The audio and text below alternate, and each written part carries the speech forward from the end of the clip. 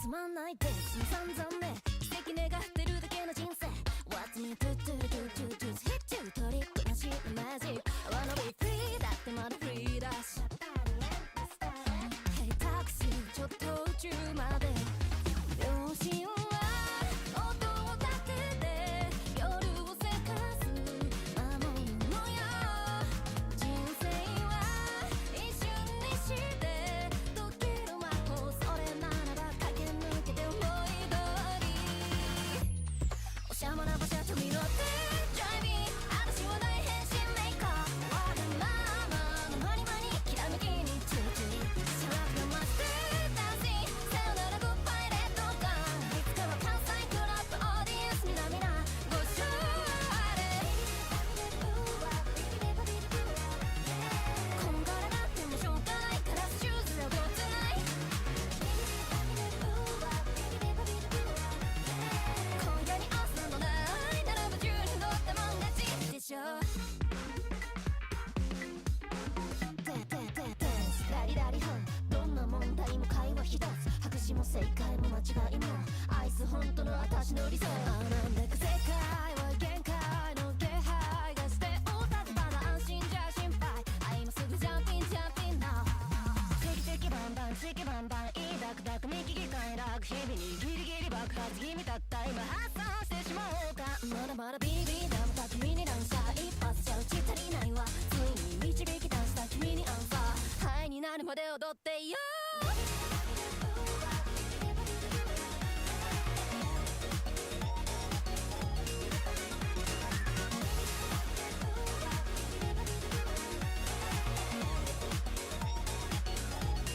おしゃもな馬車飛び乗って Drive me 私は大変身メイクアップわがままのマニマニきらめきにチューチューシャラクなマスでダンシングさよならグッバイレッドガンいつかは関西クラブオーディエンスみなみなご賞礼こんがらがってもしょうがないからシューズをごつない今夜に明日のないならば10人乗ったもん勝ちでしょ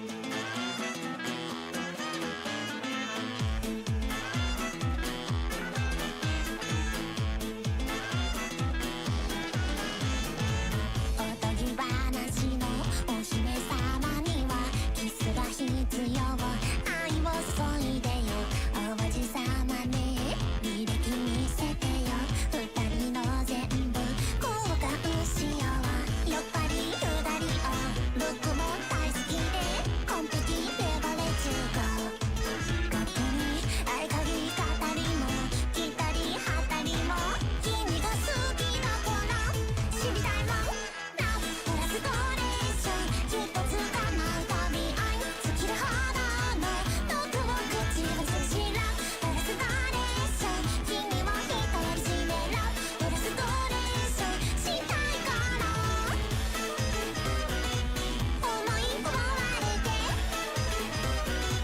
鍵をかけよう帰りの時間とどれと行くか教えていつもと違うね香水かな何の香り瞳を覗いて私だけは映して月と耳を突き刺してよめんどくさい顔して床にうがりはタッチもよく暇還暦そんな絶世ボーイ今夜デートはデイトリーニングバッチリバッチリなメイクが落ちてゆく侍でラブフラストレーション知れば死ぬほどに恋してる少年を後が残るほどになフラストレーション私だけ熱くなフラストレーション晴らしてよ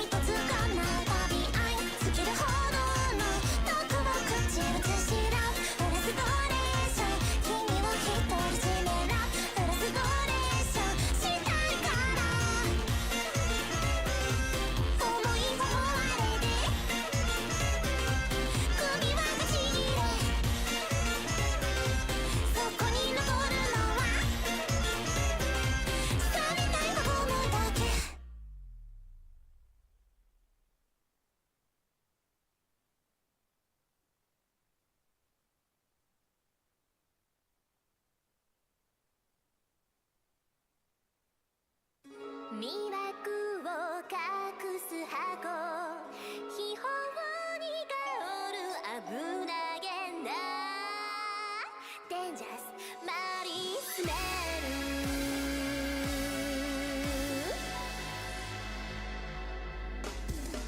アホこれ開けたら君たちに何て言ってあげるべきかな探してたのは船長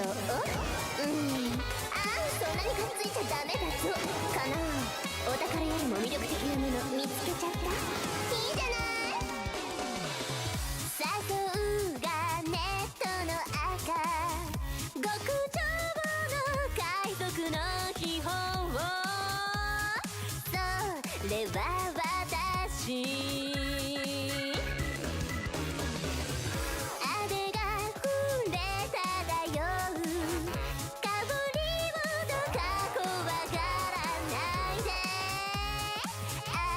開けてみてセクシー世界一スーパーピチピチぶっちゃけ船長捕まえたくないやがらげたトレジャーメイビーテスティミー私の甘さが欲しいでしょ秘宝の鍵を優しくさして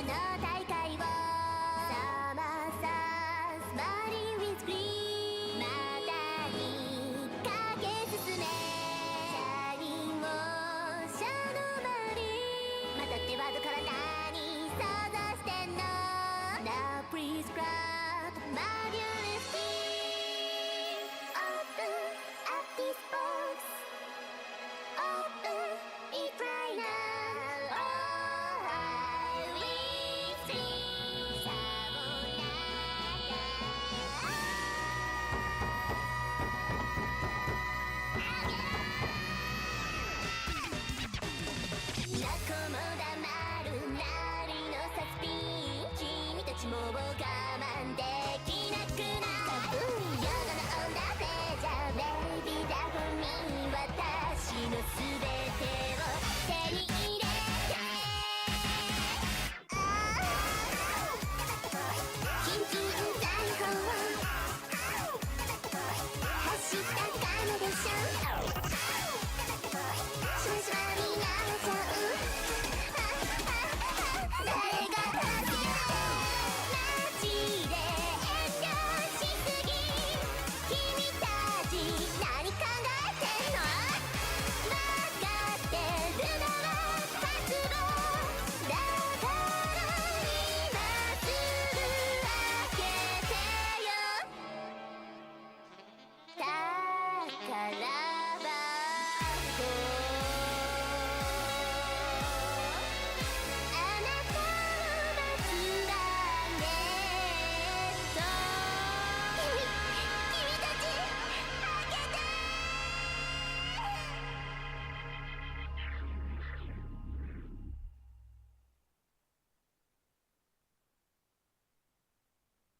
Good morning, everyone. How are y'all doing today?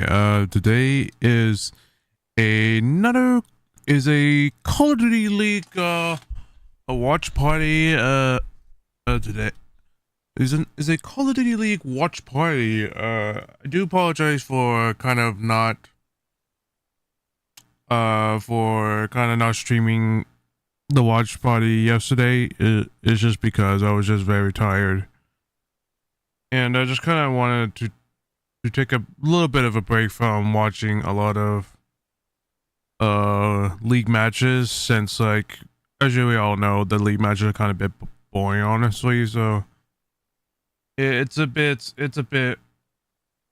So it's a bit tough to watch some of these matches since like they are a bit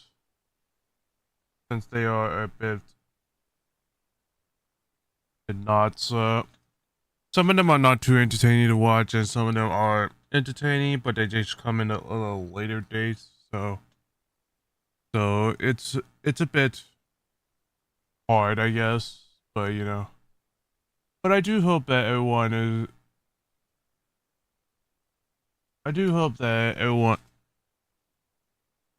the matches today will be a little bit entertaining. Yesterday was a little bit controversial, but we'll have to see. But hopefully today will be more funner. But hopefully today will be better since my Optic boys are gonna be playing today. I know they played yesterday, but there was a bit of controversy that happened, but I kept up with what happened. Completely understandable why it was controversial, but you know, it's gonna be interesting today. So hopefully you'll enjoy the watch party and hopefully it's gonna go well.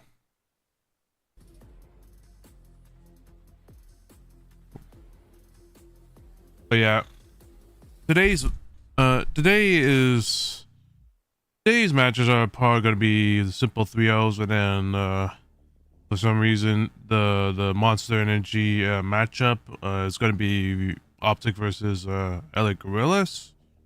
I'm kind of surprised they did that, but you know, it is what it is, and it's gonna be interesting. Because I hope that Optic can recover from what happened yesterday, but so it's gonna be interesting. But yeah, it's gonna be. I'm pretty sure that this is like these two matches that is gonna be happening are gonna be 3-0s, and then the next one up is gonna be. I'm hoping they can be the 5. Hopefully, Optic can just beat LAG, but you know that's probably not gonna happen. So, but yeah, today I just changed my pick'ems. I thought that I was thinking that Legion could at least try to get one match, but then I kind of saw what happened yesterday, so probably New York is probably gonna take Vegas on a 3-0. And then this one, obviously, I'm trying to think if Carolina was gonna be able to win at least one, but we all know how it is when it comes to FaZe. They're gonna 3-0 them. And then of course LA Gorillas versus Optic. It's gonna be interesting because I don't know how. It's gonna be interesting because what happened yesterday. Hopefully it won't affect them again today. So we'll see what happens. Oh yeah, chat. I will say that I'm. Oh yeah, chat. I'm thinking of. I'm thinking of just kind of canceling some of these watch parties. Like next week is obviously the last week of watch party of last week. Tomorrow. Next week is going to be the last week of these league matches. I'm probably gonna change up on the watch parties, like if I'm gonna do it consistently or not, because at the moment I just feel like I'm getting too bored of this. Like after what, about almost 2 years of doing this, it's kind of, I wouldn't say boring because like there were some good moments in those matches. I just right now there's nothing that is like competitive at the moment. Like these matches are not that competitive, and so I'm just probably not gonna bother watching some of these league matches since they're just league matches. There's not really a lot to. It's not really exciting to watch, honestly. So I'm probably just gonna cancel some of the league matches. I'm gonna probably cancel some of the I'm probably not gonna schedule some of these watch parties since because I just don't think these are really worth my this is really worth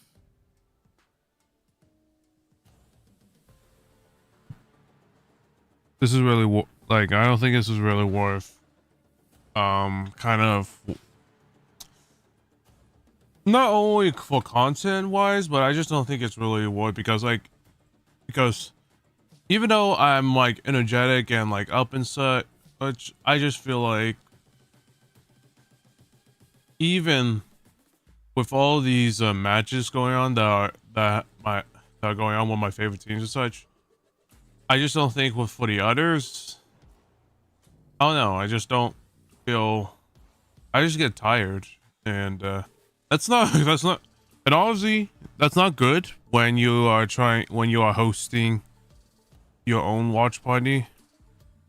But you know, it kind of boils down to just interest because like I'm still interested in these matches. I'm just so interested in the Call of Duty League. I just don't think the matches, like the tournament matches, are fun as hell. I think the league matches are just boring as hell, especially when it comes to a bunch of other stuff of like complicated with like the CEO and such. So, and like having to see like having to see all this other bullshit happen. I don't know. I just don't feel that entertained on some matches. Like when it comes to Atlanta FaZe and New York, like the top 4 going against the bottom 8s and such, it just probably isn't that beautiful. I mean, unless if it's like Carolina versus New York, that was kind of surprising. But you know, it is tough to kind of watch these matches without kind of falling asleep and such. Hi Jin Cutie Bean. Hey Jago, how you doing? Welcome. May the 4th be with you. Same with you. How are you, Sweetie Bean? I'm doing good, Jago. How are you? Cute. How are you, Cutie Bean?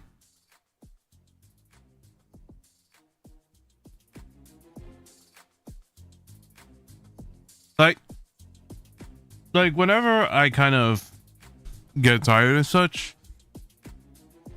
like sometimes I'll slouch down and like go to all this other shit, and plus like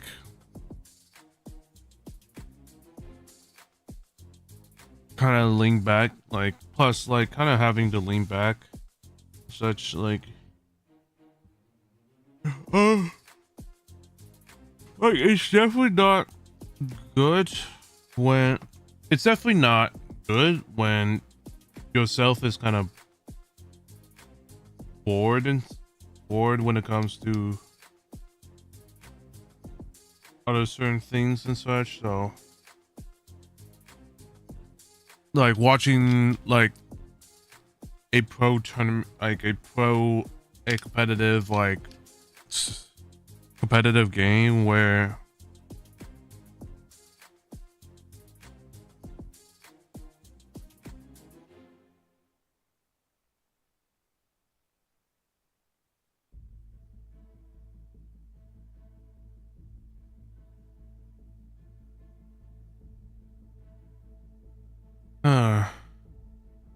but today is probably going to be a bit of an interest, but I think today is going to be an interesting day since it's not going to be pretty for the first 2 matches for the first 2 series, since top 4 against a bottom 4 team, so it's gonna be tough. I'm just hoping that Opta can at least somewhat 3-0 a team, because What happened yesterday was just heard that they kind of got heard that I saw that the Texas play Karachi against Boston, and then they just get absolutely pissed, and then they get absolutely pissed slammed with their coach as a temporary substitute. Like I'm just so confused on how, like, the way that they're playing. I was confused on what the hell they were doing, but you know, it is what it is, and just like I'm just hoping that they could do something about that. Hopefully, Optic can fix up this shit and just, you know, hope that they don't do anything stupid.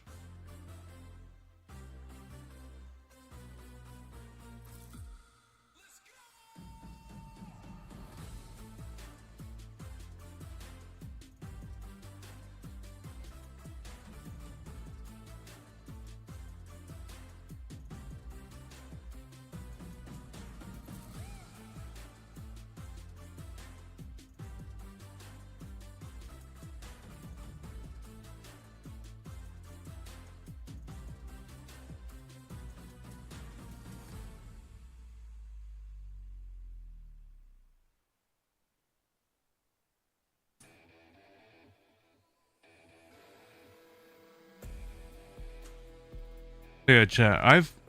I opened my the additional presents I got, and it's I still waiting for the other stuff because because obviously there was some other smaller items that obviously you don't want to buy all at once, so it's definitely,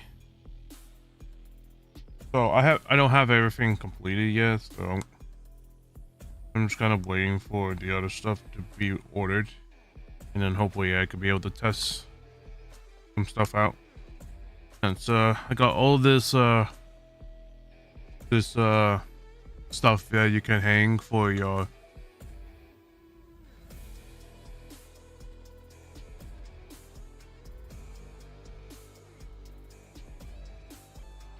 like kind of hanging on.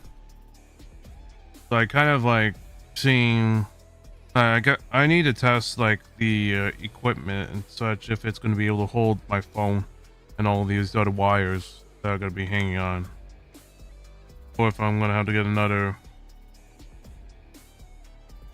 bag strap for the side mount and such. Since it's a ball mount and it's not like a hard mount like typical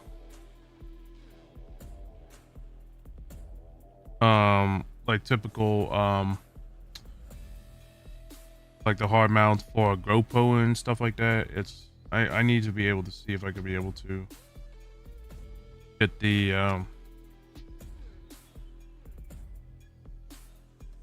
other equipment for the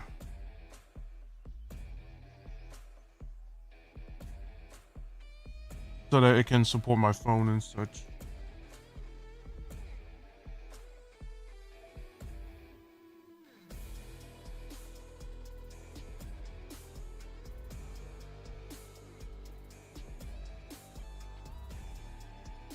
Yeah, it's gonna be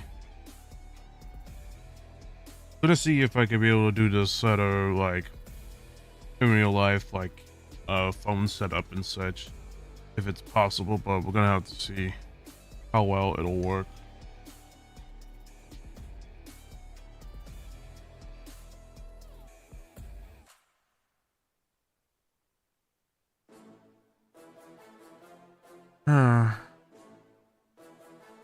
Yeah, it's gonna be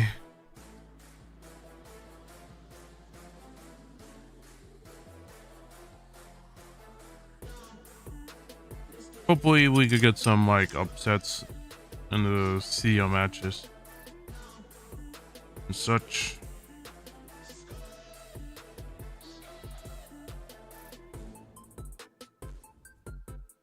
Because I just want to see like somewhat other teams, like bottom 8 teams, be able to somewhat make a good comeback, like make a good like upset match happen, like what happened with New York and Carolina. But we all kind of know that that was just kind of whatever happens with the New York boys. They just kind of, you know, they just kind of got shat on. So we'll see what happens.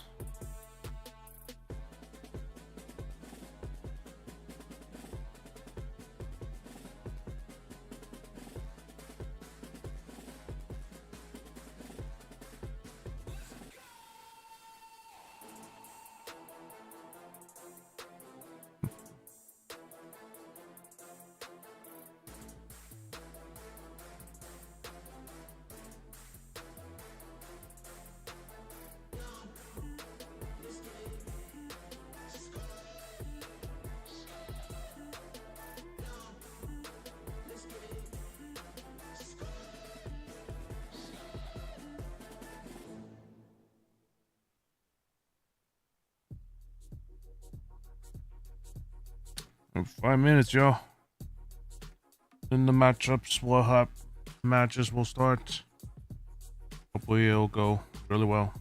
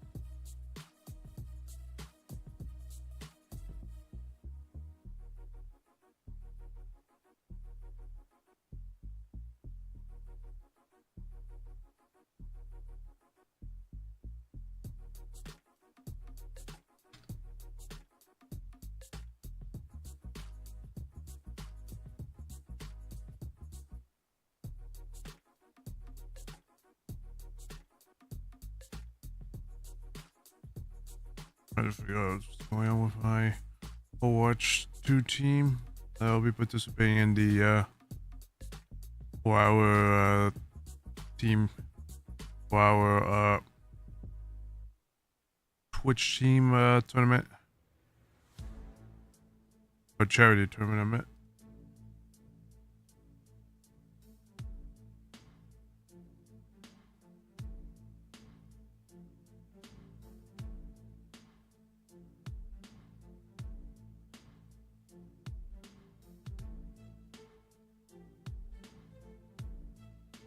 But yeah, I just kind of like I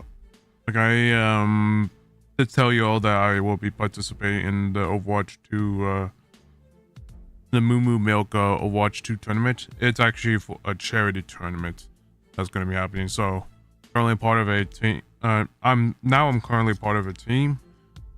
Just need to wait for hopefully some others that can't find a match. Hopefully some others that can't find a match. I can find a team. Hopefully they could be able to join our team.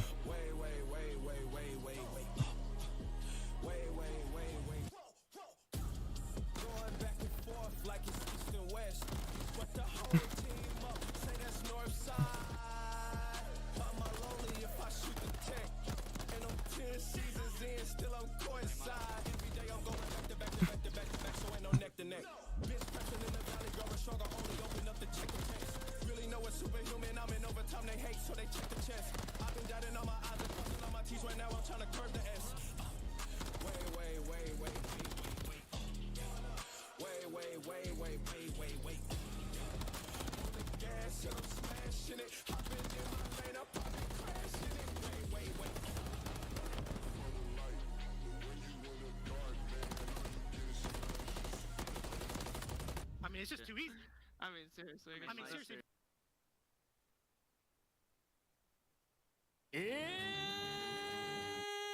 It's Saturday, and what better way to spend your weekend than trash talking your fellow COD fans in the chat? We've got 3 more big matches for you today.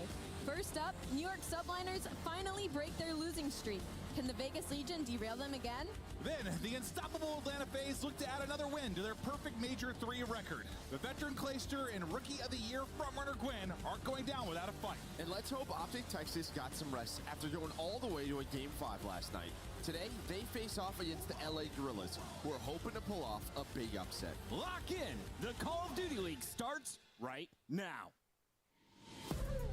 LAG are back. Oh my god, accuracy of the run around the flames! No way! Opening shots from 04, connects on the Geo, and he predicts. Oh man! My goodness, this kid is everything. Every single map, every single mode, they are the top of their game. These guys can do no wrong. Takes out 2. Diamond, look at the 1v3. Oh my god! That can't happen! These guys are just playing next level Call of Duty.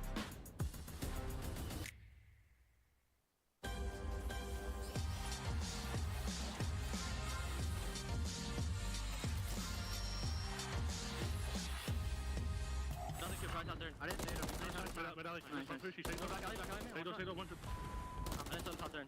Okay, sandbags. Two sandbags. I'm hitting like go right. I'm hitting big shot. Spawned out. They did not spawn B3.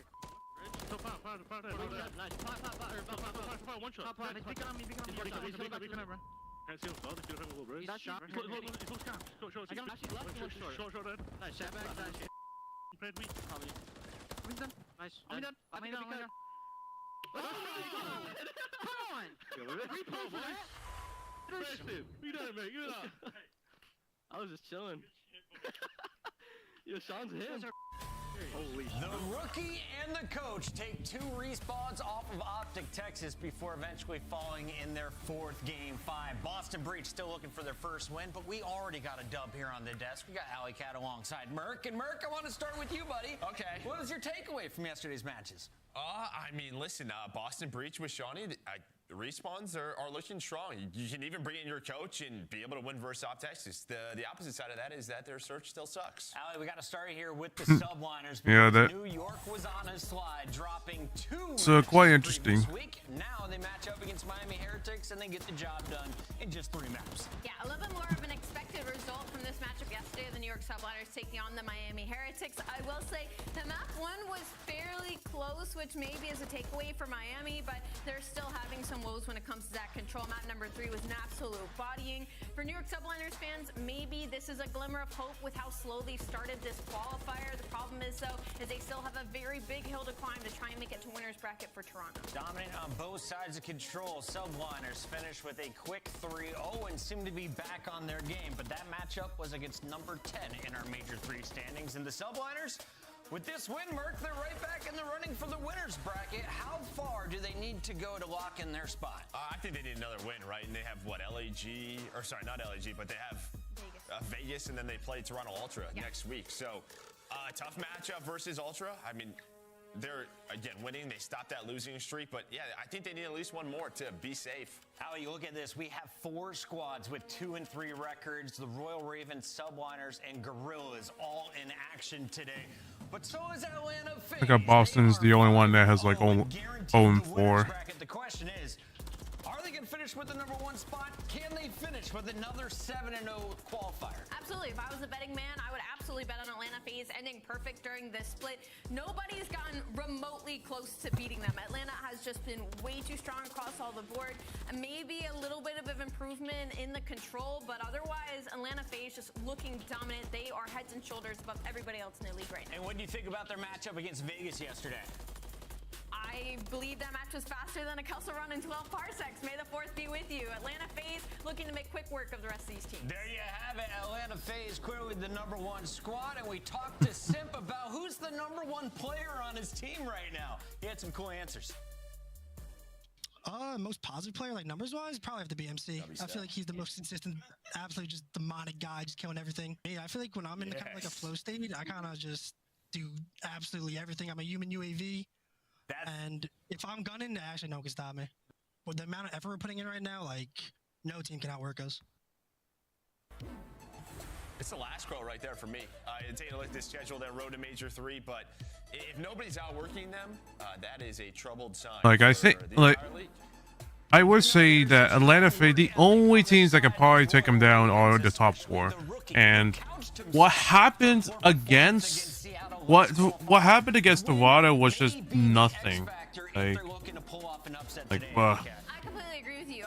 Quinn has been unreal for this team, and he's also been kind of the deciding factor of them even being able to close out these series.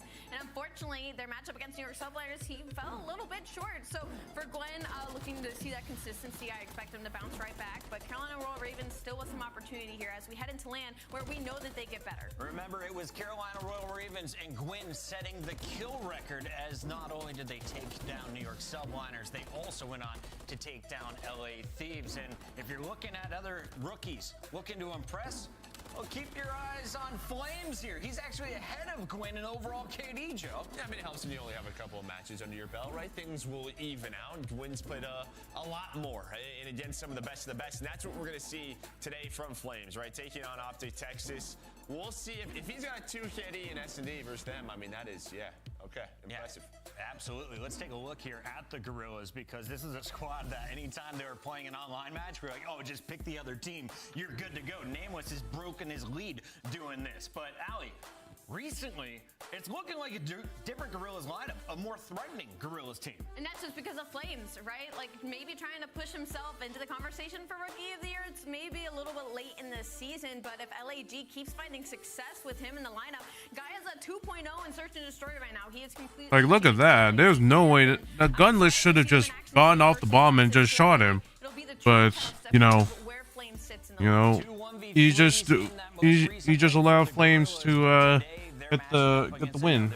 So not a good spot, not a good sight for Minnesota doing that dumb shit. Today you've got the Heretics. What's it looking like for the Gorillas? Can they secure a spot in the winners bracket, Joe? Again, I think you're probably looking at 3 and 4. So to try and finish with, maybe that puts you into contention. You'd love to be 4 and 3. Going to be difficult today, though, going up against Optic. The Miami Heretics, just not too sure about them quite yet. Right. Just sort of on this roller coaster, but that's one where LAG, they have a chance to get to that 3rd win. And if it goes to tiebreakers on overall match count, remember it comes down to map count. So every map against Optic in that best of 5 is going to be crucial. And it's proven that you can take Optic to a Game 5. Boston has done it twice this season, most recently doing it as late as last night. Yeah, no, Texas got taken to another Game 5 by the Boston Breach, and you'd almost say Boston threw a little bit in a couple of these maps, specifically in the Search and Destroys, and you did the hard work of beating Optic Texas going 4-0 in map 1. So for Optic Texas, maybe some cleanups to do in the respawns. It was a 60-point game in the map number 1, and only a 20-point in that map 4 in a round 5 invasion control. So for Optic Texas, not what we're used to seeing from them yesterday, but on the bright side of things, their Search and Destroy looks much cleaner. And while Snoopy was tying the record for overall kills in a series, Dashy was setting some records of his own, Joe. No, he was. Obviously, it sets the damage record. Guy was shooting absolute lasers. He's kind of on social media just laughing. If I had the rival 9, I wouldn't even be close to these numbers because I'd have a lot more kills and not necessarily damage. But Guy does it all with the MCW in every single game mode. And yeah, maybe you don't expect that matchup versus Boston to go the distance, right? You see the people after him.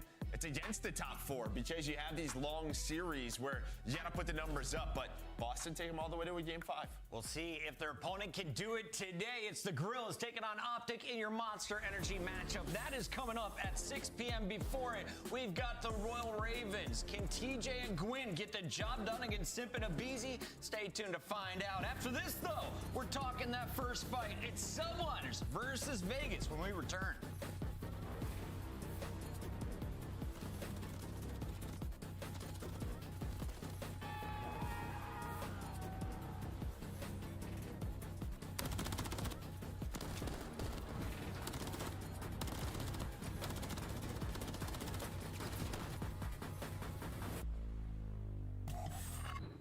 Fans, time is running out to make your picks. Choose your winners now by scanning the QR code you see on the screen. Hurry, it closes at 3:15 Eastern. Slice up your competition with the Executive Chef Operator, now available in-game in the Call of Duty store. Never miss a match of your favorite teams with the Call of Duty League Calendar Sync. Here is the fun part. When you add a calendar, you'll also receive a squad up calling card you can use in-game.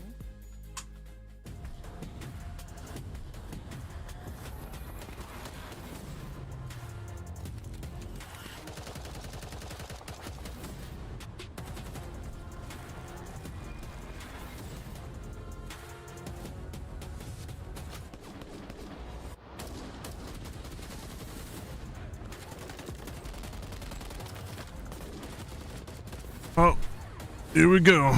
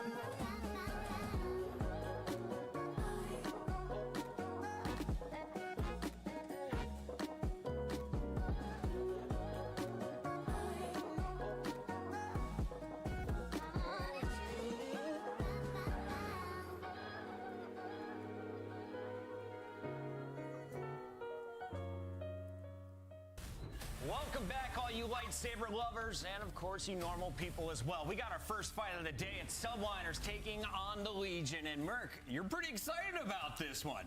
I guess for New York, right, you jump right back into it. Winning yesterday, able to win that Search and Destroy, lead to a match win. And for the Subliners, I think that's it. They're 2-4 throughout this stage. In Search and Destroy. It feels like that's their identity. They were the #1 S&D team coming into this stage. Starts to fall off. That needs to be their focus. It's like, yes, we have to improve the respawn, but we can't allow that search to slip. Yeah, and talking about that Search and Destroy, they're 2-4 right now in the last 30 days, and to kind of put this into perspective, they're still the #2 S&D team on the season at 23-11. That's how bad this split has been for them when it comes to Search and Destroy. And not only that, Hydra has a .76 in it right now, so a little uncharacteristic for him. He has a 33% opening dual win rate, so even though he's bodying people in control, he needs to be able to translate that into these maps 2 and 5. Is Hydra still that guy on this team? Yes. Yep. Hydra, my player to watch. When it comes to Surge, though, turn your eyes to the Bulldog.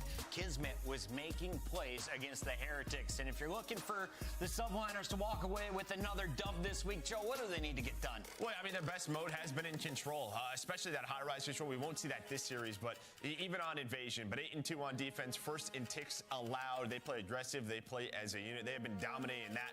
And on the other side, it's that Search and Destroy. Keep that up. The matches that they've won this stage, they've won in S&D. So outside of that, outside of Invasion, they are 0-4. So there is some work to be done. We know this team has a lot of tricks up their sleeve. Are they just saving things for the major? I don't know, but they have to keep it up and get better at Search. On the other side of this battle, you have a struggling Las Vegas Legion, and you have to think this might be a must-win scenario if they want to break into the winner's bracket come Toronto, Allie. What's really disheartening about Vegas Legion is they were kind of giving Empire Strikes Back, but now they're kind of looking like the Last Jedi. And to be honest, it's after that roster change, right? Asim just hasn't been the proper fit for this Vegas Legion team that we've seen this split. And it's no knock at Asim, right? We know what kind of player he is. We know what he brings to a team. But Vegas just wasn't in a position to need to make that change. So now for their Monster Energy pregame, their best mode in control, it's a 2-3 record. They're 1-0 in round 5s, kind of securing that defense. So maybe if they can get an invasion in this series, but Everywhere else is abysmal. 1-5 in search and destroy, 2-4 in hard points. They're on a 4-series L spree. Like, there is not a whole lot going their way. Joe, yesterday I heard you guys mentioning that Purge might not have had the best stats, but he was the glue to this Legion squad. Now you have Asum, a guy with a higher slaying caliber. Where can he shine, or what can you do? Karachi Highways Invasion 6 on Karachi. First map win in the last 2 weeks. Well, I think This one's going to be interesting. But I don't think interesting enough where Vegas going to be able to. I mean, Karachi, I think Vegas seemed like they could go against Vegas, but probably not much. But Highways S&D, maybe. But in Control, Vegas suck at it, so it's whatever. 6-star. This one's going to be one-sided. And Karachi S&D, it's going to be obviously one-sided, so. Sorry I couldn't be there, visiting family. It's been a great time, about to be out on the golf course, but I'm still jealous of you guys watching the matches. For the first one is New York versus Vegas. I'm going to go with New York. I think Vegas, they made a change. It just hasn't worked out for them, and I think New York have looked better. 3-0, New York Subliners is who I'm taking. He calls the confident 3-0, and the man is just clowning on us from a golf course. Sorry that he's not here. The guy's a liar. Sorry, I'm not missing the action today. I'm on the golf course teeing off. All right, let's get our predictions in real quick. Rosalie, you're up next. I'm only 2 behind Am, but I'm not going to catch him this time. I'm going with New York Subliners. Merrick, you were 1-0 last night. Where are you going today? New York. New York, New York. The fans are going New York. I'm going New York as a New Yorker. Miles and Chance, do you take on Allie's challenge of Star Wars puns today? Challenge accepted. I mean, come on. I'm still laughing about Ant being on the golf course. He couldn't hide the smirk. He couldn't even keep it together. Either way, I'm very excited to get into today's games. Chance for me, biggest thing, what are we going to see today? The mental fortitude of Vegas. Will they be able to bounce back after what was an absolute ding yesterday from Atlanta FaZe? Well, that's going to be a tough one. It's not like New York Subliners is much easier competition in that sense, but it's not even like it's bounced back in a few different ways, like to find your identity as a team, to get any sort of momentum going, because I don't know what the vibes like are in the camp, but since they made the roster change, haven't won a map. So it is a very difficult thing. That is the type of thing that is going to sit at the back of every single player's mind. And I mean, hopefully for these guys, not let it affect the mental when it comes to the in-game performance. But in-game, again, those 2 wins are not with this current roster. It has been even worse than the 2-4 record since then. So it's just tough. These guys got to dig deep and turn things around, as Puckett in the desk talked about it. This is pretty much a must-win if you want to see the winner's bracket come major time. So you need to turn around against a top team, and you need it quickly, and maybe Nero can be that guy. His hardpoint stats genuinely have been bonkers the entire year. He is without question one of the best hardpoint players in the game.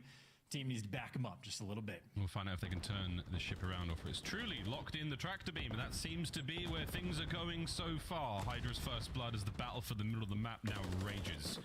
Asim, after yesterday's performance, looking to bounce back. We'll see if he can find some special source. Not even close. Team here, Chance. Yep, everyone's just trades, I'd say, back and forth. Everyone's just dying. As far as opening breaks go, both teams a little bit desperate just to come out on top. I think Sid maybe the final difference maker in the end. And well, surviving on the point is one thing. Attach, freebie kill if he wants it. Gonna take it as well. But unless you get a clean forward down here, Vegas are gonna continually spawn out on the right side of the map and make their journey that much more difficult. And you just have the New York Subliner players doing a good job making sure the trades roll through, keeping everything nice and clean. Oh, yeah. Nero on a bit of a spree, cut short there by Sib. And opening time here from P1, not been that big from the New York Subliners, but that's okay. Can the observers stop doing that dumb shit? Just making the game lag. Chow, get some sweet time. And this, again, is a very, very solid start from the New York Subliners. This is perfect control of the spawns, and these are great spots to be in for Sib. Yeah, I feel like being on top of the bus, often a guarantee, and he collects just 1. Well, make it 2 before he doesn't even really, absorb bullets getting shot back. Vegas, outside of the spawns they just got, I mean, this has been a completely uncontested hill. Now you're losing gunfights on the back. The only player would have been able to do something would have been attached, but doesn't quite get the kill, and the trades are there. This is an on-point setup for the New York Subliners. Very tight setup as well, playing in and around the time, and it is going to be a perfect full 60 as a scene. Looking for his first kill. You're gonna get it. Hydra towards their new hard points. We are sending it. Good looks for Vegas. They should be able to make something happen over here. The team is still on the struggle bus. We'll see if he can't find his way into the top of the bus where the kills are finding there. But oh boy, Geo gets himself 4 in a row. A nice multi-kill opportunity there to keep those members of the subliners at bay. He's still battling over by Junk. Hey. Oh, Kismet. The mind games begin. We'll see if the mind tricks work on a seam, not just the gunny. All right, well, hey, it's not working on Geo for the moment. That is a 5 spree and 9 kills. He is currently the lobby leader in the kill department, but where he has killed everybody, Hydra still somehow able to get to the back lines, but Geo is there to help his team and deal with it. So it is the rookie that just stepped up for this team, and even with that step up, look at who's in the time. New York Subliners, they're there. They're ever present, a constant force, very annoying to deal with as Hydra. Well, Geo deals with them once again. Geo can't hold them back for too long. Nero now cutting them off from the side. Nice pinch, picks up 2. Lovely work here for Vegas Legion. Able to get some of that time. Final 10 should be going their way. I see him on it. The rest of the boys now pushing out over towards that street side. Street, tough hard point. Talks about it plenty in the past. We'll see the spawns change in the next patch, but for now it's good old faithful here in Karachi. Geo in position to make an impact once again. Somebody on time. Well, easy to get that guy off, and maybe not the perfect read on Kismet, but does some damage. Sets a Seam up. I mean, Seam's got the call out. Going to try to hunt this player down. I think maybe getting stunned by his teammates, but doing 360s enough to get the kills. And hey, delivers 2, and there you go. Him and Geo give you the 4-man wipe. And now you reposition, read the spawns. Attach and Geo going to be those cut-off men. Geo finally attached, gets his as well. It's picture perfect work here from Vegas Legion. Look at the spawns. What the fuck is that? The odds are good. Tib running for his sweet life. Attach and Geo fight forward. The New York Subliners say, never tell me the odds. They fight their way through another point. Yeah, now Asim, I think, just wants to get him off time if you can, or just slow him down, but he does get chopped immediately, so the scrap time going to go comfortably towards the subliners, but a full setup towards a potential money hill now for Vegas. God damn. This is a section of the map where Geo was able to pop off before. Man has 16 kills, and well, he's going to be the front man once again. Deal with the rival 9, though. Not an easy feat. Kismet going to drop him. The subliners, plenty of pressure on the backside of the hill. Nice work there. Nero, keeping it going. We're fighting back into this one. Kismet keeps the backline safe. Sib on the front. Kiz again, over to attach by that top junk hill. Beautiful shots. The second, the third, you name it. It's all happening. Skies backs up, waits for his teammates, but my goodness, attach absolutely swinging for the fence's chance. Yeah, what a snap decision from Skies there, too. Like, doesn't get the gunfight of the man on hill, but turns around and still gets the cut off on the spawners. So Skies making a nice little play and a bully ball moment there from the subliners. Not the easiest hill in the world to break, but they do it very efficiently. And, well, the hold should be on point. I'm doing something. Why? Kismet's gone on a 5. Asim picking up some freebie kills. Going to get the 2-piece, but as far as the time goes, neither team going to get it. We're just adding to the kills column. Come on, 3Bs. 70 seconds here for the Vegas Legion going into the second set of hard points. Subliners not too far ahead. Let's see if Vegas can keep the pace going. Kills have been good. Geo is the absolute Well, we're going to be right eating tonight, so... Doesn't regen. Charles Sib, no problem. The team's there to pick it up. The time's still ticking in favor of the boys from the left-hand side of the screen. Hold on, Chad. I'll be right back. Here comes Kiz. Just about stops the bleeding. That's good comps, too. It's not an easy thing to be flying off top AC and immediately identify the guy that's going to be down low, but Kismet, maybe off the trophy, knew exactly where he was. I will say, though, for Vegas, able to flip the spawns or maybe just get gifted the flip, but hey, you got the rotation over towards new. I mean, it was the P2 hill where the subliners absolutely took you to task and got their biggest lead. This is just the opportunity for Vegas to do the exact same thing to them. Going to be about a 60-point game as this new hill is going to pop. Vegas, they'll be here first. Vegas are in. New York just on the outskirts. Here comes the hit. We'll see if they get the break, and we'll go through listening to see how it sounds. One shot back out of closet. Charlie guy closet. He's one bullet. Front door. On me. Last guy. Maybe A1 or A2. He could be down early. I'm shit, he's down early. In the wall. I'm coming back. One shot Nero. I didn't see him. Down our wall. One shot Nero. Need A2 wall. Gotta go closet probably. Yeah, I'm play time. You stay up top. Yeah, they shot me from bending. Bending. Don't put you down early. Shot fire. Bending and early. I'm touch. Top line and A1. I'm C5. You win the thing. A1's not picking me. I'm only P5. Other right. I want you to go fire. Play him kills my P5 bro. I got bro. One stop left on me. Heard you. Every bottom P5. Yeah, just make sure you focus on the low market. Make sure they don't get the low market. They're still on me. I'm playing diner. Wait, don't see the guy. They're still on me. It's P5. P5 burst and top fire. Heard you. Watch your top fire. P5 burst and fire. Heard you. Every time. Focus your market. Focus your market. Mid, dog, He's left. He's left. I'm pushing P1. Nice. I'm shaking. I'm pushing this out. Alright, we're good. She goes for me. One's old right now. Carry market. 210 on me. 210 on me, guys. 1v2 on me. I don't see tools. I don't see tools. He's 10 heady. One's going on top of the back. Market coming to you. Yeah, one scaff. Top there. There's no one there. 10. He's smuggling. One shot. After on the car. 10 car. He's back elbow. Mid ramp. No, behind you, diner. Square dead. Mid ramp. That's gone. Top third. Got engaged. For narrow nasal. Top third. Cole's a little spicy, but man, Chance, there's something about Hydra's POV that just makes me feel good.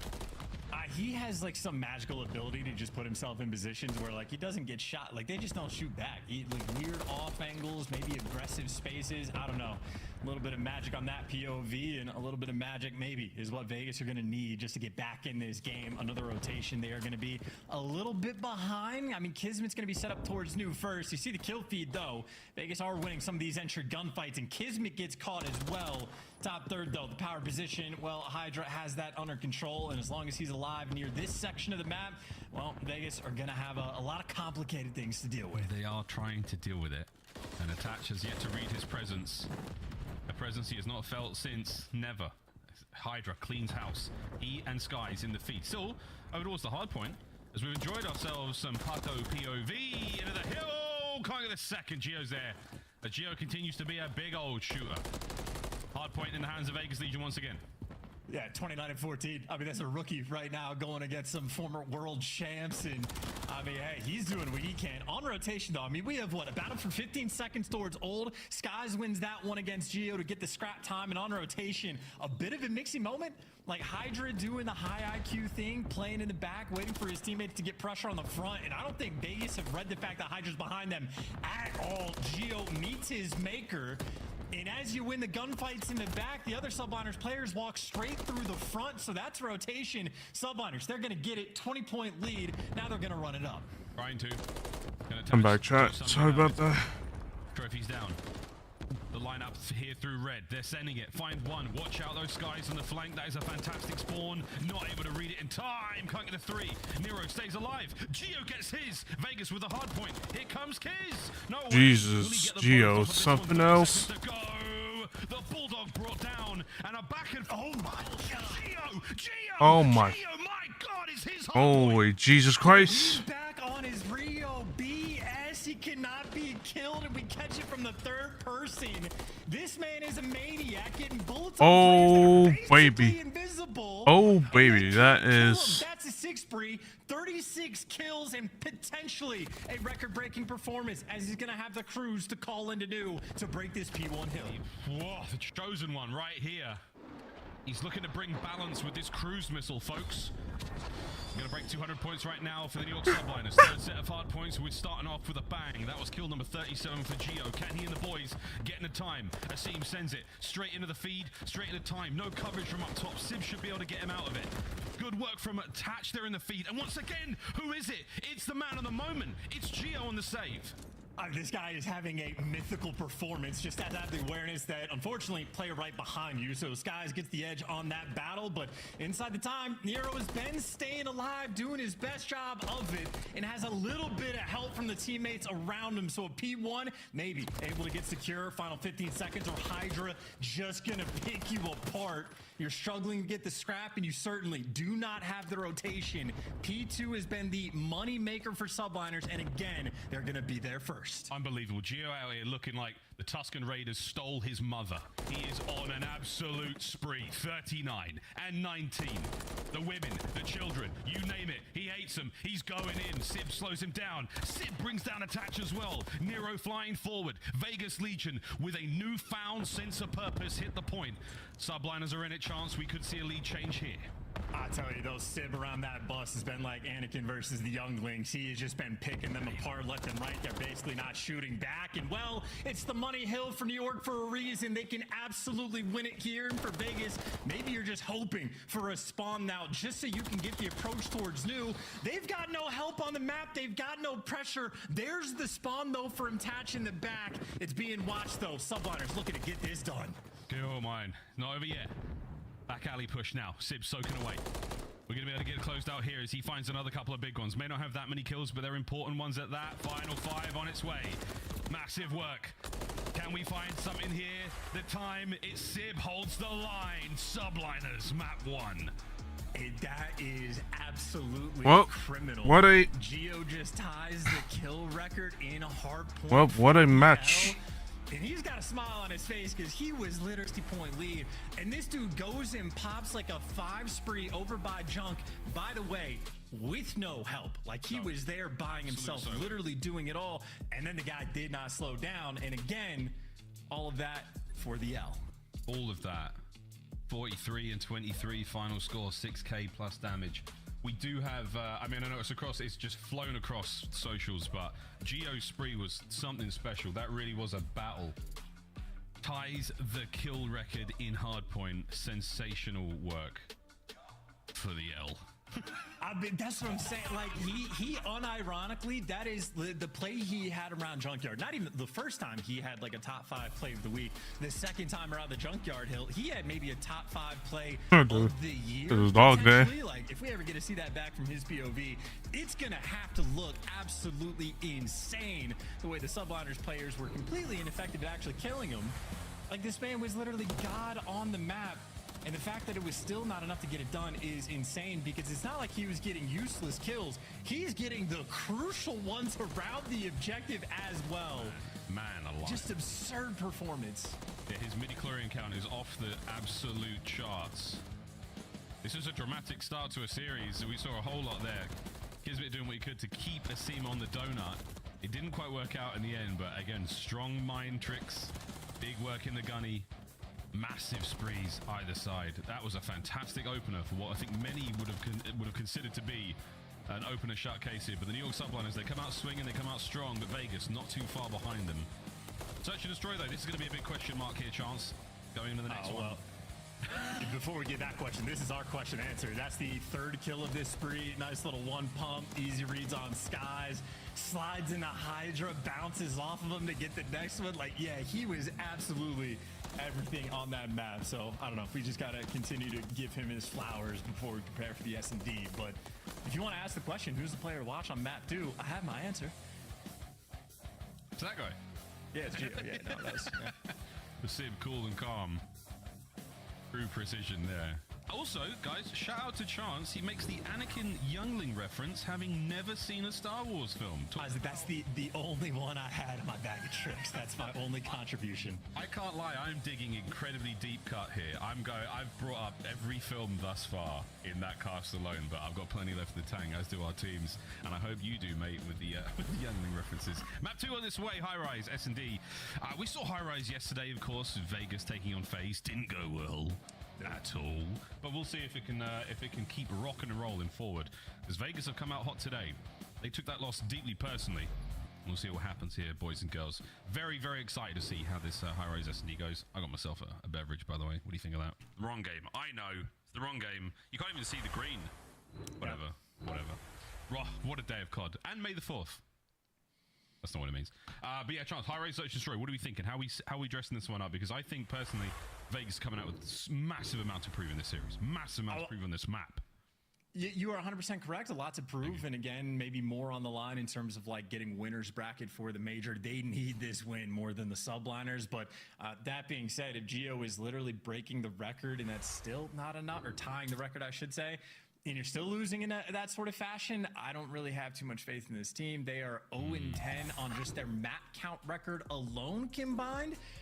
And like, while they do have some good Surge players on this team, it's not like they've been sort of like S&D gods. And again, just maybe the mental and resolve of this team, I don't know if it's compromised, but they're going to have to dig real deep. As you can see, this is just Major 3 qualifiers alone. They have been the worst team on the attacking rounds in the game. And considering they still have a much higher like opening to win percentage, maybe not much, but a decent bit compared to the Subliners, and their record is still basically twice as bad. not a good sign. And obviously for the Subliners, one of the best S&D teams in the game that are 4-1 on this map. I know where I'm putting my chips. Chips are down. All bets are off, folks. Not even close. S&D overall, a very strong look here from the Subliners in this matchup, but we will see what happens.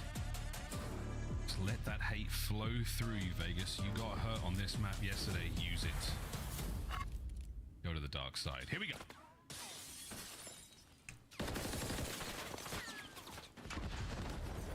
I challenge that. Go about your business and just take the information, I suppose. Kismet gets caught as well. Geo, unsurprisingly, the man to get that first blood.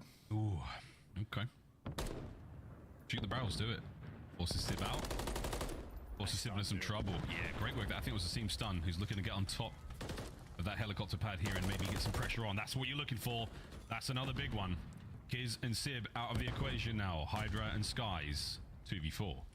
It is great tack usage on the 2v4 though. Subliners, these are two players that can absolutely clutch and make the play. Hydra didn't get spotted either, but for a 1 versus 4, shouldn't make any bit of difference. Bomb down as well, and Hydra gets caught. That is a perfect round coming out of Vegas. Exactly what you need to set the tone, and I love the sort of tack and nade usage. Kismet tries to go out of blue, gets hit by a nade. Geo there to catch him. Sib up top helicopter, gets stunned as he's moving for Geo to attempt to get the kill, and even if they don't get it, still gets a Seam in position, and they close all the doors, so that is efficient as you want it on high rise. And no propane kills just yet, but we know they're coming. The odds are good. The odds are very, very good. Although we have seen some players have a bit more, attunity to picking up those kills and finding the time when it's the Semtex Real. He's the guy I'm thinking of there for the Miami Heretics. Nades up. 3-man stack towards the B street. You are hurting, lads. Here comes the kill team. Sib picks up a 2. Hydra on the flank as well. And you thought that first round was squeaky clean. Subliner said, hold my monster. Oh my god, it's done. Well, if you want an example of what it's like when a team just runs at you, that would be it. Both streets, I mean, 2 players for Subliners just running it down B street, nice and aggressive, and then the other 2 players running it down the opposite side of the map through blue, and I mean, there's no time wasted. Attach is getting shot in the back by Hydra in the first, 15, 20 seconds of that round, so if anyone was concerned about the confidence level of New York Subliners, I don't know why you would be concerned, but they would have answered that question there. They did not care at all. No. A very, very quick one. Clean, in and out. Is now eyes up. Ooh, catches Nero out. Transition over to attach. Damage into both of them. Pressure now on. Top heli's going to blow up in a moment. No kill just yet. Nero brings down Hydra, so he holds his nerve, holds his steel, and finds the kill. Geo joins him there as well. Skies and Kiz now in trouble. The attacking rounds from the Subliners are not a strong chance, it has to be said, but it's not over yet. Kiz gets both. Nero now makes it a 1v1. It's Attach and Skies. 50 seconds on it. This is a lifetime on high rise. Yeah, and this is a 2v4. Attach, one of the best 1v1 players of all time, but Skies, well, he is an S&D grinder. And if you're wondering how locked in the game he is, well, he's moving with his character. And I think Skies might be reading this play from Attach. Yeah, but what do you have the gun at the ready? Attach has pumped the brakes. Will his barrel protrude? No, it will not. Skoo! He's good. Not for long. That's the round. Whether it was by Skies' possible hand or Attach's. Wow, that I actually clenched. I might have let out a little toot. Here we go. Next round. Yeah, I don't think he checks this corner anyway, but that's like a moment where Skies is so just happy that he recovered from not jumping off the map in a 1v1 that his brain sort of switches off and loses focus for a brief moment. But either way, perfect positioning there from Attach. I think his play call is if he plants at A, he just swings out, gets a free kill. If he plants on B, he can be top heli in a matter of 2 seconds. So great positioning and a very important 1v1 for Vegas to get. That was a near 2v4 clutch there from the Subliners, because Kismet loves nothing more than a gunfight right now against the Seam. Oh yeah. He's hey, revenge though. But it seems like nade, why not? Yeah. Let's go, bro. Let's square up. I got nades for you. I got everything. You want this? Let's go. Nero checking out B-bomb site. Bad news. B-bomb site's loaded. Hydra. Whoa! Gets gunned. Skies doesn't check it. Nero finds 2. That's either weird comms or a weird moment for Skies, but either way, a 1v3 from Sib that does not last any time at all because Vegas bouncing back, or not even bouncing back, they just clutched the round before, but matching sort of that aggression, absolutely running it down, and another kill where a player just flies up through your spawn. Geo, no time wasted, and nice plays there from Nero. Insanely hard gunfight to win, by the way. And then Skies, this is the second time in the Major 3 where he just chasing ghosts, looking the wrong direction. And again, I don't know if that's a bad comm or just a slight misunderstood moment, but Vegas capitalizing on it. Got a 3-1 lead. Yeah, man. What a hot start. Vegas on high roads, like, if we played FaZe yesterday, this is how we want to do things. Okay, he's backed up again. Again, you eliminate that position. Nero reading the top heli plays round after round after round now. Subliners not able to really get involved. Skies, though, does find one with a little bit of help from a giant exploding propane tank. Hydra in the feed as well. Man advantage Subliners. Can they capitalize? Yeah, sure. Yeah, well, if you watch this map yesterday, we saw Nero go in the exact same spot inside of the elevator. So he gets red and, well, gets caught and dropped down, and now for Attach in a 1 versus 2. Kind of surprised they didn't chase the kill, but either way, you get the bomb down, you got a man advantage. It's looking like a round for Subliners, especially with Kismet tucked in spawn. This is going to be very difficult for Attach to weed out. Keep the spree going, find a kill or two. Smooth moves on the hops. Hydra's throwing shoulders. You might catch him on the transition. The timing is almost too good to be true. He's going to get on the... Oh no. We saw it. Hydra does How did it... That was a stinger. How did Attach not see that? I'm really confused right there. I may have seen an ankle there on the drop. Oh my goodness. The timing was so unfortunate. Yeah, I think, I don't know if Kismet saw him in that moment. I think he might have gotten a call out, and Attach definitely did. One of his teammates or all of his teammates and the spectator definitely saw Hydra down low, but that's just that you're screaming, you saw him, you saw him. Then Attach is like, I don't know where I saw him. Like, can you please be more specific? And it just takes that extra split second to sort of orchestrate yourself and figure it out. But either way, nice clutch round from Subliners. Maybe stop the bleeding just a little bit is Hydra hunting down the first bloods. Nero again, an easy read. John, I'm going to go on a limb here, chance to say the Vegas Legion's comms are better than a random rank plays teammate. I'm going out there on a limb and saying it. I guarantee that they were more specific than that. But numbers up now for Subliners once again. Kiz, 14 HP. His life flashed before his eyes. He's running like he owes Jabba money. And so far, so good. Keeps the squad fighting fit. Subliners now ready to go again. For 3v4, maybe you're looking for some crybaby cheese, a way to win this round, but Hydra an extra kill. He might get traded out, but he got the man advantage, and Skies challenge catches Geo as well. A beautiful gunfight like that in the moment, and poor Attach completely hunted down. And Sib with the pistol. He has been on point with the Renetti the past 2 days, gets the stamp on the round, but efficient work. And again, that round just kicks off with Hydra getting the first blood in the first 10 seconds on Nero. Back-to-back rounds where Hydra has had his number. Yeah, folks who are wondering, there is it's not necessarily actual crybaby cheese, but it's the third commentator here in the room, my son. He's providing his valuable insight about starting that round. His career young. That's the way to go. he's in the back just cooing away, getting himself going. Well, there we go. We're all squared up 3-3. And this has been interesting. I mean, both teams, you win your opening duel, you win the round so far. So that has been a very, very key marker for success for our teams. Halfway mark, here we go. Hydra on the razor's edge. Yeah, well, Gio's been playing the exact same spot every single round. So I think Hydra wants him to die. And I think when Hydra wants a player to die, he gets what he wants more often than not. Gio, though, is an absolute force. So he slows him down, and Asim and Nero swarm for the extra kill. And they are loving those radio fights, unfortunately. Another propane kill. That's not going to go very well, though. Guy's Kiz. Look. Attach. Wait a minute. Gets it. Still those Skies 1v2 now as Gio and Nero taking on Skies. Is he going to be the hero that the New York Subliners dearly need right now? Well, what's easier, clutching a 1v1 against Attach or clutching a 1v2 against Gio and Nero? Skies is potentially going to give us our answer. Bomb down in a horrible spot for him. And his players are grouped up together for the trades. Skies is going to have to maybe catch one player and then just gun the other. Here's the chance. Skies is shuffling around, but not able to get it done. Vegas, first blood in the round. Success found once again. Geo really just is on point. Nice and aggressive, getting pinned down, tagged up, one shot, no time wasted. I don't know what Geo had for breakfast, but I would like him to share his secrets because he has been on point so far this series. Hasn't missed a beat. He's dancing, man. He's got a good producer, clearly.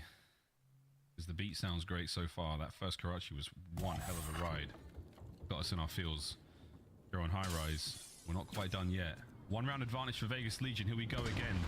2-2 split. Oh, it's another first blood for your boys, Vegas. Yeah, Kismet's gotten caught twice now, I think, on the defensive end. One time nades. That time, I'm assuming the nades were going to be a factor, but Gunny as well. And Attach 8 and 4 also having a pretty strong game. Obviously, New York, they're a clutch-capable team, and Hydra breaking out the in-between-the-barrel spots. Or maybe mixing things up. He's got options. He wants to be aggressive. He caught Nero down low. I think we were talking about where Hydra fights from. This one's more impressive, but when you do get him in a fight like that, he is slick with it. 2v2, no trades. The market is now closed. Oh, the smoke is going to bake some movement here from the Vegas boys. Hydra still dancing. With the B-bomb site, that's where we're going. And they're planting too. I mean, this is a no intel for both of these teams right now until the bomb goes down, and then Hydra knows spots are going underground and instant call. Do it. Diffuse, cover, you know it's done. Womp womp. What a round from the subliners, Hydra. Not even a 200 IQ play. Pure instinct. That's the type Yeah, I don't know why they would one bag. That doesn't make any. Why would they one bag? That doesn't make any. That does not make any sense. Skies jump up to literally just be the bodyguard of, hey, shoot me instead of him. And they didn't even get that kill where Skies is basically inting just to keep his boy alive. So that is a 3v4 clutch, Like, and that is a zero effort. Once they started to run away, the New York Aussie will just go for the defuse. Have someone available to check the bomb, but they both dipped out ASAP. Either way, Kismet's first blood. You know what that means, friends. If you've read the script, it means the subliners take this round. We'll see you in round 11 for more. Really bad job on closing that door. No manners out of Hydra, but for Vegas, someone's going to check it, so not going to matter. He'll be able to shoot at least one player in the back. Or they're going to all die before he gets there. Yep. Yeah, Hydra doesn't need to be a factor in this round. The other three players on the New York subliners make absolute light work of Vegas in that round. Mincemeat. Negotiations did not go too well. Was Sib there with the Renetti again? The Renetti really making it. He's running the optic today, so things are a little different. It might be a map preference, but Sib's Renetti, that pistola, is a very, very dangerous thing in his hands. Can they find success once again? Map point for the New York subliners. Although, again, if you've read the script, boys and girls, you know where we're going.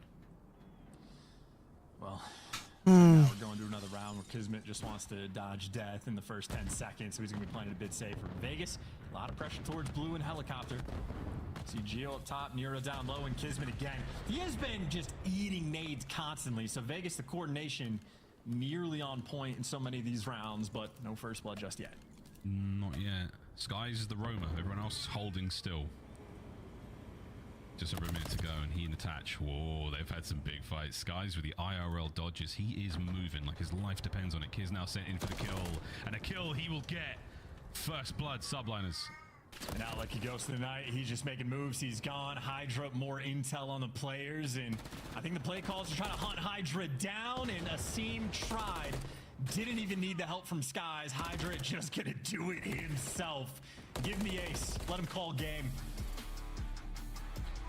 By chance, no one's getting the ace, but the subliners do get the game. 2-0 in the series as High Rise comes to a close. They couldn't find the first blood in the 10th round, and Vegas fall. Yep. Almost there. Fight. And our third caster agrees. And all what I heard that third caster say was 0-11 since making that roster change now in map count for Vegas Legion.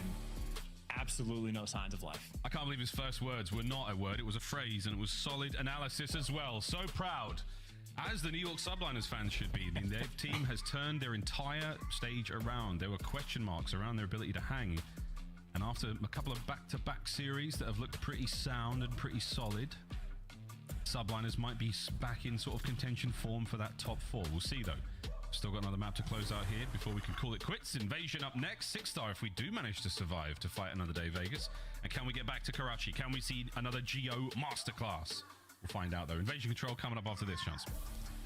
Yeah, an Invasion Control. We've talked about it quite a bit for the New York Subliners. It is a very strong map for these guys. They are one of the best offensive teams in the game, which is absolutely a difference maker. I mean, they played it yesterday against Miami Heretics. They were literally just running it down. They were getting back gas whenever they wanted, and the A breaks they had in Control were absolutely fantastic. So Subliners, they have their form. They found it. They know what the game plan is. And again, if I was a betting man, I know where I put my chips. Chips down. I've got chips around here somewhere, but we'll find those after this quick commercial break. We return, boys and girls. We're still playing Call of Duty. We're still playing Modern Warfare 3, and it's still going to be the Subliners taking on Vegas Legion. We're going to go play Control after this.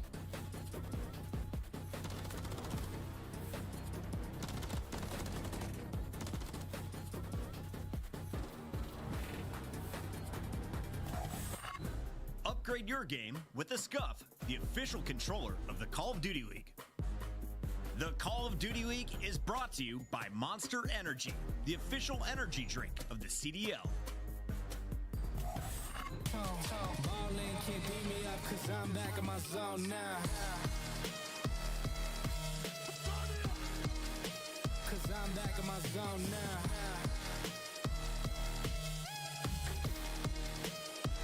Back in my zone now. Ballin' can't beat me up 'cause I'm back in my zone now.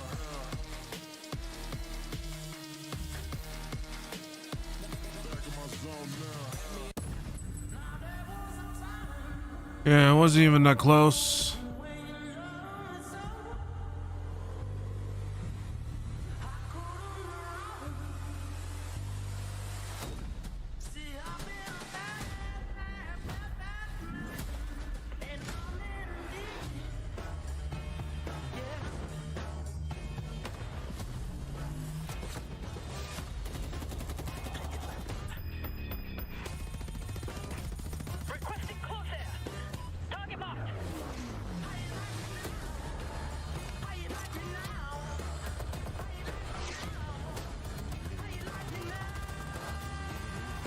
The Ravens will have better luck against FaZe.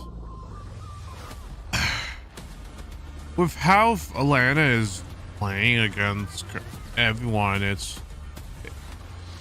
will, like, it depends on which version we'll get from Ravens. Either the we're gonna try to shit on them. If they're gonna try to shit on someone be able to shit on FaZe, or they're gonna just get absolutely piss slammed. Just like how Atlanta has always done with other teams, they just piss slam. I mean, except for Optic, except for some of the big teams, but like again when they went up against Optic,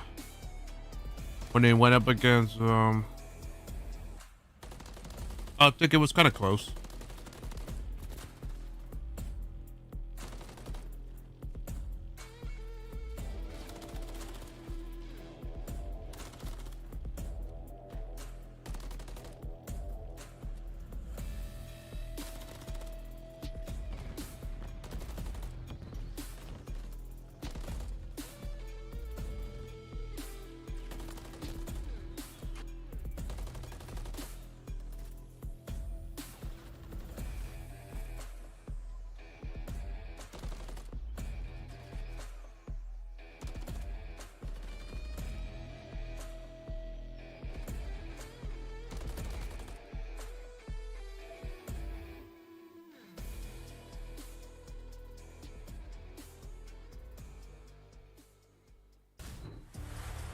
Welcome back, ladies and gentlemen. It was a short break and a brisk one. We're going to dive into this matchup shortly. Chance and I will be taking through Invasion Control Vegas on the precipice of another 3-0. Not maybe as decisive as yesterday's, but a stinger nonetheless. Chance, what's the hope here, mate? What are we doing? What are we looking for here in Invasion? Just a single map win for Vegas. Shout out to Turtle for this stat. I mean, the record for most map losses in a row in the CDL era was set by the Mutineers last year at 13, which Vegas, if they lose this map, will tie the 13 map losing streak. So they gotta dig deep, but for paying attention to attack 1-8 on the Vegas. Well, there is a big Man, they suck ass. Wow, we're in the red for the average life differential. Let's see what happens though. Vegas have already managed to look solid in form in both of the maps we've seen them in, despite their statistical disadvantage. Is it going to be the same case here? Subliners looking to close out the series in 3. Can they get it under in 3 rounds? That's the question. Hydra, the man on Invasion. Yeah, I mean, look, a 1.4, that is like you're basically Superman at this point, I'd say. 25 kills per 10 minutes is also absurd pace. And like Invasion Control is not exactly the quickest map that we've ever seen, and he's still laying out death and destruction like that. So Hydra, I fear him, and again, attacking rounds on this map, Subliners have been the best. And obviously, on the defensive end, Vegas, their record on defense has been clinically absurd. And then they made the roster change and they've started losing some rounds on defense too. So a lot of pressure right now on this Vegas Legion squad. Tremendous pressure. Will it turn them into diamonds or will they crumble under it? That's the next thing we'll find out. In the opening round though, so far, we've got ourselves onto the B zone. Subliners, they're in. Not a tremendous amount of pressure there from the members of Vegas Legion, but they're getting it done at range there. Good job from Nero. Kids holding it down. Wins another against Asim. Oh, I thought for a second he was going for that body. Attach Nero, find theirs. B zone safe for now. Here comes Sib. Right gun for the. What in the sugar? Nero's gross, no doubt about it. Kismet also just gets to pre-aim everywhere Asim is ever going to run. Kismet, yeah, has his number, but even with the pressure, Nero's still up top broken, but everybody's there to hunt him down. If it wasn't Kismet, would have been Skies right behind him to get that trade. Having to bully your way out of broken to get that control. Maybe Asim and spots him, do some damage on the flank. Never mind, he gets red on the mini-map. Hydra drops him. Subliners right now can do no wrong. Yeah, final day. You've opened up a window. Sib slams it shut. Attach. No thanks, man. I like the breeze. 25 on the clock now. Still trying to get on towards B. A, well safe for now. Subliners are still creeping forward. Less than 20 now. Attach still holding it down on the 3-3.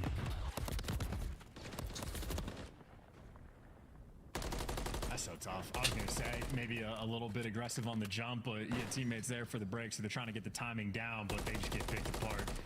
Easy reads there for the Subliners who have no interest in Geo being up top. Sib actually swings out for the chow, but he does get punished for it. Geo, one of the few players on Vegas, you got to be very careful about when you chow him, but Skies able to get the jump as that B zone is going to crumble. Vegas, though, do have a ton of pressure in map control right now. You've got to see him posted up by American, go for some spawners. Nero's got all of the mid-map cut off, and that just means Geo and Attach have to worry about the flank. A couple kills coming through, though. Maybe the slow approach right now for the Subliners could be the difference maker. Whoa. They don't have too much time. They can't be that slow. Sib looking to make it 2-7. Getting out of his spawn is the next thing he's got to worry about. Asim reads him, puts him down. Nice work on the hop. 3 dead in the feed. And Asim now looking for his 6th kill in a row. Who's it going to be? As they all line up for it. Stepped up to the plate. Kiz has had his number. Doesn't check this. He's so sneaky, so dangerous. That's the cruise. Cruise missile, that is a massive moment there from Asim, make no mistake. And Nero is 9-10-2. Let me just edit this in real time as much as we can. So Nero, absolute shooter. You got a cruise missile as well. Beautiful work by Vegas. But still, 20 seconds left. I know on Invasion seems easy, but against the Subliners, got to be very careful because the pressure is coming. Oh, here it comes. Not over yet, final 10. No lives left. Able to maybe get in there. It's going to be Hydra. Stops the clock. 7 on it. Is it going to be lucky number 7 for Vegas, or is it going to be a crapshoot? Here we go. Asim flies in, gets brought down. Not over yet. Big kill there from Geo. Over to the point as Geo gets his 2nd. That should be it. One man you can rely on when things get bad. Geo does it again. And he has magnetic bullets as well, just going towards the enemy players. Him and Nero winning some clutch gunfights. Geo, obviously, the guys on the zone, some big ones, but Nero slamming even earlier than that. There's a lot of pressure when like all the kills start falling. Nero is sort of isolated by himself in laundry, waiting for the spawners, but he wins that first gunfight in the close windows, I believe, against Sib. And That is sort of the difference maker. Any pick you get in that situation goes such a long way. And as far as defensive round goes, I mean, maybe not perfect. Obviously, the B zone goes away, but you get a cruise, you get the ball rolling. Efficient stuff, and funnily enough, it's Sib with the 2-10 start. The cruise is a big consolation win there. See if this pays off. Cherry on top, rather. First blood here from Attach on a B, as is tradition. The team looking to hold this sort of middle of the map. The A bomb side of the map, A zone. If you can keep that safe, keep that lane open, they might be able to transition quickly over there. But so far, still getting their work done at B. That's beautiful work by Attach, too. I mean, swinging different sides of the map, and really it's just making sure you keep all this pressure on the defensive end over towards this A zone to make the B very comfortable. I mean, virtually uncontested this point has been, even though it's been a solo cap. It's taken a long time, but still pretty much getting it done. Nero, excuse me, now by the point, though, is by himself. Maybe this is the time to get punished by the slow capture and maybe play with your food a little bit too much. Don't stack around the objective and open the door of opportunity now for the subliners who are also working the flank. Similar looks to the first round. Can we close it out? Yeah, we can. There's the capture. 2:07 on the clock. Over towards A we now go. Eyes on Skies though. He's in the spawn of Vegas.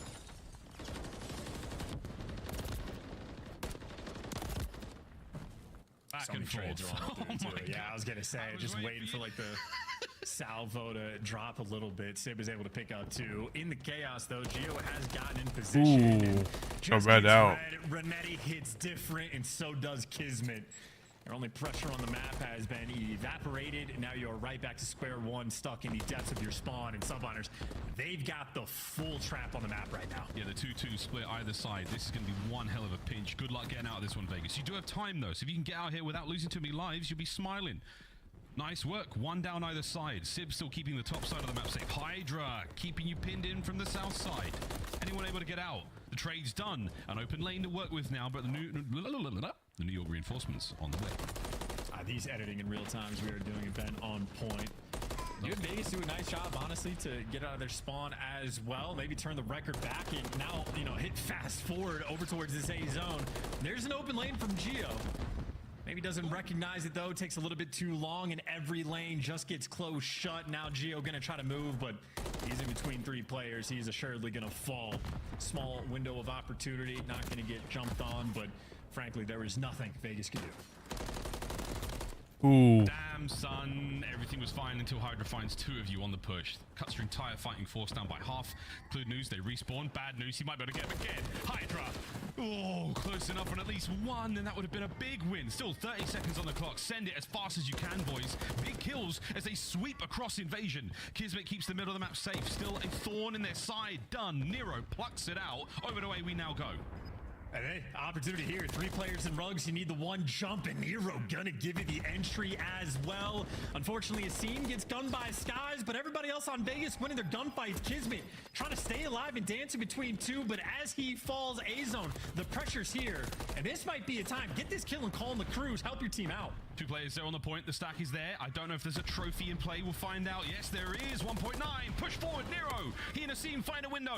The battle's still raging up close. Can Gio win another couple of big ones? No, it's over. And it was close, but no cigar for Vegas. And I was thinking calling the cruise, but maybe not. Still a very solid round on offense. You at least get the extra tick. And, I mean, Vegas simply found the play. Could have been a devastating round because if you recall, Sib in round one was 2-10. When you look at his stats the next time, he has a lot more kills and a cruise missile. So Sib started to heat up quite a bit there in that round and matches his sort of cruise efficiency. But Vegas now have the opportunity. They have been the best defensive team on this map in the game. In a solid closeout round here where they don't give away the extra ticks. It will be in prime position for a round 5 defense, but Subliner spreading the map. They're just playing with options. If they can find their way towards A, they're going to take it. 22-2 overall in invasion defense. My word. We'll see what that comes into anything. The baby's definitely a fan of the subliners now, willing them forward onto the zone. They took a little bit too much time in their first attacking round to get B done. Didn't give them a huge amount of time to clean up A. Can they be more decisive this time round? Another fairly slow approach, 2 players on the point, but when you got Hydra behind you, should be at least 1 free kill. And now you're gonna be very concerned. That should be the B zone gone as Hydra belly flopping, dolphin diving, dancing around blue.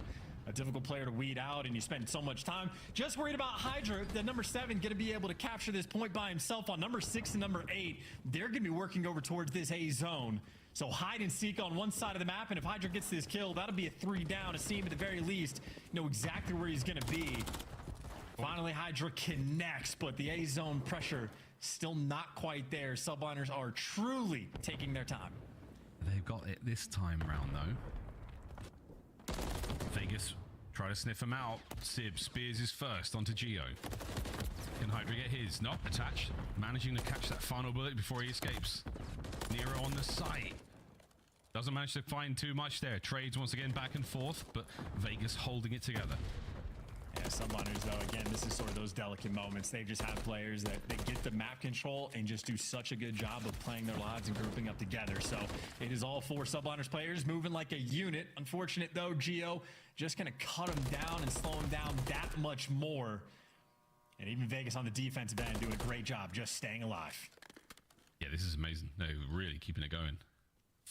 50+ seconds now burnt from their New York Subliners' first capture. Oof, an ugly one from Hydra, but he wins it. And that might be enough to buy some space. Now maybe get a couple of these players out. You don't have to worry about too many players. Geo goes down as well. Sib's Cruz does catch Nero. 2 members now left up for Vegas on defense. Can you buy time? Wait for the boys to show up. The cavalry is on its way. Sib, though, takes care of his, and we're on the point. Here's the capture. Asim, though, yeah, he jumped off to try to make a weird play. Doesn't actually get the kill, but his teammates do. And, well, maybe you wake the weird play, and, oh, there's 1 tick. That's going to be nearly tied up. An extra little advantage there. And it's still going, and you got Sib on the cross as well. Laser beams as well. Asim rolls in 1 shot. Easy kills there from Hydra, and you see the kills from Hydra.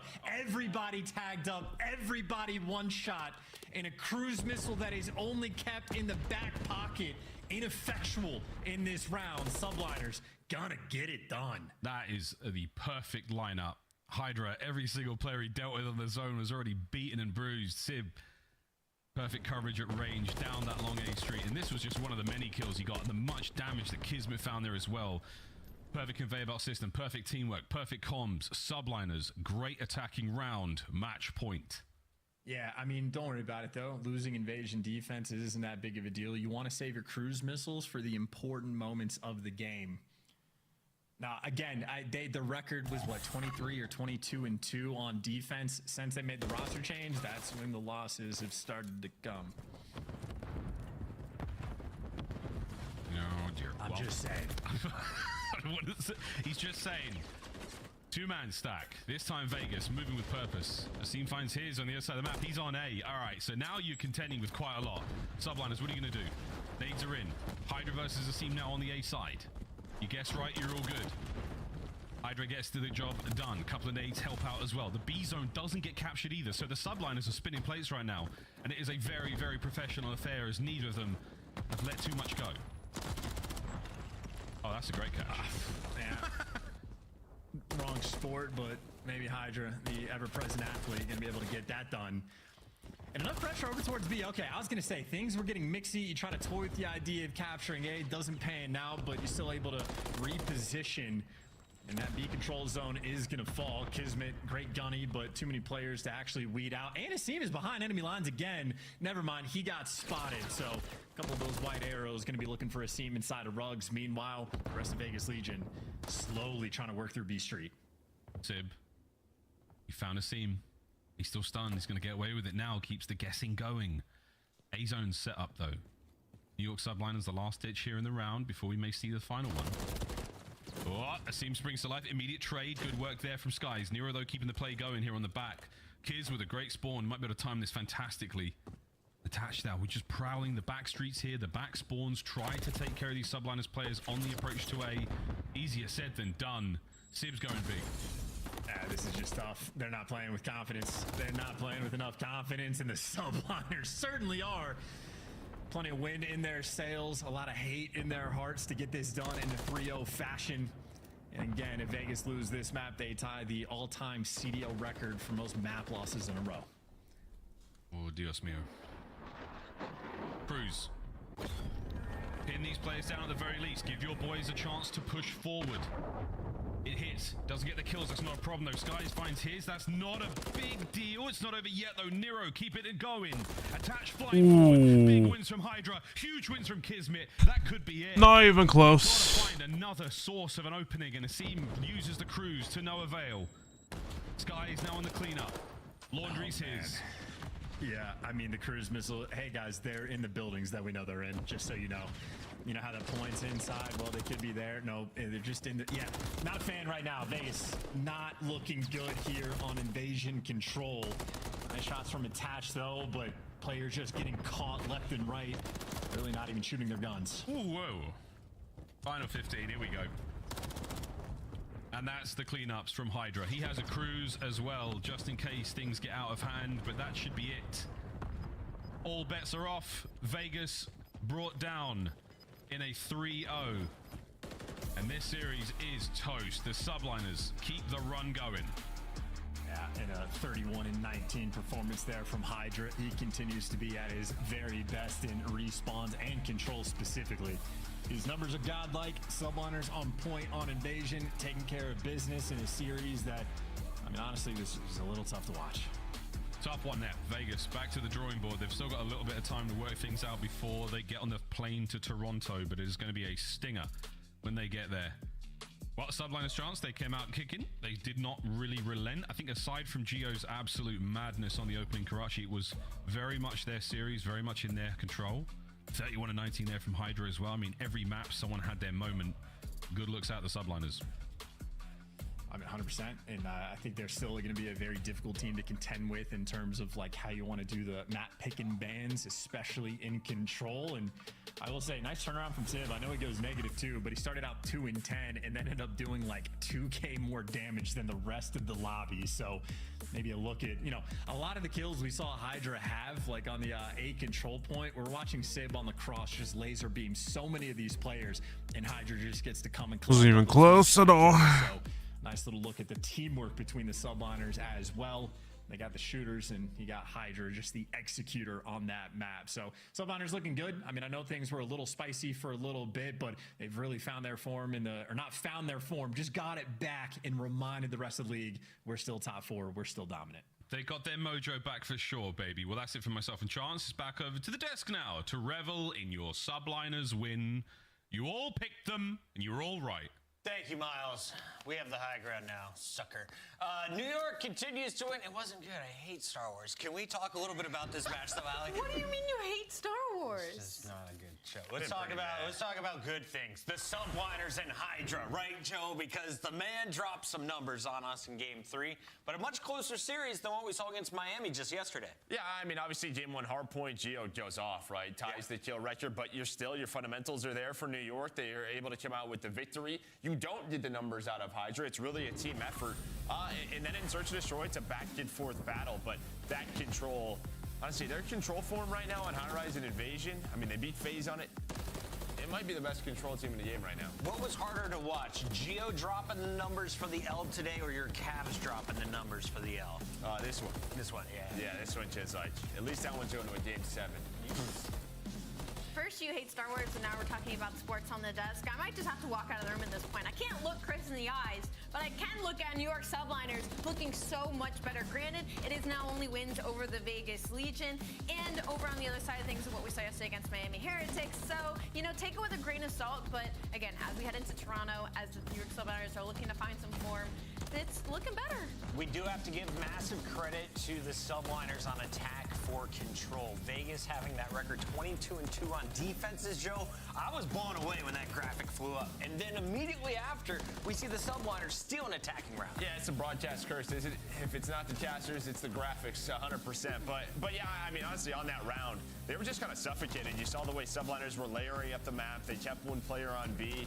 And you just had players lurking, mannequin, pushing up towards back blue. Vegas just had no room to work with, and then they were able to pounce. Hydra starts going off, doing what he does, pulling out the rival on this hill. You love to see it. And I mean, you had the 6 spree from Asim early, so you had the cruise in a last-minute desperation play, but 0-12, but it's tough. You can see here from the Vegas Legion reactions. I mean, listen, this has not been an easy split for them. They've had some really tough matchups, but when you start to ask about that team change, it was for these tougher matchups, right? We talk about Asim slaying, but it's not happening. He's not putting up individual numbers, and they're not winning maps. So far, it is not working out there in Vegas, but it is working in New York this week, Allie, and we've got another scump play of the game from the subliners. It's the Frenchman. I mean, yeah, Hydra has been doing this entire series. We are going to watch it in the Search and Destroy, and this was the big switch round, right? You see Vegas Legion is in the driver's seat, but Hydra, he decides there's nobody close by. Just watch over me. I'm going to hop this bomb defuse Vegas Legion. No player anywhere near this line of sight. This ties things up and allows New York to go on to win map number 2. Bulldog happy about that one. Clearly a moment of frustration that spiraled out of control for the Legion. Tough week for the Las Vegas Legion. Now you look at the numbers, Joe. They are going to the winner's bracket. You're playing in the elimination bracket, almost guaranteed come Toronto. Yeah, no, they don't have any map wins to help out with tiebreakers, so yeah, no, I think they're going to start down there. They're cooked. On the other side, the subliners are rising back to the top. Alley Cat, what are your expectations for them? I have really high expectations for them now, especially as we head towards land, because you look at the series and you're like, oh, maybe there's not a lot to take away because it was a 3-0. But talking about Search and Destroy, like their bottom 4 retake, you just watched it. Hydra retook the bomb site on the plan on high rise. For so free. Getting better. Speaking of the man from France, he joins us live. It's your Monster Winner Spotlight. And Hydra, I got to ask you about last week. First of all, did you guys identify the problem? What was going wrong against squads like Carolina? What was going wrong? I mean, we were not listening to each other. We are not playing together, obviously. You could see it in the match. And yeah, we've been trying to work on it the past 2 weeks. And so we are getting better at it. Yeah, for sure. Congratulations on the win. This is now back-to-back for you guys. I do want to ask you, though, just because a little uncharacteristically, you haven't been as strong in Search and Destroy. What work have you been putting in individually to maybe try to get back on the board? I mean, I've been trying to change my playstyle in Search, so I guess, like, it's just like something like new, I guess. I need to like learn and like be like used to it, I guess. And yeah, I mean, obviously, like, we didn't play Search like even together at all, so it's gonna be hard for me like to get kills and like things like that. It's a team effort at the end of the day. What's the reason for changing like your play style in Search? Just trying to switch it up, keep people on their toes? I don't really know. I'm just trying to like figure out like the best playstyle for me in Search. If that makes sense? Yeah. 100% makes sense to me. You guys have been so good at control throughout this stage, trying to bring that now over to like your hardpoint fundamentals. Why do you think control's been doing so well for you guys? Why? I mean, I don't have the reason why. We just probably understand the game mode like the best for the moment. Yeah. And that's why we're good at it. I don't know like the answer of that, to be honest. It's a good answer. You can ask him something, Allie. What do you got? Well, it's because it's May the 4th. Hydra, do you watch Star Wars? Are you a Star Wars fan? Star Wars? Yeah. No. I think I watched when I was a kid. Okay. I'll keep it easy then. If you had to pick your lightsaber color, what color would you go with? Lights? A lightsaber color, yeah. Probably yellow. I take yellow for the subliners. Subliner yellow? I'll take that answer. I'd go with purple. Purple? Yeah, Mace Windu style. Purple's a good color, actually. Yeah, my man. Yeah, switch it up. Hydra, thank you for joining us in our Monster Winner Spotlight. Appreciate you guys. Have a good one. That is the Bulldog in the background for the chat who is wondering, and our first match is now in the books. We have 2 more still to go on the day, and it's some more front runners. Atlanta FaZe take the stage next, Allie. Yeah, they do. I can't wait to see him in action once again. I'm sorry, I still can't look you in the eyes after that comment. Why not? Star Wars sucks, but this guy don't. TJ Hallie looking to cause chaos for the Ravens after this.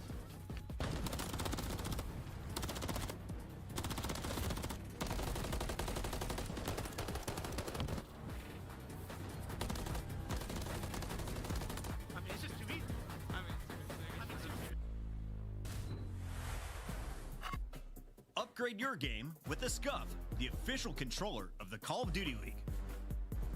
Start the season strong with the Call of Duty League pack. Grab Carolina versus blueprint and so much more. Check out the Call of Duty store in-game now.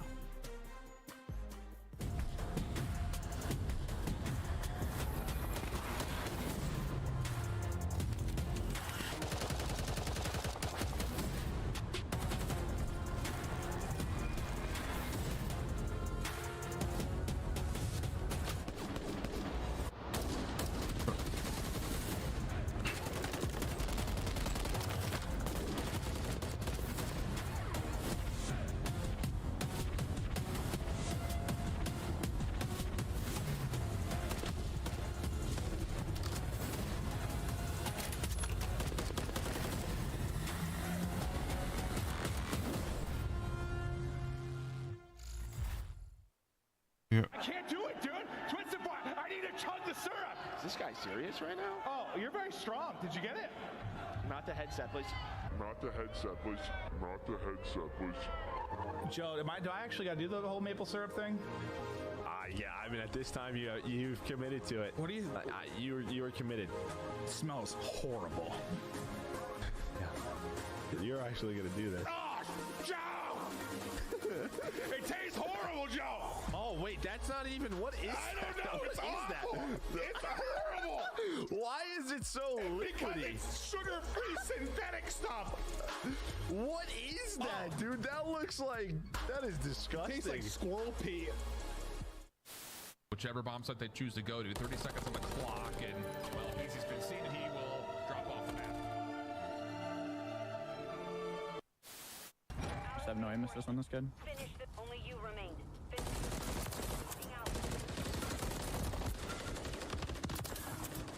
Oh, snap. What is he doing? Get him off of me! God. Get him off of me! Yo! Get him off of me! Oh my Who are you?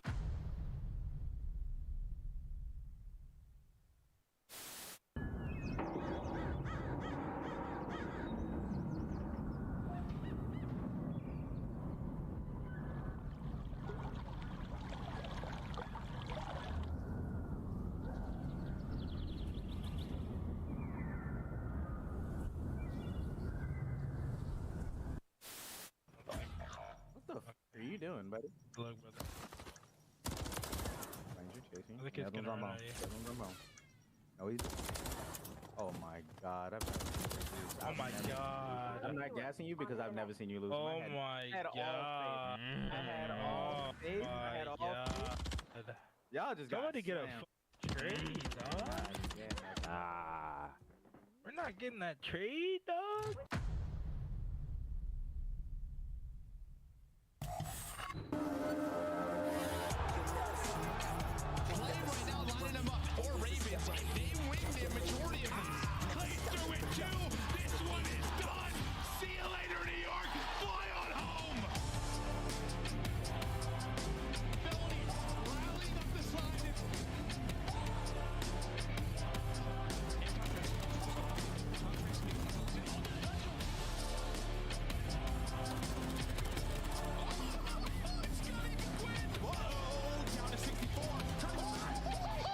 Pistol hits!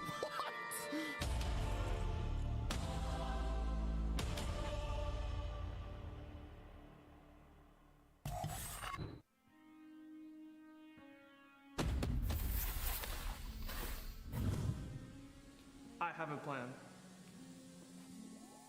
Crazy with the rage, dangerous and rage. Captain, never been afraid. Jelly with the aim. I ain't wanna take light. Look into my eyes. I'm a killer inside, coming for the prize. Do you really want these problems? I put you in that coffin. But I'm never joshing. You think this ain't stopping? Hungry for the beef, leave you obsolete. See my lives deep, see me in the streets. If you want the heat, yeah.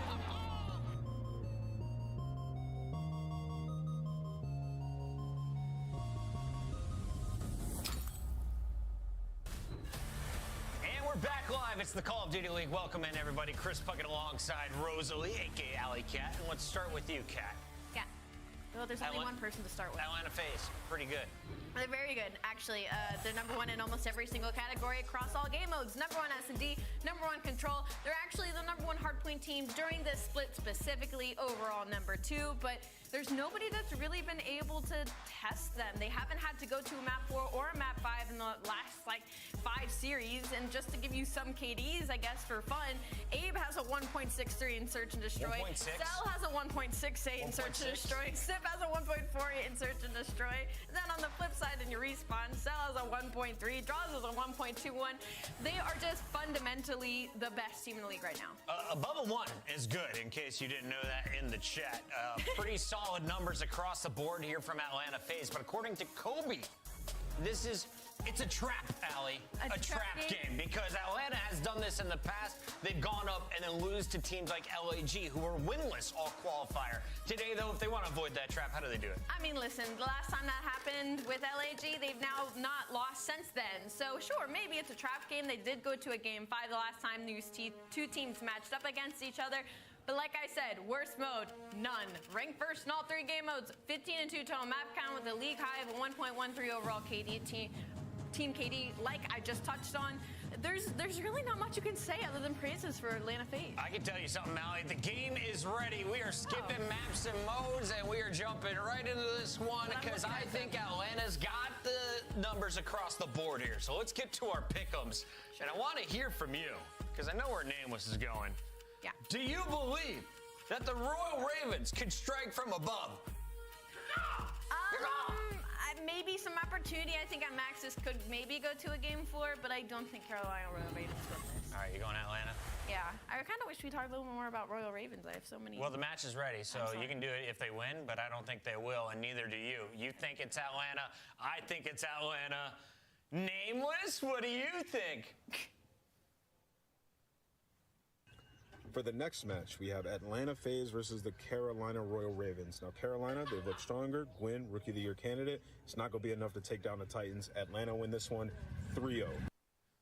Thank you very much there, Nameless. Fantastic input, and I hope you're driving them straight right down the middle. Merc is just smiling right now, and I can't wait to send it over to him. You know what? Let's do it right now. Merc Maven, what do you guys think of the showdown? I can't help but giggle when I see him just on the golf course recording these videos. But guy probably shot a 9 on that hole. Yeah, it absolutely cracks me up. But listen, I don't think anyone's untouchable. Anyone is beatable. We know COD can be day to day. Someone could be feeling sick. Someone could have an off day. FaZe can be beaten. But right now, when you hear them breaking down the stats, it sounds a lot like when we're back in Cold War. And it's just they're the first in this, the first in this, the first in that, the first in that. It's scary time. Yeah, I'm sure to some people, they're probably just sick of hearing it, but we don't really know what else to talk about. You just kind of have to really just enjoy what it is. Enjoy this period because it's dominant.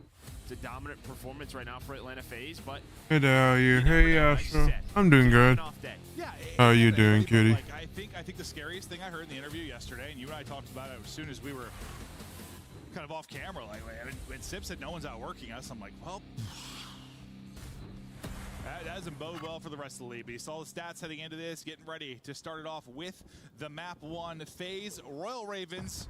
We'll see if Carolina can push this a bit, because yesterday their series for FaZe was about 35 minutes. Yeah, and you can see right there, the number 1 breaking team is Carolina Royal Ravens on Karachi Hardpoint. They're going to get some of their stronger maps in here. Invasion, Search, Destroy, Karachi Hardpoint. But FaZe are just that much better when you talk about the stats. But a nice break off for Carolina. They were able to get into that P1 time, hanging out. Now you have this decision. What do you want to do? Start to rotate over towards P2, fight for top 3. Cell's going to go for this spot, but waiting on his teammates to work through red. And we'll see if they can get there to help them. If you're going to get upset here, if you're Carolina, you need to come out hot. You need to come out early and make an impact. TJ and Gwyn, a lot of pressure going to be on them as a subs to this team to get rolling for him early. Number 2 on the minimap, it's Fellow. He is over here early. He's trying to hold this dumpster push through. The utility coming over the top for FaZe, trying to back him up and make him reposition. They do a good job dealing with him. I mean, you're up 45-0 on this rotation. It is messy. Clay with 2. Sip is going to trade him out. You are going to have numbers, so you got to slow down if you are TJ in that spot, but he does not. Kind of goes by as lonesome. Ends up getting caught. Maybe just thinks, I'm on an island. I got to make something happen. Now he's going to have a 4-man push with his team. But yeah, no, you said a hell of a start. I mean, 45-0. I mean, we've seen it for various teams where you're starting off with a banger in these early hard points, but Solid stuff now can FaZe answer back. So far, so good. 20 up on the board, and Celium starting to hit. The FaZe crew starting to get rolling. Celium gets some great time there at the bus. Finds another. Looking for number 3, but Clay with a double of his own. Now it's going to be the last guy in the hard point. That'll be Simp as the rest of the people race across. Yeah, I mean, the way Carolina trying to break this is through junk. It's just you still had some of those outer spawns for FaZe. You know there's going to be one here. You're going to be ready for the second. That was a BZ off spawn. And he's just going to jump right over him. It's a little scary there, but you're going to get some of the junk time. Didn't catch that somehow. Here at B3. So, job well done if you are Carolina. Now you have to win the gunfights. A couple of these situations look so awkward. And Sim's trying to guess where the contestant. He's like pre-firing, shooting walls. Then you go to a BZ, stepping on somebody's head and dropping. Just some awkward scenarios, but it's Carolina Royal Ravens in front. 4 in a row for Clay. BZ, though, with his gunfight winning the one side of it, chance now to pinch and collapse, pressure the people around the point. Yeah, now you know they're going to spawn out bust, so you got to go, and it starts with a BZ, the first kill, the first domino. And that is what Atlanta FaZe do, a great break, starting with, well, the entry guy in a BZ. So you're going to find the rest of this time. Maybe a couple players from Carolina to put some pressure on it through junk. Try to make this messy and stop them on the hill.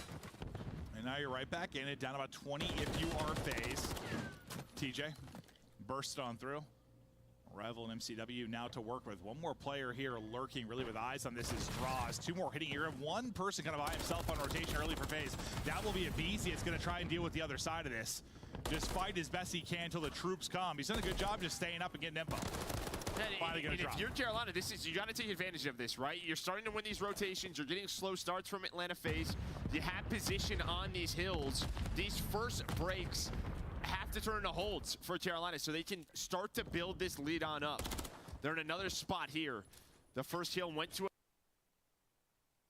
The fuck's going on, YouTube? Holy Jesus. went to a BZ off spawn. There's going to be Quinn with the help of Fellow trying to lock down Bridge, but TJ does get dropped. Yeah, how much time can you actually get here and how hard it can be? To get clean time here, you're bobbing and weaving inside of the point, usually juggling to try and get work done in the objective. You talked about the slow start cell, yeah, the only one really positive for Atlanta FaZe. This is where you have to capitalize. Now 3 are going to die in the feed, but you still have advantage. Don't need to feel the pressure yet. Well, now the pressure's on where you find 3 kills, the final 10 seconds. You see where Carolina's spawning so far away from this P5. Now Droz is going to spawn out behind them. So I don't know if they're going to read this. Celium, you're kind of all over the place if you're FaZe through the middle of the map, trying to deal with this first push. You're going to have a big one-on-one near P3. That's be Placer versus Simp on rotation. It could be, there we go, able to win it. Great awareness by Simp. Because if Clay gets that gunfight, that's probably a break for the Ravens. I mean, the fact Clay almost won that is well, yeah, he's just got a rival. Yeah, he's just unbelievable. He hit Simp to 8 HP, but now Simp gets to a spot, gets 2 kills. That one-on-one win might lead to a good chunk of time here for Atlanta FaZe. Also on a 3 streak, looking for more, hungry for more, not going to happen. Clay able to win at close range. Gwyn takes out another. 2 people trying to hold now for FaZe that backs them up out of the point. At least enough pressure here to make sure they're not getting any time. But the passive play working out for now. Yeah, good job by for kills right there, and yeah, just waiting for his teammate Simp and Abizi. Gonna find the final 10 seconds on rotation. Droz is gonna pick up the first. So we saw what P1 45 seconds for Carolina. FaZe trying to make sure that doesn't happen again. Is trying to get into these power positions. Well, I guess my question for you, we're through 1 set of rotations. It seems like a slow start kind of for FaZe. Did you capitalize enough if you're Royal Ravens? I mean, that's going to be the question, right? We've seen teams kind of play FaZe tough to this moment. Yeah. Right? We saw it yesterday on Vista, and then they start to go off. But that could be the break. You had a BZ on the hill 4 in a row. Carolina able to take back P1 control. Remember that dominant 45-0 effort you had at P1 the first time through. They're trying to remain perfect here. Maybe able to clear him out of the point as draws. You still play inside. Now with a player on each side of it, you should do that. You already have Celium there early on rotation for P2. So, well, for FaZe, a much better job here from P1 to P2. Not giving up all the time and holding rotation. Yeah, a lot better job. And now Carolina, I like this play. Kind of don't try to funnel that back alley with Celium already there. Push through mid, try to get some of the scrap time and start your fight through red and junk, so you can at least give yourself spawns for P3, or at least try to. Abizi still spawning out. Still a lead here for the Ravens. Yeah, I mean, still had a trophy down 2 back there. Like, good luck. I mean, most of the time, if you're going to win this, like pushing over, You better hit some ridiculous stump, but yeah, they funnel up through mid. Like you said, they have the close red spawns. They slam them. Another big kill. You're spawning out deep. This is a massive moment here for Carolina. And now it's just this question, what do we want to do? You have Gwyn watching the middle of the map. He's on 4 in a row, starting to get going. 16 and 10 for both Clay and Gwyn. FaZe now trying to do the exact same thing. Get red control. Ooh, almost at give that. himself junk spawn. So they at least get out of that trap. They can put Carolina in it, but a lot of time going the way of Carolina. Let's go to a listen with the Ravens. 5 on me, dead. Yeah, nothing. Top of me. He hasn't ran big yet. One drop. Oh, that's you. 13 seconds. Yeah, I'm going mid. Still top right on me. Dead. Nice. I got spawning out. Abe draws us in. I got spawning out. Yeah, I'm going trips. I'm here with no low. I'm nading. You're go. Yep. Look back right now. Hop in left. Hop in the junk. Guys, pop on me. One's a junk weak. Junk absolute 10. One shot close. I got another one junk. One shot. Absolute. Junk and then. Spawned out for sure. I spawned bridge. He's bottom garage. Third stairs. They're still spawning on you. Spawning on you. Heard you. Only got time. There's only one got time. Yeah, let's fight. There's time. One shot. No, that's guy. Mid. They won my mid. Draws. He's absolute our mid pillars. He went up mid big door dumpster. And one's in the back. Mid. One. So no. Alright, we gotta play smart. On the dumpster and so I'm wrapping mid. Making sure they don't get our top 3, bro. I'm coming with you, Tyler. I have the ult push through, but let's fight this. Mid on us. Absolute to your left, Ross. Soda or plat? I stunned him, Soda. I stunned him too. One got bottom church. Draws. He went like Soda or plat. I think he went around plat to castle. That was 2. They're gonna go castle. Top 3 of me. Top 3? Pretty sure I just heard one. I could be wrong. I'm on church. We're missing one. One guy's old on me. I'm sitting castle, guys. I'm sitting top. They're double hitting you old. I got one. One more under you. One shot Simp. Nice. One more old and we're missing Abizi. Abizi and Cell. Abizi and Cell. I swear he's third or some shit. Maybe Bridge. Good times. One at church. I'm on low goofs. He's shooting me from low goofs. He's bottom scap. One shot. Abizi. One shot bottom scap. Abizi bottom scap. One shot. No, I'm flanking third. Abizi's bottom scap. Third. Back 8. Top I'm gonna look over you. Give me a sec. I'll look over you. Hold on, I can get him. I'll look over your church. He's dead. There's one yellow. Yeah, yellow. They shouldn't have your top church. No, one just went third of me. At bottom Soda. Ooh. One shot. Classic Leicester. Calling names and keeping track of people is. You love what you were hearing. Indeed. Yeah, for me, right? We don't hear it all the time, but you kind of just heard him sort of. He's got to be bridge or third, and that's where he was. He was just lurking. Yeah, it just gives your teammates so much info. But during that listening, they had the chance to break the P3. Props to FaZe. They get that full 60, but back towards this P4, Carolina have controlled the map, and now they're going to be in a position where if you break this P5, game might be over. Pressure over to FaZe. Such a chance to take advantage of this map. Go up 1-0 in this series. You only lost 2 maps total if you were FaZe within this qualifier. Carolina trying to tack on another one and see if they can break through here. Fellow just holding for now, looking for draws, able to get it. The rest of his team going to drop around him. He's kind of the lone man. He should be collapsed on here pretty quickly. Yeah, he's the lone man. If FaZe know, they just had to slay around the point.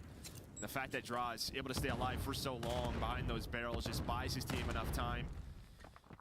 And there was that one opportunity, maybe. Maybe there's another. Is Carolina going to push up through red? Try to see if they can find, 10 to 15 seconds here. And now it feels like it's turning into another one of those games, hard point where FaZe have had the ice. Like this year, all these close games where it's like a 200 type game, they seem to be able to walk away with. We'll see if they can clutch up yet again where plagued them for the last 2 years.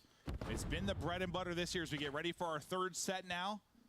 And we're going to have, 5 points separating these squads. Yeah, Carolina going to be here early this whole time. Clay's just been playing for P3, or for top 3, and inside of Chicken. Abizi, though, I'm sure they were calling him out, trying to find him, because he's on 4 in a row. And now just right up the gut goes the Atlanta FaZe. Abizi able to win that one, has the help of Simp. Clay, though, gets through. He had lots of awkward timings, but Simp with the rival able to win the gunfight. Now all map control, lead change to FaZe. Simp and Abizi just barely winning gunfights, but just enough to get it done. The 5 in the row, we'll see if it'll carry to a streak. Cellium same story on 4, or will they even matter? So few points needed. Abizi beaming at range, trying to snap into red, but he's going to end up dropping. You burst on through, but that's the streak in. Now Cellium able to earn it, maybe have it for a rotation if needed. The fight's still going down around the point because FaZe can still win it here. Just 8 needed to win, 10 or so left on the point in desperation time. Royal Ravens getting just enough kills. No, not yet. Not done yet. Yeah, not done yet. They were trying to rotate over to P2 and flood, but does not happen. There was always one more player left for Atlanta FaZe. And well, it stays at only 2 map losses throughout the stage. Well, and I sort of said it like a couple hard points before that. Like, you know, everyone highlights, because it's been some of our bigger series on the year, like FaZe versus Optic, those close hard points. But like, it's not just been that matchup. Yeah. Like, it's been like all of FaZe's matchups. They've had so many close hard points this year. And where they collapsed prior years, they have been stepping it up and having the ice when it matters down this stretch. You're so close to stealing one there if you're Royal Ravens, but just not enough. Yeah, I mean, they had a couple of chances. They did a great job on that second P2 to early break, get spawns. You know, they allow FaZe, though, to break right on back, get P3 rotation, and then there was that chance where Clay, I mean, he was just inside of junk, needed one more kill for the streak when we were in that listen, and he was kind of like, yeah, you heard it. But they slay well with them. It was a very close game, but as you said, FaZe just squeak on through. Well, this is one of those ones in the last 2 years, like MW2 or Vanguard, where like they would have lost. We would have looked at the stat line and saw everyone negative, but Cell plus 10 and been like, how? Yeah. Honestly, though, that would have been us exactly. How did Cell put up that much damage, that many kills for the loss? This year, they're just winning those games. No, they are. Yeah, just that clutch factor, be in the right positions, the right Carolina almost had that, but well, yeah, Cell puts up almost 2,000 more damage than everybody just else on the his clutch squad. factor. Win with some monster numbers as well. It was just an easy win. Some highlights now, but man, it feels like that's one maybe you let slip away, but it's tough because, like, you know, you talked about through the midway point kind of, you've had a lot of games that are like 100, 100, 150 to 150, like really tight for FaZe, and they pull away. They didn't there. They were trailing throughout most of it, but and I don't know if we're gonna see it, but the last like rotation, I don't know what happened to Clay. Like, he was rotated so early, chicken. I don't know if he just got bad timing on one player. It was right around this area. It's not rivaled. It was Semp, right? We saw it on the minimap. No, it was a little bit after this. Oh, okay. It was after this. So you're having these skirmishes go down. So he gets 1 kill on the Draws. We don't see it after. He gets weird timing with 5, with Draws it again. There's all this weird timing going on. And then he's kind of like, they got through me somehow. Abizi's inside of green, and he's the last player alive and has to flank through mid. Ends up losing that gunfight. Maybe if he finds Draze again off spawn, can get in the top 3, I don't know, at least get him off that hill. It's tough. How many times have we seen that in the minimap? Just like you're watching it and you see 2 arrows basically like looking at each other, getting a real awkward timing, and that one opening ends up costing you. You feel that one if you're Clay. You thought you had it. Him and Gwen started out real hot. You slayed with them like you said. You had the fire there, just not enough at the tail end of it as they win it in the final P1. And for the most part, I mean, P1 dominated the first time through for Ravens. The second time through, they did a really good job until, you know, FaZe kind of answered back in the second half of it. If they could control it one more time, maybe you walk away with that win. Yeah, I think that's the break, is sort of that second break from FaZe, because that sets them up for P3. Really what FaZe did a good job of is the money hills, the P5s and the P3s. That's where they cashed in on all their time. Yeah, they really did. When they needed to answer and just keep it close, they were able to do that. Down by as much as, 60 or 70, but end up getting the dub. Looking to remain perfect at 6-0 if they can win this series. We now get ready for Invasion, Search, and Destroy. And when you were looking at this, where did you think maybe were your biggest chance for upsets? I think maybe these first 2 maps, right? Karachi was solid for Carolina. You get a close map. Invasion is another one where they've played this map all year long. It's just, yeah, FaZe is 9-3 on it. They have a ton of reps. Yeah. Right, we saw at the last major how clutch Carolina could be in some of these scenarios. This is a tough matchup for them. Carolina loves to play sub-base, and you can even see the fact that where have they had recent Search and Destroy success? Rio, and FaZe is like, we love Rio, but we're not going to give that to you today. Yeah, no, that's been kind of their bread and butter across the board. They're pretty much untouchable, but they don't give it to them. You know, FaZe is going to want to play everything at times, and now seems like a good time to, I don't know, mess around a little bit, I would think, just considering where they're sitting currently in the standings. They don't have much to worry about when you think about heading into the next major, but the best mode. Search and Destroys. Look at the pregame here for Royal Ravens. Yeah, I mean, this is what you wanted, right? It was like the respawns were there. This is what we were begging for when this team that Search and Destroy had to get better, and they finally are. The problem is it's only on 2 maps. So you do get a Karachi in a game 5, but as I said, FaZe is like, you're 3-0 on Rio. We're not going to give TJ and Gwyn just an opportunity to pop off. Yeah, we have a BZ and Sip, but screw it. Let's veto this. Let's play something else. Keep Invasion. Another go-to map here for FaZe. Well, let's get right into this Search and Destroy. Gwen, the ability to take over. Getting some tags onto one, but we'll see if he can get more involved as they're working to get this bomb down. A chance working up the B street to maybe isolate Clay, but Clay just kind of backing it up. Now they're working around trying to get this bomb down. Teej's POV for now as he's spotting. And you saw that stat right there, just number 1 in opening duels on attack. And that just comes behind players like TJ and Quinn. Oh, did you see the clip? Getting that first blood can you convert? Clip I sent you on Discord. It was on. He's just getting wall banged everywhere, on trying to Jace. slide back and forth. No, not yet. Astro. Shots come through. Yeah, the first blood king gets the first one. Clay bringing it back though. 3 versus 3 now. 40 seconds to go. The other side of the tiny tears will give them advantage again. And Abizi's doing a great job. Just mid-map control, spotting for info. Yeah, just where these fast rotations can happen. But Fellow stays alive in a tough scenario. Simp, I think, just hit some bad timing, doesn't spot him behind the sandbags. Now it's down to Cell. 20 seconds. Gwyn and Fellow able to clutch the 2 versus 3. I feel like there's a lot of spots that can happen on this map on like either side of mid where like if you're thinking about maybe finding a timing and hitting the flank, if it's a little bit off, it's instead a player like wrapping back and getting on a heady. Like When still being a rookie of a year player. Oh yeah, for sure. Astro. When still kicking ass. Like a really good Just the rookie. way Sim jumped there, I don't know if he spotted him. Just I think that's when Fellow maybe in the middle of that doing a pop-up. Just got a little awkward timing. Maybe that's just not where his eyes are. You saw Abizi and Simp, they wanted to put the pressure through DVD, but instead they got caught. 1 on out. The Royal Ravens working to get some tags is TJ. Playing pretty deep.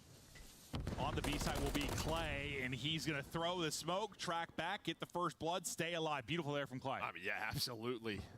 Not behind like a heady, just kind of right behind the pole, ready for the gunfight. Not your usual position on B. Just kind of rotates and hopes he finds one. Gets away with his life. That is exactly what you want from him in that spot. Yeah, that smoke cuts the angle completely for the rest of the people to try and get the trade. But they will get the plant down, so still a very winnable situation here for Atlanta. Now it comes down to just MC on the flank. He's got to deal with 3 players. Not going to be ready for Gwyn in that spot, though. Can't deal with much. Snapping back, trying to do it is Simp. He's going to drop as well, picking him apart so far as Royal Ravens. Draza just torched. And it's a round win for Royal Ravens. Fantastic retake there. I mean, great teamwork out of Carolina. Starts with Clay. He's able to win 2 big one-on-ones. He shot well in map number 1. Very consistent. Don't worry. They're just loading up their field upgrades. Gonna hop on that defuse. Does get close. But Fellow gets on it. Now they're up 2-0. Yeah, still 3 to go, but it get closer than it usually gets. Where are you going? Yeah. Imagine there's just like a miscomm there. Yeah. I thought you were hopping it. We've seen that before. Can happen. But so far, so good now for Royal Ravens. They do a great job when they get first blood. They do a great job when they have the first blood. Taking a look at, the full-on loaded field upgrades you see there for Royal Ravens. They're taking a little bit of extra time. Now TJ, bomb in hand, they look to attack again. Fellow with the lone nade, just waiting to see if there's any aggression up the A street. Nothing crazy out of phase. Have this 2-man setup with Abizi and Simp mid-tank. Sorry, Simp now in broken. Sorry, draws in Abizi in the middle of the map, and then Celium just hanging out over towards A. It's just where do they want to go with this bomb? So looking like it's at least going to start at A. Last time TJ's in this spot, wiggles a little too long, ends up getting wall banged, and they have to set up to maybe do that again. All the vehicles exploding, stun in, checking for info, but they backed out for now, trying to avoid all of this stuff, so good job from Royal Ravens. Now you've got 45 seconds off the clock. Time's starting to dwindle a bit. You've got to start to work on this execute. Ooh. The explosion comes through. Draza's going to be picked. Abizi will drop mid, and the patience paying off for Royal Ravens. 5 in a row for Gwyn, by the way. Clay on 3 in a row. Atlanta FaZe being outplayed, outclassed here in the map, too. Yeah, Simp over towards Broken. He feels like he's got to activate, and while Clay is just waiting for him, Celium in another tough spot. He gets taken down. Good plays from Carolina so far. They get Gwyn behind that mid-tank, and he snaps. 3 in the round, gets the streak. So he has the crews to work with. 6-0 here for Gwyn. Yeah, he's lighting it up. Clay right there with him. It was what? Kind of Clay and Gwyn early. Oh, it was those two, yeah. In map one. And usually I feel like, more talking respawn, but I feel like a lot of times when they struggled, it was like one of them kind of put up a dud. Like, at least when we've casted them, it's like Gwyn had a tough map, or Clay had a tough map. Typically when they're both frying, they're in a decent spot. Looking good right now. Is Atlanta FaZe up against? You only have 2 kills. 1 on Abizi, 1 on Simp. Not often you see them just kind of getting dismantled and search to destroy. Actually been 1 round, so since then they've been used, yeah.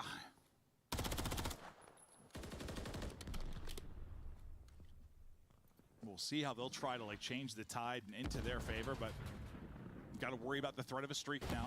Clay playing a bit of a different position this time defensively. Is more standard there on the B bomb. Now Atlanta FaZe poised, looking to set up the attack. Haven't been able to get a one-on-one, but oh, here, look at this, getting aggressive, trying to isolate him. Great play call there. As they take the 2-on-1, take a BZ out of it. TJ falls over the second somehow. Gwyn still hunting, makes him 7-0. Atlanta FaZe playing with flat feet right now, it seems. Dictating the pace is Carolina. And that's just, you catch him out of timing. Abizi is about to slide into that back door, you know, and try to see if he's in that corner. And that is just when Gwyn and DJ decide to push it. So they're able to catch him for that first blood. Just great awareness. And the skirmish that they have been winning throughout this map is mid-tank. Cafe and mid-tank, it started round 1 with a clutch. They did it on their last offense with Gwyn finding 2. It's just been that area where they're taking over, and that just puts so much pressure on that A-bomb site. They've dominated that position of the map, that's for sure. We'll see if they can do it here. Again, 16. Yeah, this is wild. I could probably get used to it. Absolutely stifling Atlanta FaZe here in search. Yeah. Just 2 more rounds. I mean, we'll see. FaZe will lose a search, don't get me wrong, but it's not often, you know, they're like maybe getting 6-0'd. That's pretty rare. First blood, though, you get it this time. You only had that, round 1, I believe, when Abizi got it, and you still lost the round. Here, can you activate behind this? Maybe just get something to flow with. Abizi from mid, still looking for eyes. Draws bringing them back into this one. He's gotten 2 now. Maybe he draws his gun to get hot. And again, it's just been in the spot. Nice shots by Fellow. Pedraza with the first blood. Such a great S&D player. He's able to find that and just rotates to help out his teammate, but now it's another 3-on-2. 35 seconds to work with. Fellow and Clay gonna have those MCWs, try to find a pick. It's just a question, are FaZe gonna give them anything?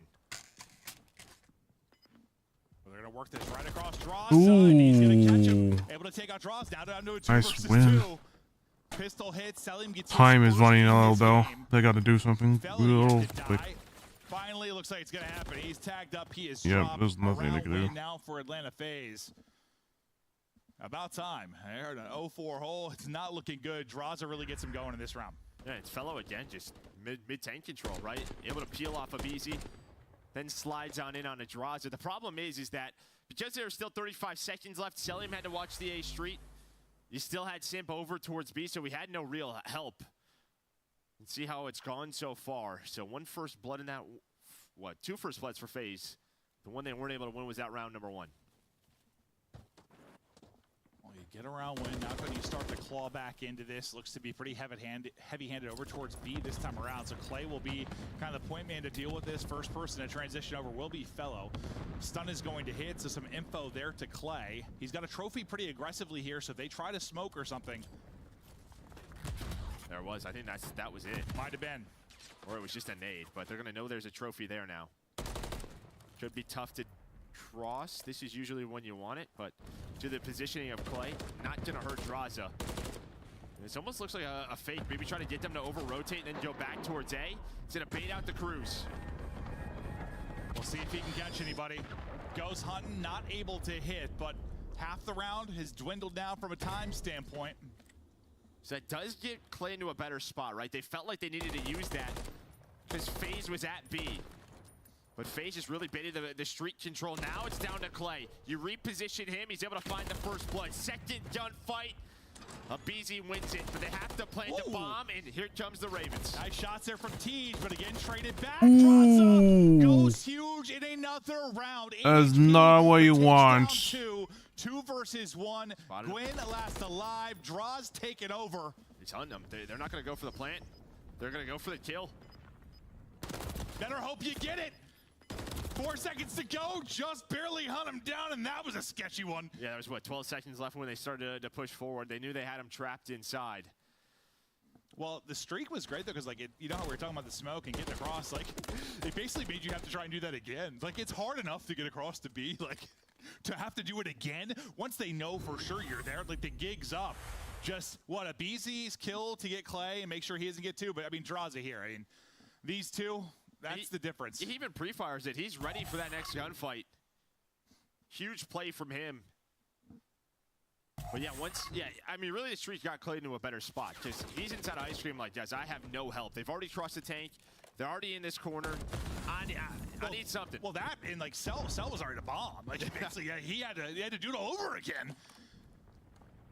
So, yeah, oh boy, yeah, this is where they kind of start choking. After that, they just gotta not give them anything. Cell, honestly, like I thought that was probably the round. But doesn't end up being the case. So back-to-back rounds after being down 0-4 if you were Atlanta FaZe, but they have been a resilient bunch, that's for sure. Some info now for a BZ, but MCW up close and personal. He's going to reposition for now. Doesn't want to deal with maybe a rival Chow. Well, why he's been so good on this map. First, he finds another first blood in this round, but just doing it with the MCW, right? We saw this at the last major. When you can get him there with this and be as effective as he is with an SMG, you're going to take that all day. It gets a little awkward inside a connector, but a BZ's got his trade. BZ. That's 3. This is for the ace. Working on the ace. Not going to happen. Fellow's going to shut down the ace. This guy's had some insane aces on this map, but good luck in this one. 3 straight now for Atlanta FaZe, but yeah, I think a BZ plays positions with the MCW. The others will struggle because he's just, well, we know he's one of the best sub players of all time, but he'll win some fights. He has no rights winning, but it also helps you, you know, he can help on any of the crosses, just having the gun with a little more range, but he also just takes, I mean, he takes just positions on the map that other people are scared to do. The guy plays with some swagger and Surge, that's for sure. Now, first 4 rounds wasn't working, but they're able to now get within a round. Able to, you know, succeed when they find the first bloods on defense, but I think the big thing is winning that attack round and forcing them to use a cruise. Yeah. For a round loss. Now you start to feel the pressure a bit. If you're Carolina, you are dominating. You threw 3 or 4 rounds, you had 2 kills for FaZe, but they start to make adjustments. They start to bring it back. This is where, if you're Carolina, you really want to slow the bleeding. You get another round in the bag. We'll see where the fight's going to start now. Is Atlanta FaZe just looking for an opener? It looks like Carolina's just trying to trap them B Street when they get aggressive, right? You have this Clay, TJ crossfire, but there's another one. A BZ with the headshot. Another first blood for him. See, has turned this game around for Atlanta FaZe. Yeah, his moments in Drazas have absolutely turned this around. We'll see the timing ends up being for Gwen. He's able to catch one. He's going to back it up at the same time at BZ's going to get another. Yeah, he is in takeover mode right now. Might just go up B. Yeah, they're going to wrap all the way through A Street. They've already crossed, and now it's like, uh-oh. Fellow would love to have that kill. That was the bomb carrier, but with a BZ's one-on-two win B Street, they have B bomb control. Yeah, map like flipped on its head, right? You don't often see that where you're pushing all the way through the defensive spawn to then get to B, but that's what the call is going to be, and they'll get this down. Now can they close out in the 3 versus 2, or do Fellow and Gwen have some magic in the tank? They got 35 to work with. Draza got eyes on 1. This is so tough to do. Damage in from Sent, but also able to walk away with a kill. So it's all on to Fellow now, with not a whole lot of time to work with. Yeah, one of those spots where he could challenge in, but he's just playing for info. Draza then jumps on through, able to get the last one. So, well, you had that chance. It was turned into a 3-on-3, but a BZ wins both the gunfights on the players B Street. And I like the play from Gwyn, right? Just, all right, the smoke is down. I'm going to push through Cafe, gets one and gets out with his life. Doesn't get too greedy for a second kill. He's just hoping a teammate trades with a BZ, and that doesn't happen. This just, dude, it was so lopsided through those first 4. Like, they were so dominant. They seem to have just everything, like they've done their homework, like just on the 2v1 chow call, some of the timings they were getting, like they knew where to isolate players at FaZe, and then it has just changed. Another first blood, as it has been a flurry now for FaZe, as Cell gets another. Yeah, I mean, look where that death is. That's just a Clay's pre-firing the cross, and Cell's like, yeah, all right. Cool, I'll take that fight. Yeah, let's do it. That's Cell's second kill, too. Like, he's getting kills like that. He's only got 2 in the game. Challenge you to a duel. Yeah, right? BZ at 8-6. He has been a difference maker these last 4 and another kill here. Yeah, this is unfortunate. They are just choked. They are just getting choked, slammed. Players kind of trapped right now. I mean, no one's working the flank on them yet, but they're pinned in. Yeah, I mean, Fellow and Gwyn are hoping like someone gets lackadaisical on the face side, pushes through the pinch and gets caught, but that's not happening. They are able to find Simp. There's no trade. 30 seconds though. They are gonna have to work to one bomb site. You have a BZ watching the cross. And Draza and Seller kind of just making sure they don't rotate back through middle of the tank, because that's where they are going. This is all about information. Now a BZ gonna reposition, be ready for the next gunfight. They kind of got what they wanted though. You're like, Simp got a little jumpy, kind of sent it. You get that kill, but you just get the spot. Draza gets one. Last is tagged up, pushing forward and challenging. Fist bumps out and phase another one. 5 straight rounds, answering the 4 straight early from Carolina. Yeah, there are some adjustments, but I think the key is just these opening duels. Yeah, I mean, I think if one of the things that's set FaZe apart in Search over the years, just they are better at making mid-game adjustments than most teams, mid-round adjustments. But yes, there has been a definite change. But that's also probably an adjustment thing too, of just getting the first bloods. I mean, they're not usually handed out for free.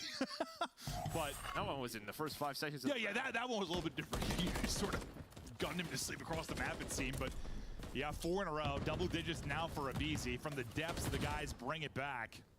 Now 1 round away. Still winnable here for Royal Ravens, and finally you get the first blood with a nade. You needed that one desperately, but for Draza, just enough to get the kill through. The stun will actually hit. He's going hunting, sending it forward. Doesn't realize he actually got through the cut. Now he's stunned back, trying to stay up. Somehow wins the fight. Another one pushes, they'll drop, but the fact that Draza gets 2 leaves you now in the 2 versus 2. What a crazy little sequence that was. Did he get some help from a teammate or what? I mean, he melted him. He had to have, right? It looks weird when the stun like hits. Yeah, I'm not sure. Unless it was too perfect, like 2 bursts, but you get a little contact delay, so that happened. But either way, while that was going on, they plant the bomb, and Abizi is all the way top American. Oh, he's in a tough spot though. Is Simp going down? He has no eyes on the bomb, and Clay not going to be ready for this. Abizi. Yeah, the shot was great. Round 11. Finally made. Finally made some like Hydra wallbang spot. Yeah, true. But you finally see what Carolina can do. First blood, you get us to around 11, and now this crazy run from FaZe to bring it back. Maybe you can just silence it all with a round 11 win here if you're Carolina. You had a chance to win the map 1 as a tight one. You were in utter control here. That was really weird. After the first blood, it's like, I mean, Fellow's just trying to reposition, but he just got caught in the middle of the map, running around. Yeah. Draws and sends it. All right, 11. Here we go. Some tags in as Clay and Stell still exchanging hellos. Oh! So I think the trophy does not get down. 4 HP.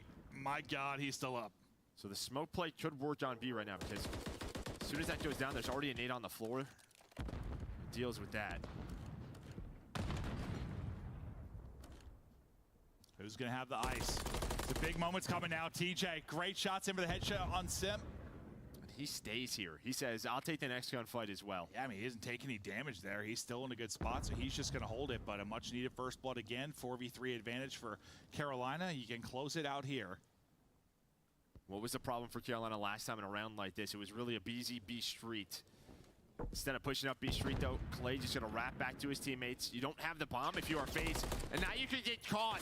Draza's got to slide, but there is the crossfire. The teamwork for Carolina on point. Celium is hoping Abizi can find something, but it does not happen because he gets hunted. Unbelievable stuff here. Battling back. 18 seconds to go. Abizi simply too many to kill. Nice win. Close it out. And yeah, you give up 5 straight. But you have the ice when it matters. Map 1, it's the FaZe ice. Map 2, nice win from Carolina. As they laugh it up, they get the win. That's one of those woo-woo. We almost threw that one away. Yeah.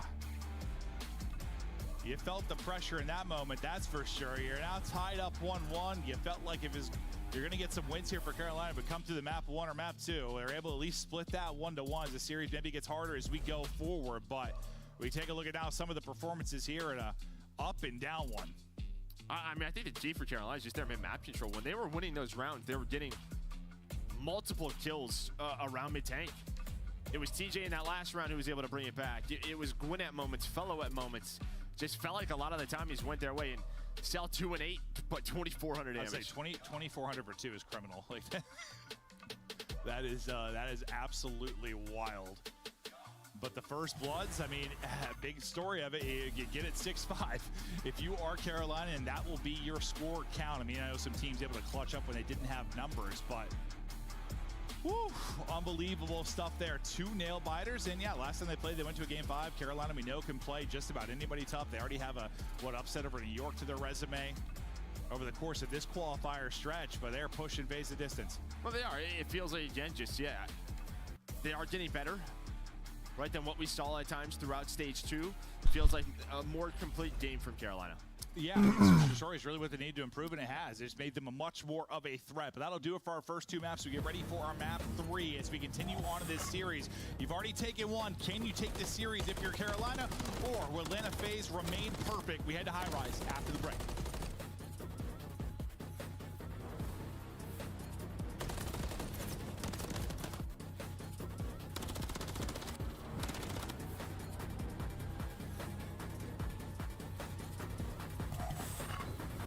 Upgrade your game with the SCUF, the official controller of the Call of Duty League.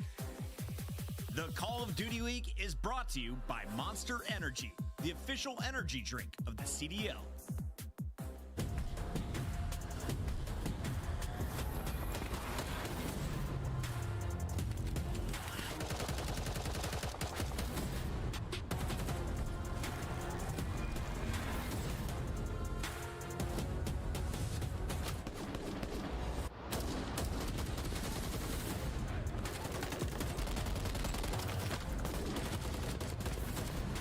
Well, did not expect Carolina to get at least 1, but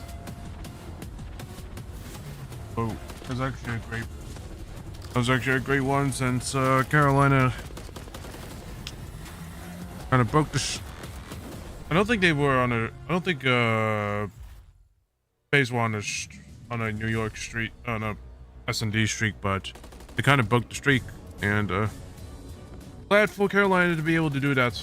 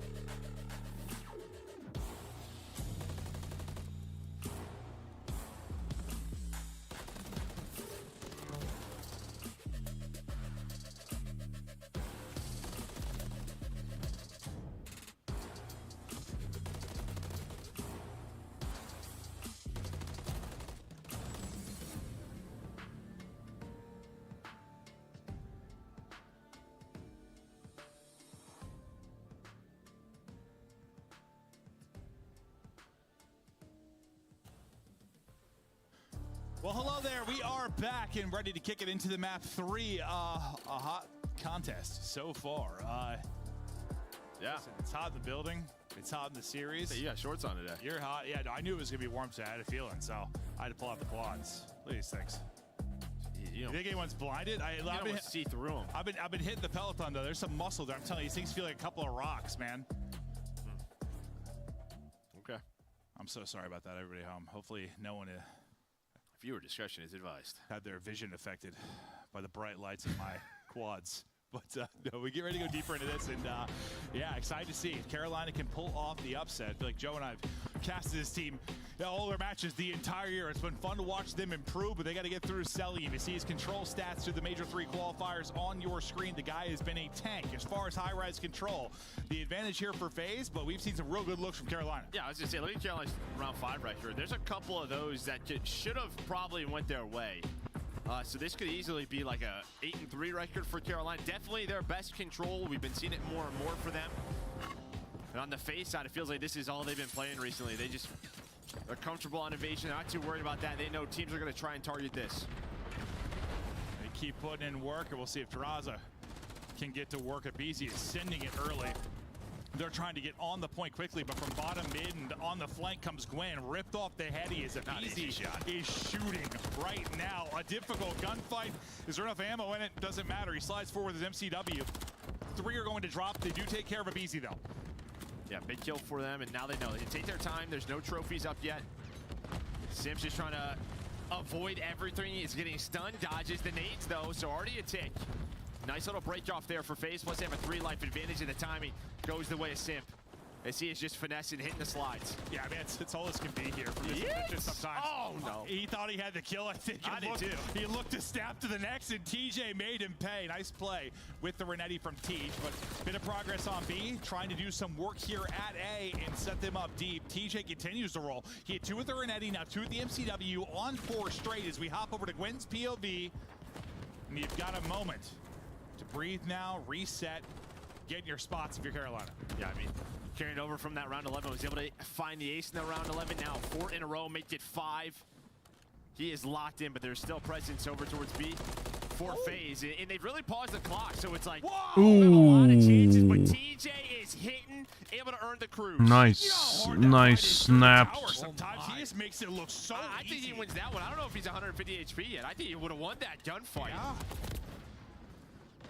I mean, TJ has, for a few years now, been one of the streakier players in the league at times, but like when he's hot, he's still got it. Fellows 0-6. TJ can't miss a bullet. Like, unbelievable so far, but the progress continuing now at B, trying to get the extra minute added on. You still have 30 here to work with. TJ's going to invest the streak right away. Here's the issue. Again, they've done such a good job, FaZe, just staying on the point. Abizi does he take it down where you still have 24 seconds to work with. Now you're on A. And if this goes a minute longer, they only have 9 lives. Does Carolina. So life advantage for FaZe. And I think that's why they're playing so aggressive on these objectives. But now they're getting caught, and that's going to be 3 dead. Yeah, no, they've had like a little presence on A over and over and over again, which I think lets them do what they want to do. They want to bleed lives. They want to play the lives games. Bring it to that, and they think they're going to win. They have a chance to now do it here. Maybe the minute extension, but they lose on the point. Cell shooting, bodies 12 HP, and a dream he will drop. You are on B, looking for the extra minute. No respawns remaining now for Carolina. It's been a long round, but a chance to shut it down now if you're FaZe. What, 8 versus 3, a minute left. Nade does connect, and I like that from Sal. Just don't overchow. Wait for your teammates off spawn. You have numbers. You're playing this like a search round. You can use the cruise as well. You have the cruise on Sal, but not going to happen. A little bait and switch to force the 7 versus 2. Yeah, I mean, you'd have to basically lost like 2 3v4s very clean. Like, there was just so much time to work with too in that situation. But yeah, I mean, whether it was, you know, Sims kind of finesse on B the first time, where he stayed alive for a really long time, dodging everything, or the fact that before they got the first tick done at A, I think they had a body on like 4 different times. At least just pausing the clock for bit by bit. And when you see that sort of progress is being made at A, defenders kind of, someone's got to get over there. Someone's got to get over it, start to panic. Abizi does a really good job over towards B as well, just getting on the point, off the point, finding different timings, mantling on up, able to win that offense. They'll strike first in this. Now see if they can close it out on defense, but you survive a tear there from TJ. He's got as many kills as the rest of his squad combined. I mean, he was popping off from the early going. You've already had the Cruz out as well. True. So they forced that out quickly. You see the league leader there, #1 defensive record, 15-3 on high rise this season. They've been playing a lot. They've been playing it well. But do we have a graphic curse? We might. That is the question. Because we saw it in the first series about how great Vegas' defense was, and then they lose the round. We've done that twice for them. They've lost both times. Yeah. So now we're going to see if it's real. A chance for it here. Already second tick about to be done. Gwyn is. It might be real. He's frying. 6 straight for him. Easy Mac is cursing people. About to be done. They've got a nice 6 life advantage. Holy shit, no way. They just get absolutely slammed there. Still got work to do. Yeah, a lot of work to do. A lot of work to do. We've seen this where as soon as B's gone, starts are really locked in A, take over map control. Cruz out of Gwyn. So now back-to-back rounds, you've gotten a Cruz. What is it going to turn into? The first round turned into a loss. Yeah, I feel like these guys they're getting cruises and using them within 5 seconds. I'll get another one, screw it. Yeah, they're just sending it, but obviously some pressure on to get a round victory here due to the offensive round win for Atlanta FaZe. TJ still looking to be in cruise control, and he's doing that. Double positive. 3 in a row on the board for him. Clay struggling to get it going. Yet he's 6-12, but they're still okay. 90 seconds to work with, and they've just held on to this life advantage. It's going to be tough now to maybe do what FaZe did and bring this down the line. I don't know if you have the time to do it right now. And they have an idea. Sims looking for TJ, was watching underground. As soon as he takes down Cell, is there for the trade. And then it's just one more player who's pushed on up. That last player just... At least you're buying space for your teammates all spawn. I think that's the best case scenario. You have this 5 life advantage. Almost able to make it 6. Good trades. You have the minute. So still time to work with for Carolina, but they want to play this TDM. Yeah, it's just like, can they get it there? Can they get it? It's going to be close, right? Like, you're going to have to put a body on the point at some point. More than likely, I think, yes. If it's going to come down to lives, you're going to need some presence onto the objective. You can't just purely put this behind the slang. TJ waiting. Well, now spotted by Simp, and now it's like, okay, well, guys. He saw you. I'm out of the play. I'm going to have to go back around. Oh, he actually is able to get the hop up and get a kill. I think he's going to be able to do that. Nearly snaps off. There's not the bar there. He might get another one. Onto the point you go. You're able to stop this now. Better chance to take this down to the lives. Everybody kind of coming off a spawn except for Abizi. Abizi's going to drop. Yeah, Clay would love to have that trophy, but a trophy ain't a trophy, so he doesn't have a trophy. That's the way it works. So now he's going to avoid all the nades. Does pause the clock. 10 versus 5. Gwyn is here. Has the help. Clay and TJ just finessing, trying to bleed him out. You're getting some nice picks here. If you're FaZe, you've done a great job trading back and forth. It's going to be a 3v6 now. 20 seconds to go. Second bit of progress was not finished. Gwyn, look at the pounce. Simp hits the drop shot. Traza wins one from up top, but can't get away. Now it's going to be on the tiny tears. Abizi and Simp to hold in the 2 versus 4. Here we go. 5 seconds on the clock. Abizi wants the pounce, takes the pressure to them, wins 2. Are you kidding? They get on the point. Simp wins this one. Now down to a 1 versus 1. Abizi, fellow. 2 seconds to go. The rival advantage is out. The tiny tears pop off. Abizi gets 3 of the final 4. And that is just the rival choice, right? Having the rival in hand, and he's just like, all right, we're in a 4-on-2. I am going to try to find a timing on the 2 players off spawn, and it is the perfect timing because the one player who was already pushed up was on the outer part of blue, right? That was Fellow. So he just hits the gap in between Carolina and is like, hey, I'm going to win this. It's just like, how many players in a 2v4 are like, I'm hitting it? Well, you have the rival there, right? Yeah, it's like the only way you win it. They would have had that if they just didn't. Like, thinking about being a 2v4, he just goes, and well, it pays off. He'll take 3 straight into this, and they were 3 massive ones. 2-0. Advantage right now, and the kills are flowing. And thanks to Abizi, the easy mat curse is dead. That's true. It was close, though. It sure as hell was. You just get your first one on the board behind Gwyn.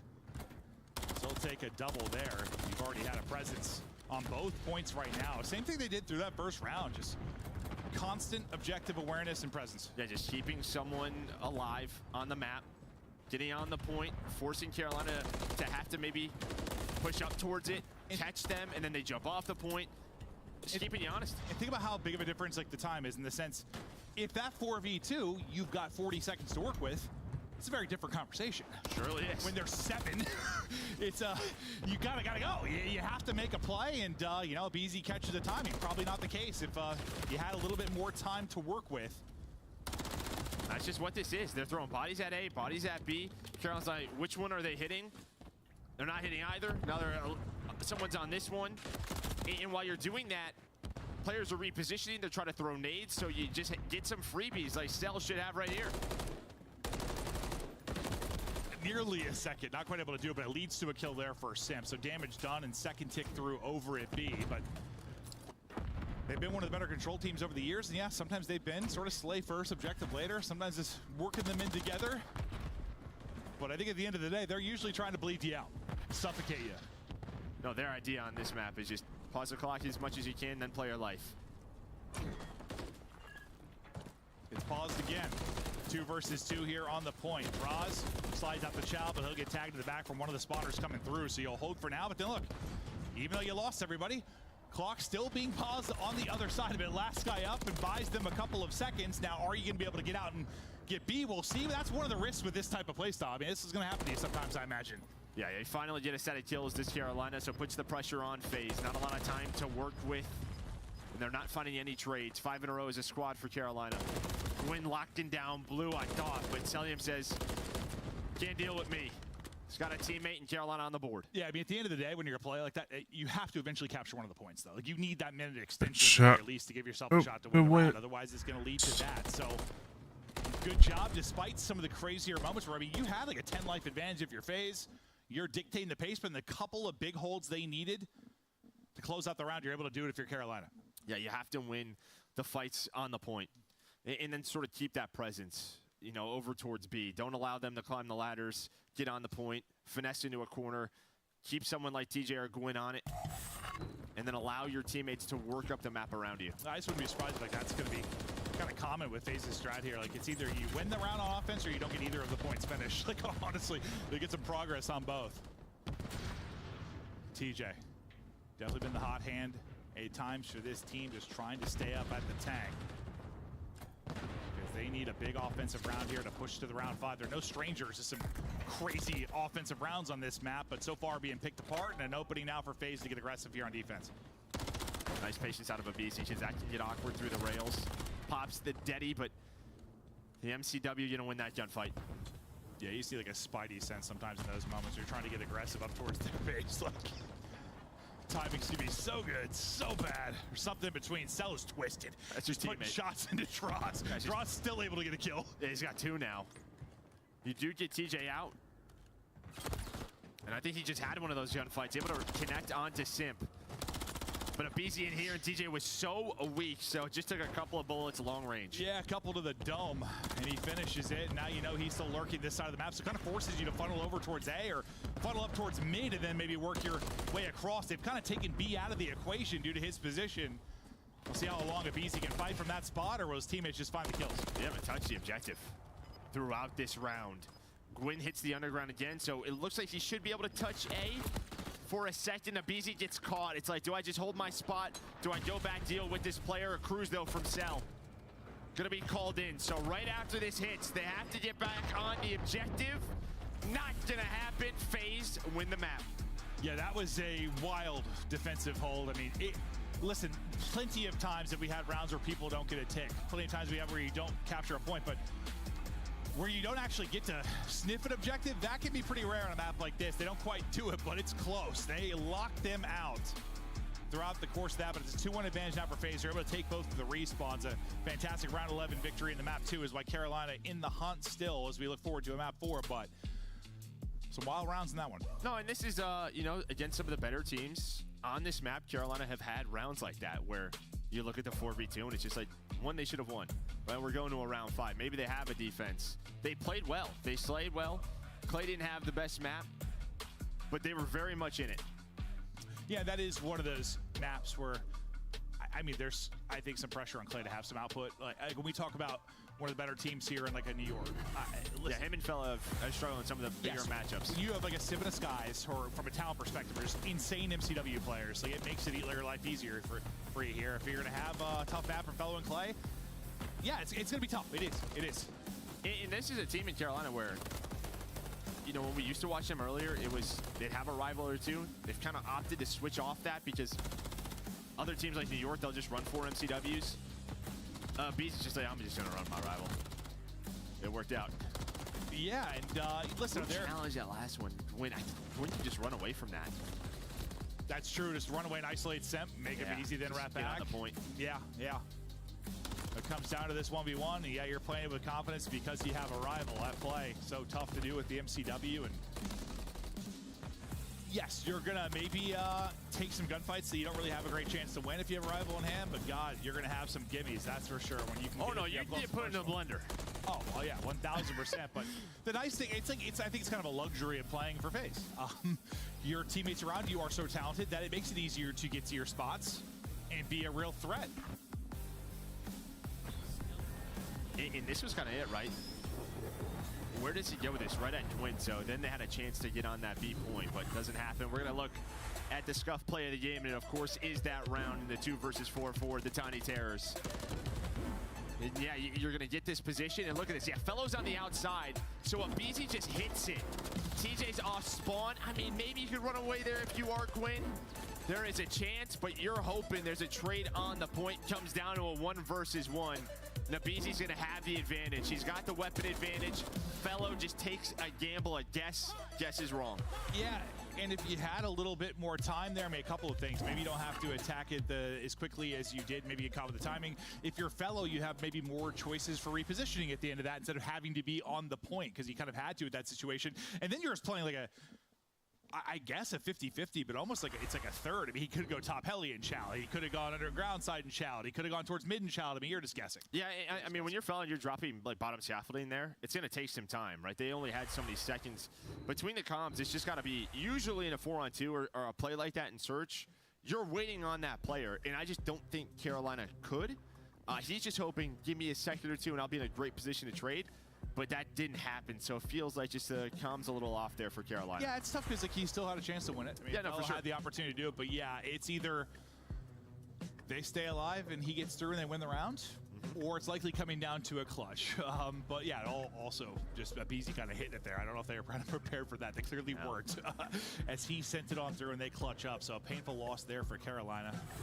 They look forward to our next map. We get headed now to Vista. Talk to me a little bit about this map and the 2 teams, Joe. Well, I mean, Carolina hasn't played it. They have not played it, so you don't have much data there for me. And for FaZe, it started off, they were playing a lot more 6-star, but the last couple of matches, they've been throwing this into it.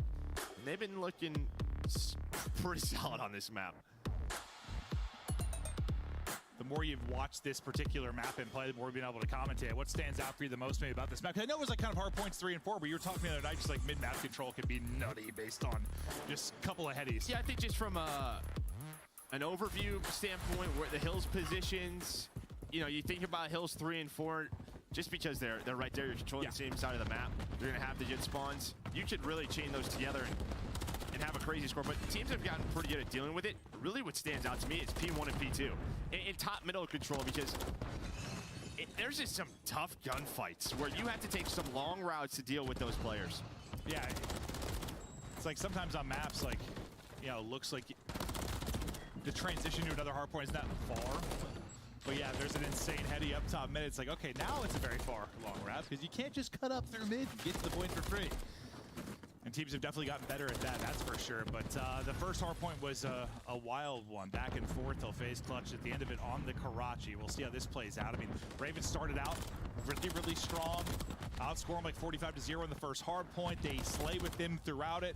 We'll see if they can get off to a start like that. Right now, Gwen certainly is. That's going to be a streak for him quickly as he's able to earn the cruise. Yeah, 6 in a row, able to earn that cruise. Nice time, and now they have that mid-map control. You do have a bit of a split here, but it's a nice read from TJ on the sim, able to spot him. But that buys enough time where you can fight for top middle. This is going to be tough, and this is what I'm talking about. Once you get behind that, yeah, good luck with the gunfight. Draza able to take down Fellow. TJ off spawn trying to get there, but FaZe just walk up win them all, and now they have a hill control. That's kind of an example of what you're talking about there. They take mid control and kind of dominate, but a great start from Gwyn. We'll see if him and TJ can keep it going, because a lot of times, yeah, where they're a threat big times, and those subs get going, but all four are going to drop there and be back to spawn. Is the lead change about to come through now for Atlanta FaZe, and we're racing across the map to now get over towards third. Simp here. You lose Simp, you still have a Beezy just coming back in the map. Yeah, takes the outer route there. There's a risk to it, gets very close, but now you're waiting for him. The rest of the team going to be pushing towards that P4 through the bottom side staircase. Abizi does have Deddy, but it's almost so long has passed. It's like, maybe you're going to pick this up, but he times it well. His teammates find the kills in the back, or at least they should. And there we go, all four dead, and a break is through. Yeah, you just didn't really have any other kills or info to know if he was missing, I think, at that point. Like, you got the kill on Simp. I guess you're hoping he was the only one that rotated early. Unfortunately, BC's been lurking that entire time. I don't think there were a bunch of fights to like realize we're missing one. You have like TJ there again. It's just the route that he takes. But Carolina fight on back. You see FaZe is spawning out with them. So pressure to the player on the hill. That is going to be a BZ. But the stunts over the top connect onto both of the players. And there are the headshots. And he stays alive. Help comes through. He gets the two big ones to get him into the point. The two big ones to hold on to maybe the last 20 or so seconds. They've got the point for now and are just looking for kills here. So next hard point getting ready to pop. You got pretty good situation now if you're Royal Ravens. I thought the position was there for TJ, but Draw's able to snap and hit the shots. Okay, they find any more behind this. Rival in hand to Draza. Comes over to Simp. Picking them apart one by one, just trying to layer the map. Well, and because of the spot that they have, they're not getting the good spawns, Carolina. It's like you have fellow all the way in the back there, but now they're layering up the map. Not a lot of time has been earned through the first 20 seconds, but they stay patient, does Carolina. They're able to trade, use their numbers, now in control. We'll see how much this time they can get. 30 or so remaining on it, down 40. Here in the map 4, the collapse is coming through. The number is there for FaZe. Clay has got to kill everybody, and you just threw your hands up in the air, a little flustered there. No, I mean, just had control, and then it's just gone. I mean, what did you do? The stunts hit, you don't have trophies up. The nades are on point, and they just fly up the map. Does Atlanta FaZe a chance, though, on this rotation towards this P5 to respond? It feels like you need it here. You're already down, with 60 points, right around there. Yeah, you battle back with like 15 seconds left in that hard point, so yeah, it's a little bit of a swing, sure, but you're feeling confident, I guess, in your chances to break this one wide open, but TJ wants no part of it, doing a good job holding the front of this, not allowing them to get in position. Clay still dancing dive, but that's gonna stick to his toe, unfortunately kill a teammate as well as it explodes. And this is what you want if you want Carolina. Control P1. Is this P1 area, this is how you get an angle to that player on bridge, right? Where fellow is getting this time. Now he's got to be careful. His teammates are down. Yeah, so I mean, you get that scrap time, sure, if you're FaZe, but it's going to be kind of the same blender now. You get in now with the final 15 seconds on this point. Thankfully, you were up like 50 to 60, so you're still at an advantage in this game, but you've kind of had to battle through and break over and over again for a bit here. Yeah, skirmishes all over the map, so spawns are a bit weird. Maybe not going to read TJ behind you. I think Draza's going to spot him, but Simp was still weak for the prior gunfight. Does not matter, though, because you have a BZ and Draza controlling P1 on the time. At least to make sure, I mean, it's not going to be a streak coming through. I think Simp was on like 4 in a row maybe at the moment, but FaZe are looking to close out the series. They've taken both respawns so far, looking to take all 3. Let's head to a listen in now with Atlanta FaZe. Zabizi is on 5 in a row. Give me the streak. What's our Bitch on me. I'll meet him. Win bar heady. One shot. Bar heady. Absolutely going God heady. Absolutely going God heady.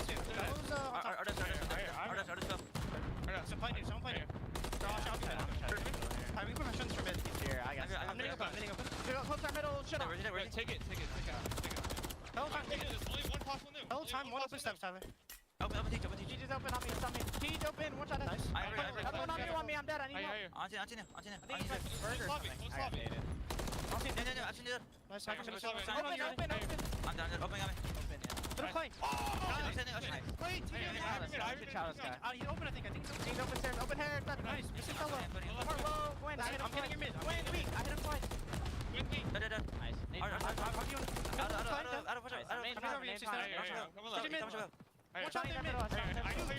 I'm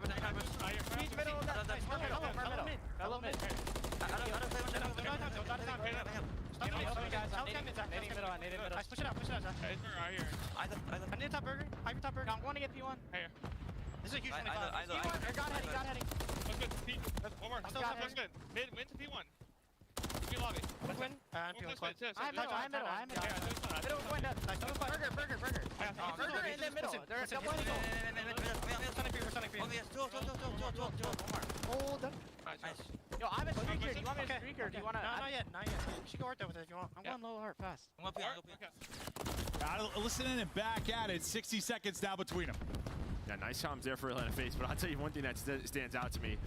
Oh man, pros are so good with stuns and nades, right? Just every POV, they do not waste them one bit. FaZe were struggling, but able to stay alive on the hill time and time again. Now we heard at the end of the listen, do you want me to use the streak? Not yet. Gold bottom art, then call it in, able to connect on one, have a presence on the hill. But Carolina with a close spawn to quickly reinforce, and Abizi hitting this again. Is he gonna make the play again this time? They hear it, they spot him, they pick it up, and they drop him, but the rest of the team now gonna get here. They gotta turn their heads for a second to pick that up. Nobody being the point for now.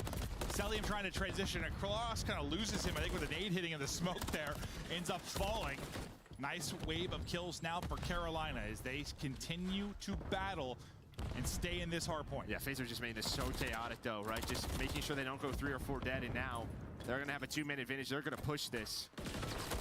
D4 is about to pop. Nice first gunfight from Clay to at least even out the numbers. You know, the position, this is just like last time, just not allowing a clean setup here for the Ravens. No, and this is, it went all right these next 2 hard points for Ravens. Like, you usually had to break if you were FaZe, but yes, it wasn't clean time. That's kind of what you need. If the FaZe are able to bust through and get 15 to 20 points in each hard point, they're very close to winning the map. Yeah, you just have to get some mid-map control. That's what you would love.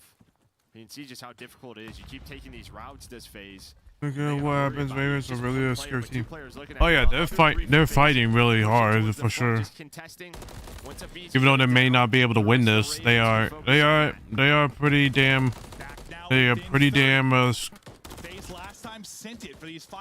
pretty much a dark horse team. Same story here. So number 3 in TJ, he's gonna get set up early towards Nexus. Almost you get less time this time. You get about 10 seconds, but you get up the map a bit more, and you're able to win a big fight on TJ. So you've got more presence at the next hard point here for Atlanta this time. Yeah, it's not as clean for Carolina. They had like 3-4 dead, then got to that setup yet a couple Ooh, players. unfortunate. Celium somehow able to take down 3 on rotation. Hill is up. Nobody's able to get time, and TJ snaps onto Simp. At least buy some time, but after Simp goes down, Abizi follows it up with a 2-piece. Yeah, they just have enough of a presence to fight on the point, or at least make every second so difficult for Carolina. This is chaos. 40 needed for the win. Yeah, it's been a lot of chaotic points, and well, in the chaos is the BC that's flowing. Multi-kill after multi-kill, nearly at 30 for both the Tiny Terrors. They sit on 29. Wins on his 30. Celium just trying to stay up, accrue as much of this time as he can. As they get closer and closer to victory, you can't win it here. We got another rotation coming, but you can get darn close. Yeah, and the tough part here is the last 15 seconds, you've given this up to rotate. But then Clay decides to hit the scrap, and they're going to lose all the presence P1. So, yeah, it looked like they were setting up for P1. And then I don't know. Yeah, then they weren't. They lose the gunfights afterwards, and that might just be it. Yeah, might end up costing them. We'll see. Right back into the point of phase. Still numbered there around the point. 5 needed for victory. TJ trying to make it as messy as he can. Cell now stunned up, getting dropped. Enough of plays being made now for Royal Ravens to extend this for now, but still 35 seconds remaining on the point. Just one more break needed for this Atlanta FaZe squad, but now with 2 down, this might be the chance to attack. Here they go. Break it on in. Abizi in the time. Final tick through. Atlanta FaZe win all 3 respawns. They continue to ice up in the hard points. I'm sure if you're Royal Ravens, you're thinking, every map felt winnable. Outside of maybe like the high rise, but both hard points, they had a shot. Yeah, they had a chance. I mean, this one, it felt like FaZe kept that lead. It's just the slang. When we look at the scoreboard, you're just going to see some difference in the numbers. Where, I mean, those 2 pieces that are coming on through, Simp, Abizi, they're going to take over, and they do just that. 33 from Abizi, 34 from Simp. fighting for top middle control. We heard in the listen them getting fired up. Gwyn, he gets close, 32, able to match that, but Clay, what? Didn't have a great control, not a great map 4. He started solid in map 1, which you know how streaky he can be at times. Like I thought, like, all right, Clay's coming out firing this series, has a great map 1, and then, yeah, he's double negative, basically the maps 3 and 4. You saw how frustrated he looked. I'm sure he's feeling like he's responsible a good bit for that one, but FaZe, they continue to flow. They're up to 6-0 now, looking one away from the perfect record here in Major 3 qualifier, and still not much of a weakness. Yeah, I mean, you saw like the second P1 through P3 on that game flow. It was like 18 points for Carolina. That's where FaZe ran away with it. Vista looking strong. Karachi was close, a slow start for them. I mean, Invasion Search Destroy, it feels like they haven't played that in a while, so again, just making sure we got some things to work on still. Yeah, I mean, yeah, obviously, you go in an 0-4 hole, you really start to rally and make some plays to bring it back, but yeah, going in an 0-4 hole in Search and Destroy, going to make it very, very tough. But that's always the thing, when you're on top, when you're the #1 team, and you have a very wide map pool, it's almost like we need to give everything some reps. Like, make sure we stay solid in certain things, make sure we work to improve in others, but that'll do it for that match. FaZe continue their perfect route as we kick it back to the desk. Take it away, Chris.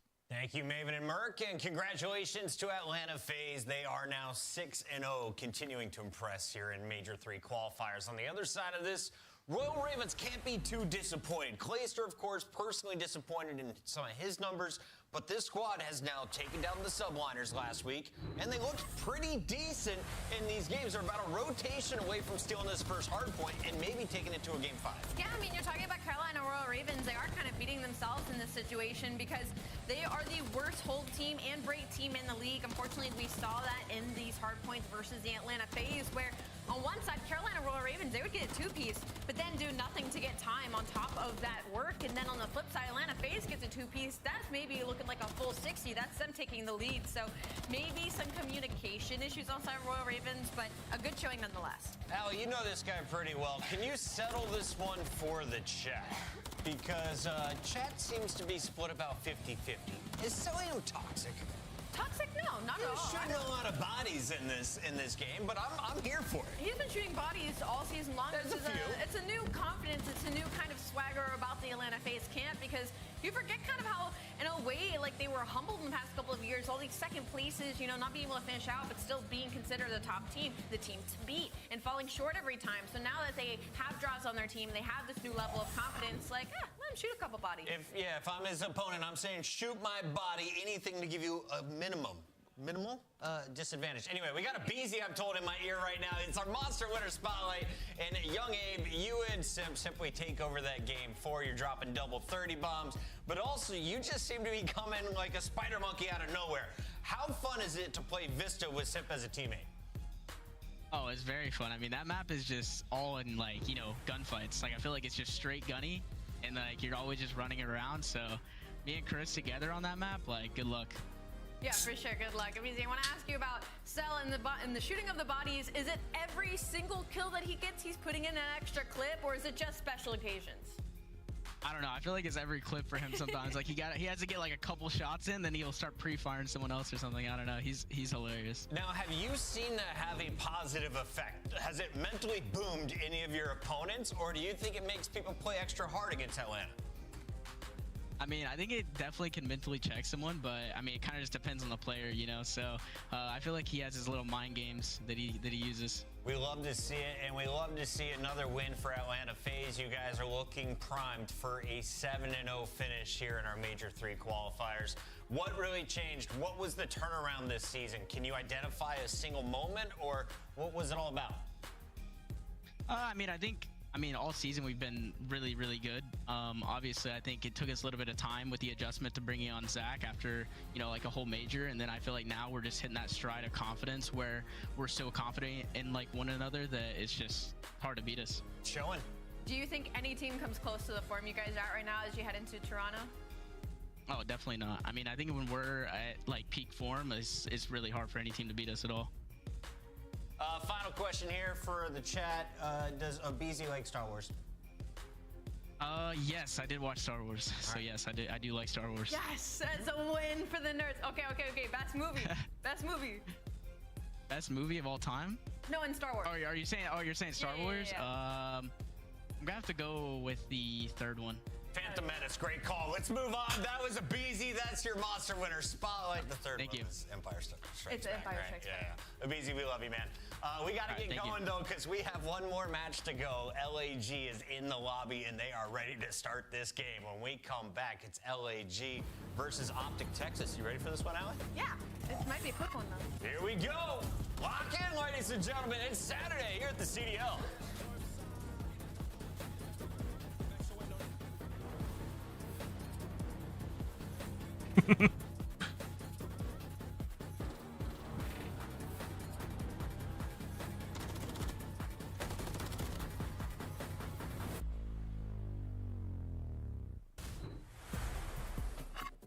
Upgrade your game with the Scuff, the official controller Oh, of the Call I of mean, Duty League. wasn't even close, but you know. Start the season strong with the Call of Duty League pack. I mean, some teams are trying to catch up, but Call of Duty store in game now. not enough where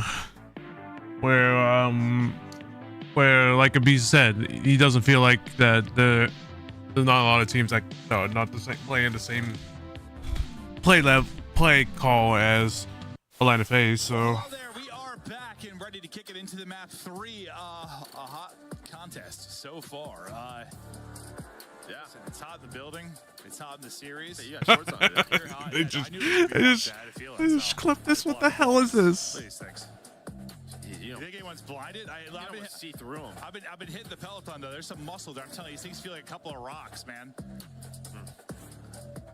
Okay.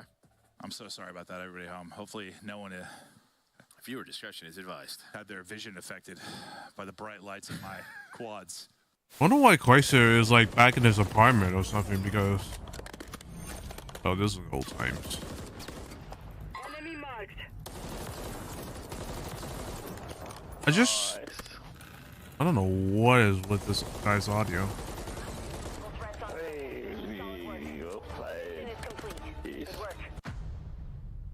I don't know what this guy's audio is, but holy shit.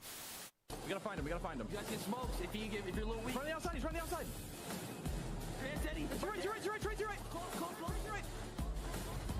Let's go, baby! Come on! Come on! Let's go! Let's go! Let's go! Whichever bomb site they choose to go to, 30 seconds on the clock, and well, if Easy's been seen, he will drop off the map.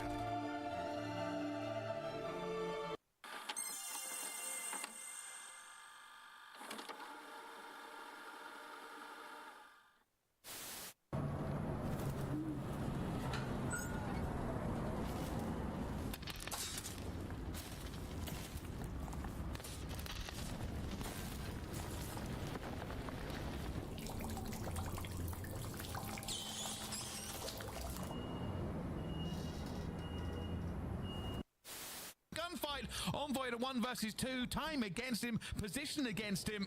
Surely there isn't a win here. You just want the kills. I think if you get the kills, you'll take the win in that regard. That's number 5 in a row. Maybe he can win the round because it's Envoy. Of course he can. World champ for the 1v2.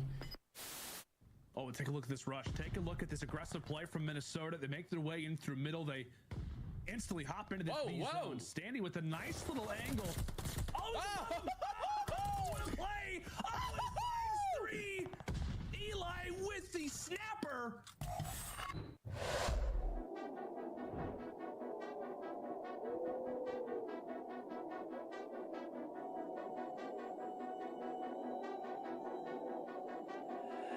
That's the cue. Look, I come from a city, you hear sirens when we sleep. Heaven sent, hands down, vibes so unique.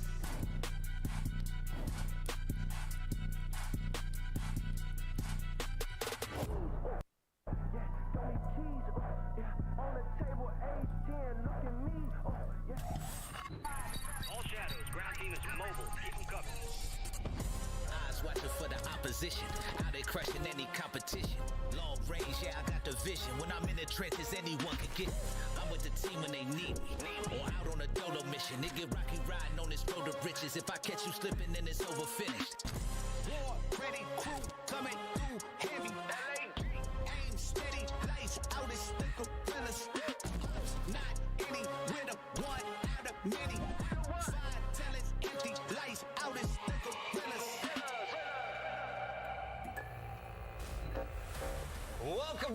everybody, it's the Call of Duty League, and we're getting ready for the final fight of the night here on Saturday at the CDL. Optic Texas is taking on LAG, but LAG has some new firepower.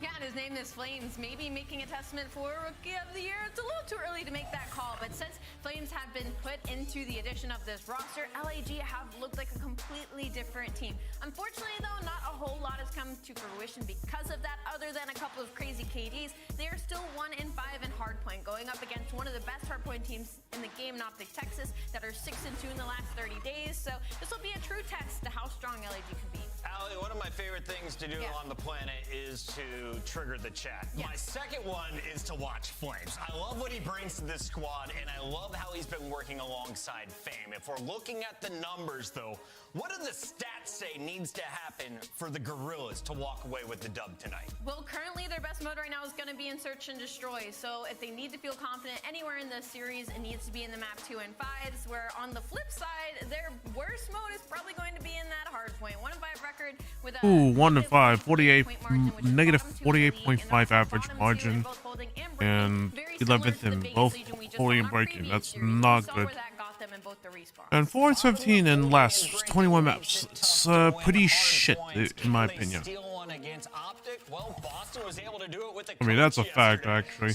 That's pretty shit. Let's take a look here at the squad that's been Ewalking their way all over the bottom 8 in the league. Optic has one of the most impressive records against teams with lower seeds, but some of the matches have been relatively close, especially the one we saw just 24 hours ago. Yeah, and it's almost like an unacceptable close, but the last time they went up against Boston, it also went to a game 5, so a couple of mistakes on the side of Optic Texas. I don't think this is a trap game for them, especially because it is made up worth, and they now have Kylo Ken on their roster, and Kenny has been a completely different beast the entirety of this stage.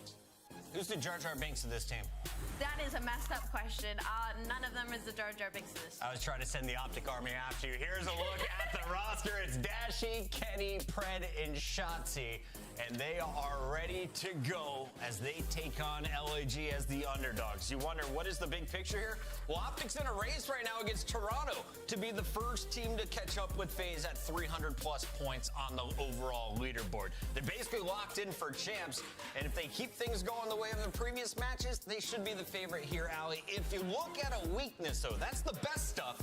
Where's the weakness in Optic's game? They've got to tighten up their Search and Destroy. Only 2 maps played, and that's High Rise and Invasion, so they need to expand their map pool, but their attack hasn't been very good at all. As you can see on your screen, they're not planting that much, and they're taking way too long to get the bomb down. So a couple of things to tweak. Focus a little more on that OBJ. They were playing patient. Let's see if they speed it up today. The maps for your Search and Destroy. Well, we're going to High Rise. If it does 6-star, High Rise, Karachi, High Rise. So we got 2-1-2. The biggest focus for me is that we have completely different Search and Destroys that we just touched on. We have a 6-star in the map number 2 to see Optic Texas maybe attempt to expand their map pool. His name was Picking Kenobi. It's time to find out, and they were Scuff Pick'em. Optic Texas. LAG have looked decent. Flames has been pretty good for this roster, but Optic Texas too strong. Seeing their record versus the bottom half of the league, I'm gonna go with Optic Texas in this one. Game 5. Chewy on that one, ladies and gentlemen, who picked LAG. I'm going LAG tonight. Going purple. Let's just get past that joke. Why? Allie, next. Okay, I'm going Optic Texas for sure. She's going for 98. Fans, ride it with Optic. Miles and Chance, what do you think of my faith in Flames and Fame? I think your endless Star Wars puns, Chris, have not gone unnoticed. Yeah, we see you, big dog. All right, let's get barking. Should be a banger. Everything is lined up here for what could be a very, very cool series. The desk isn't exactly split. I think Puckett, I do find his lack of faith disturbing, but we'll find out, Chance. We'll find out one way or another. Also, who's the Jar Jar Binks of Optic Texas is diabolical. That is unbelievable. Like that, I don't even know what to call that. Like, it's not even a federal question. Like, that is just straight up evil. No, like that's not okay. But I think what might be okay, Miles, is the mental game from Optic Texas in this series. I know Kenny a little bit struggling in yesterday's series. Again, not in the output necessarily in the gameplay, but just for having good vibes. I know the team has certainly talked things over. want to bring back and have the good mental going into the series today. So I'm thinking Kenny, good vibes on May the 4th. Like, he might come out and just dominate, and you get a 6-star hard point as well, where Optic Texas currently perfect 3-0 on the map. I've been saying this for a long time though, but Kylo Ren is absolutely my favorite Disney princess. Shotzi, first blood into 6-star we saw. But we've been seeing a trend here, Chancellor, like kills not really being the biggest deal, especially in the first bloods, but we're looking at lovely opening hardpoint time from, you know, at least one side. Really, really one-sided. We'll see if it's going to be LAG right now, because your boy Flames still at it. He's doing extremely well so far. Of course, though, no trophies out and about just yet. So a Semtex landing at his feet gonna be the match. And you are just getting peppered with every single stun and nade right now in the game. So difficult for Estriel to see alive. You could see more nades just landing at his feet. So I know Shotzi touched it on yesterday's interview. They just want to make sure their nades are on point, especially so for S&D, but bring him to the respawn and keep things close as you rotate over towards P2. Optic Texas currently surrounding the time, but LAG grouped up together, gonna stack the front. Yeah, not a lot of time gained from either team, but relatively even. P2's up. Ooh. Optic, win it. Actually, right there in the feed, keeping things going. Big Bruce on the break. In we go. Optic, that is your lounge. I mean, that is as easy to get to. Now Pred gets to captivate and go get a little bit of space. He's just going to time it out for the pinch, wait for some noise. How many players can he shoot in the back? Has eyes on 3. So much damage and might only get the 1, but dishes it out to his team. That is effectively a wipe, and LAG might just have to chalk up the full 60 and rotate towards Nu, because Pred continuing to put on pressure. Ooh, Kenny helps out on the second. Nice shots, Pred. Towards the third hard point we go. Final 15. LAG have got themselves in a position. Kenny looking to cut off. Can't get Estriel. Perfect work there with the rival 9. Dashy up the back against Flames. Bad timing from Flames. The concussion's going to slow him down. The nade doesn't connect. So the line is now safe for the moment. LAG into the time we now go. Hard points up. Pred on the approach. Nice trades from Estriel. Gets it himself. Yeah, once again, great tax too. I think Optic right now on point with their usage of the throwables. And Shotzi, great timing to work your way in and coordinated with the team. One opening in that setup, and they captured it immediately. LAG for the moment on 6-star. Just getting broken down. Broken down, indeed. Well, it's a 2-2 split.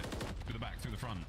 Kenny and Pred on the other side of the bar. Ooh. No more in the Oh, no. We are not allowing that happening. He can, but the trades are there. Breaks on breaks. LAG in control now. Yeah, Kenny wants to force the issue. Actually, he's doing this with Shotzi and Pred. No one on Optic rotating for the moment. They want to fight for these final 14, or at least keep LAG off the time.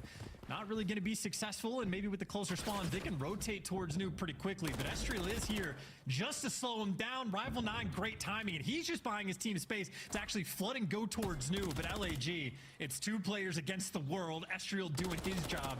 Now it's Fame's turn, and these guys are on point. So Optic, instead of rotating, wanted to force the action over towards P3, and for the moment, they are getting punished.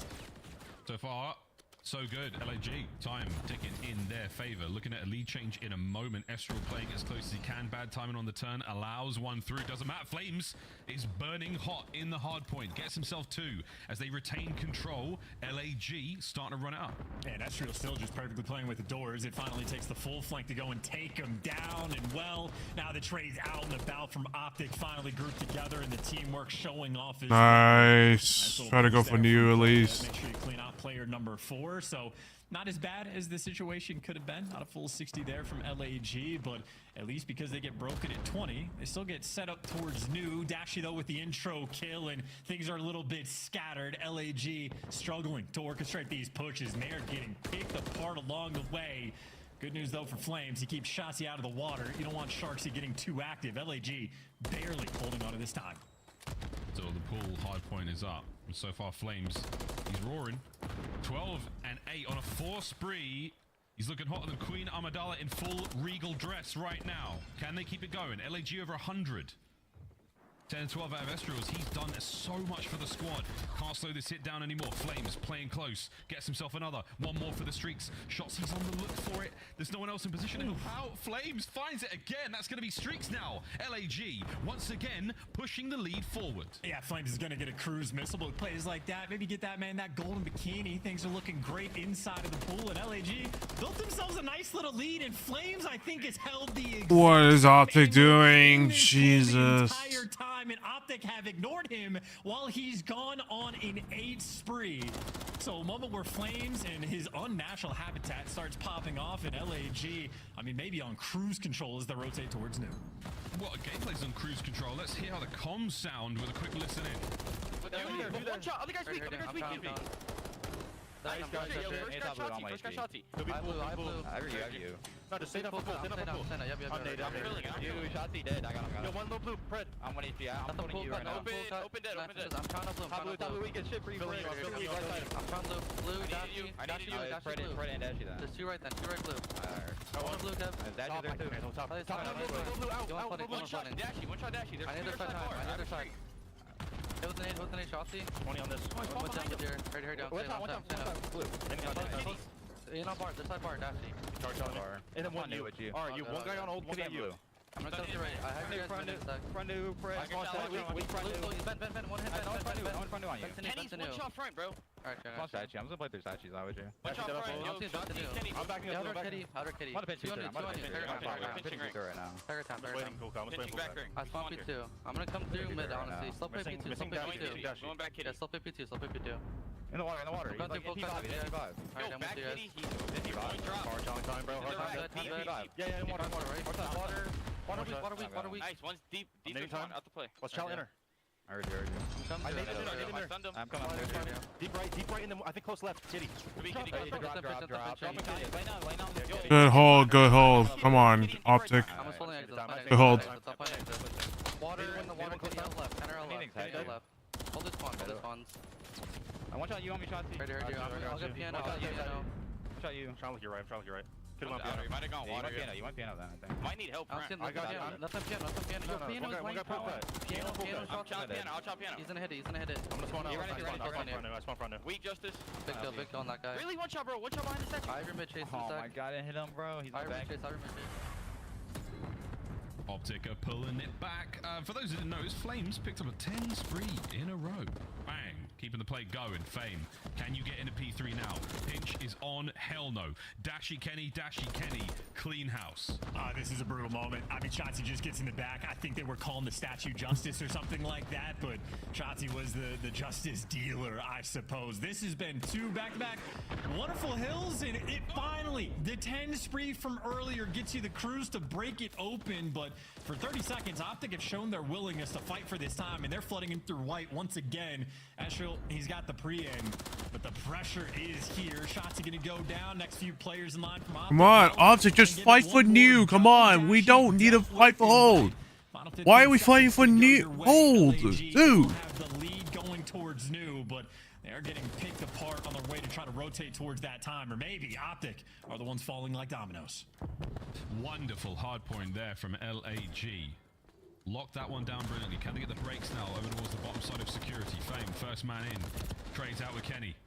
Fred's there for it. Can't get any more. Shotsy trades again. Optic on top for a moment. Diamond, can he get in there before the regen? Shotsy with a gun up at the ready. Big win! The second no. Estriel's there. Dashy now posted up. Optic starting to reinforce. Pred through the middle of the map. This is looking like a good hold, and we might be seeing another lead change. Yeah, Pred on the pinch. Going to be the thorn in their side. A couple players have to turn their attention that direction. It makes the push to the time that much more difficult. Kenny in the perfect spot. Dashy gets to be the overseer, and there are no open avenues of attack. Estriel forced just to send it to try to contest the time. No success. Optic effectively a perfect hold on that rotation. And maybe one dicey spawn on the rotation to new. So Flames gets a nice little kill towards the pool. But Shotzi gonna be playing it patient. You need to hunt this man down, or he is gonna pounce and break this setup wide open. Oh yeah, Deddy on. Wait a minute, has to get in there and finish off Diamond. Nice work, sends it ruthless in the attack. Estriel there to pick up his. Can we keep the pool safe? This was such a good hard point for LAG. Optic have to find a way into this one. No streaks to hit them with. Flames finding another big one from down low.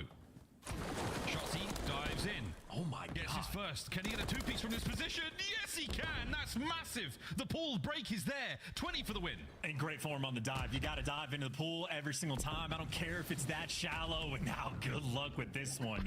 Nobody does it like Shotzi, and you can basically just stare glitch while you drown. And keep in mind, he doesn't really take damage, and now they're lining up for 3. Maybe overwhelming just What the hell was that? What the hell was that? Boy, gets him out. Gets that extra tip as well. Optic 250, 233 victory. They had to fight for it, but they keep their perfect record. Oh yeah, Pred was the What the hell was that? And he turned a blind eye to Shotzi diving in, helping his boys get that win. Optic Texas pulling things out on 6-star despite a brilliant effort from LAG. Flames with the 10 spree. The whole team looking good there. That was a battle to get things going here in the series. Staying on 6-star for the search and destroy after this. And I just can't believe we watched 3 players just straight up cannonball into the water from LAG towards the end. Like, if you don't call that out, that you're making a big splash, you're going to get punished for it. Either way, though, I don't even know where you necessarily talk about it from LAG of like what they did wrong. Sorry, 223, not 233. So again, they did fight, had some pop-off moments. Maybe honestly just plays like Shotzi getting to like the back statue, or I believe Black Justice is what LAG might have called it, but a 2-piece on that rotation at P3, stripping away the extra time, forcing them to invest a cruise missile in that situation instead of the pull towards the end. Little things go a long way, and Shotzi, I mean, again, just the dealer of death, lighting up the kill feed, great damage, great swim trunks as well. Man can do no wrong by the pool.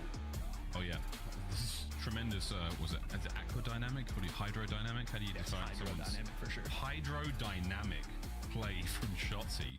Absolute badass moves. 250, 223. It was a fantastic. That was a play. good That's what save you want one guy to from save Shotzi, I'll the say. day. It was the Aqua Ant-Man. Highlights though across the board, a lot of flames in there. He was devastating. Opening P1 to P2 was very good from Optic. Nice bit of back and forth chance, but hey man, great way to start the series either way. I mean, that Flames 10 spree is kind of wild too, because it looked like after maybe the first gunfight or two that Optic was trying to ignore him and kill the rest of the guys before they converged on the pool, but I mean, he just picked them apart and got free kills the entire time. So maybe just the choice of what angle to play from inside the pool goes a long way. But as good as LAG looked, again, still end up losing the map. I know certainly affected there on 6-star, but a lot of just little things going wrong. Here's the triple into the pool and bad form on the cannonball. And honestly, jokes aside, like the props on Shotzi, the dolphin dive actually incredibly effective. They get you pistol out just ready to go first thing as soon as you fall into the water. Instead, it's just a little bit awkward when you go feet first. So, I mean, the pool dynamics, the hybrid setting for Shotzi really can go a long way. For LAG, again, close but no cigar. Certainly looking like a strong team. 6-star is a different animal, but that's for the hard point. Optic again, perfect 4-0 record on that map for S&D from Optic Texas. It'll be the first time seeing it. And I know from LAG, we've seen them on it once before. Flames put on a fantastic performance, and they got a 6-3 victory over Boston. So at least one repetition in the mix with the current roster. And I know Flames currently is sitting on like a 2 S&D KD. So that'll be the man to look out for from Optic that they're going to need to stop. He's making a nice sort of like a splash, pun intended. Not just on 6-star, but in the league in general. Flames has turned things around, not just for LAG, but between him and Gwyn, Rookie of the Year is looking pretty spicy indeed. We have some Flames stats, friends. Those of you or Fame stats. It's really hard to tell these days who's being brought up because everyone sounds so similar. The Flamethrower, ladies and gentlemen. Look at that. Overall chance, a 2. That is disgusting to start off your pro career. And damage dealer as well. The opening to win percentage is fantastic. And the kills per round, I mean, I think the best players in the league overall, if you're breaking like 0.9 kills per round, you're absolutely elite. So the performance he is currently having in stage 3 is bonkers, and even then so as a rookie on a brand new team, this is incredible. Admittedly, low statistical like variance right now. He's only played a handful of series, so the stats are definitely padded a little bit. But either way, he's still been consistent, and he's playing with some confidence too. I know Scumpin Methods on the Breakdown podcast had an interview with him, and he seems like a great guy. He's been playing for a few years, one of those sort of off-season grinders, and the way he was talking about his own career of like, he took a year off from COD. Dude didn't even play Vanguard, but then at some point he sort of realizes like, well, I'm clearly talented at the game. I don't want to waste it. Let's actually give it a proper go. And so far, so good. He's been on his come up with Esri as well. So shout out to Scump in the Breakdown for the interview, and best of luck to Flames because he's been on point so far. You might need it. After what we saw there, Shenanigans in the pool side of the map is exactly where Optic have gone. They are once again over towards B. Pred's got himself a nice corner. Shotzi with the bomb, waiting for any movements here. Not a whole lot of noise yet. The smoke is cleared. The bomb site is theirs. And you see just dodging out a bunch of those nades as soon as the final explosion rings Those out. kills. He gets on it. Meanwhile, nice little collateral there from Dashy, who from the pool to top mid rips 2 players off. And yeah, Dashy's built different. Might have just bought you the round, and just like that, you blink, it's over. The trade's on point. And Dashy, I don't know how he did it, but we already know he shoots laser beams. Kenny got his own collab. Look at this. 2 for Ken, 2 for Dashy. Dynamic duo. There in round 1. With a bomb plant as well, so shout out Optic Texas. Trophies for everybody in round 2. Yeah, no, that is absolutely brutal. I wonder if Dashy was able to maybe connect with a stun grenade and slow the 2 players down in the middle of the map. Again, we saw them peppering with stuns and nades like crazy just on the hard point, and a focal point for this squad and search and destroy. They're stacking B as well. 2 players in the middle of the map. Optic are going to be very prepared for this push. Boink, what an absolute peach. Bruce on a 3, and he is hounding. He's bounty hunting his way towards the backline here. And Estriel, if he throws that shoulder a little too far, he's in trouble. Fame spotted. Tags.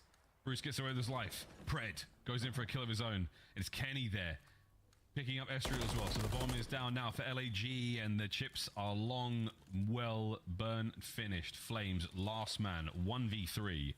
And he has got a Dashy incredibly hot on his heels. He's never going to turn around and see this. There is no way. And that's the round. Yeah, and that's Optic Texas, by the way, playing with not a lot of respect for their opponent. They are running it down. That is 2 times now where Kenny is just standing in LAG spawn, shooting players in the back. So there is not a lot of time wasted. It is great space being taken. And again, Dashy on point with the intel.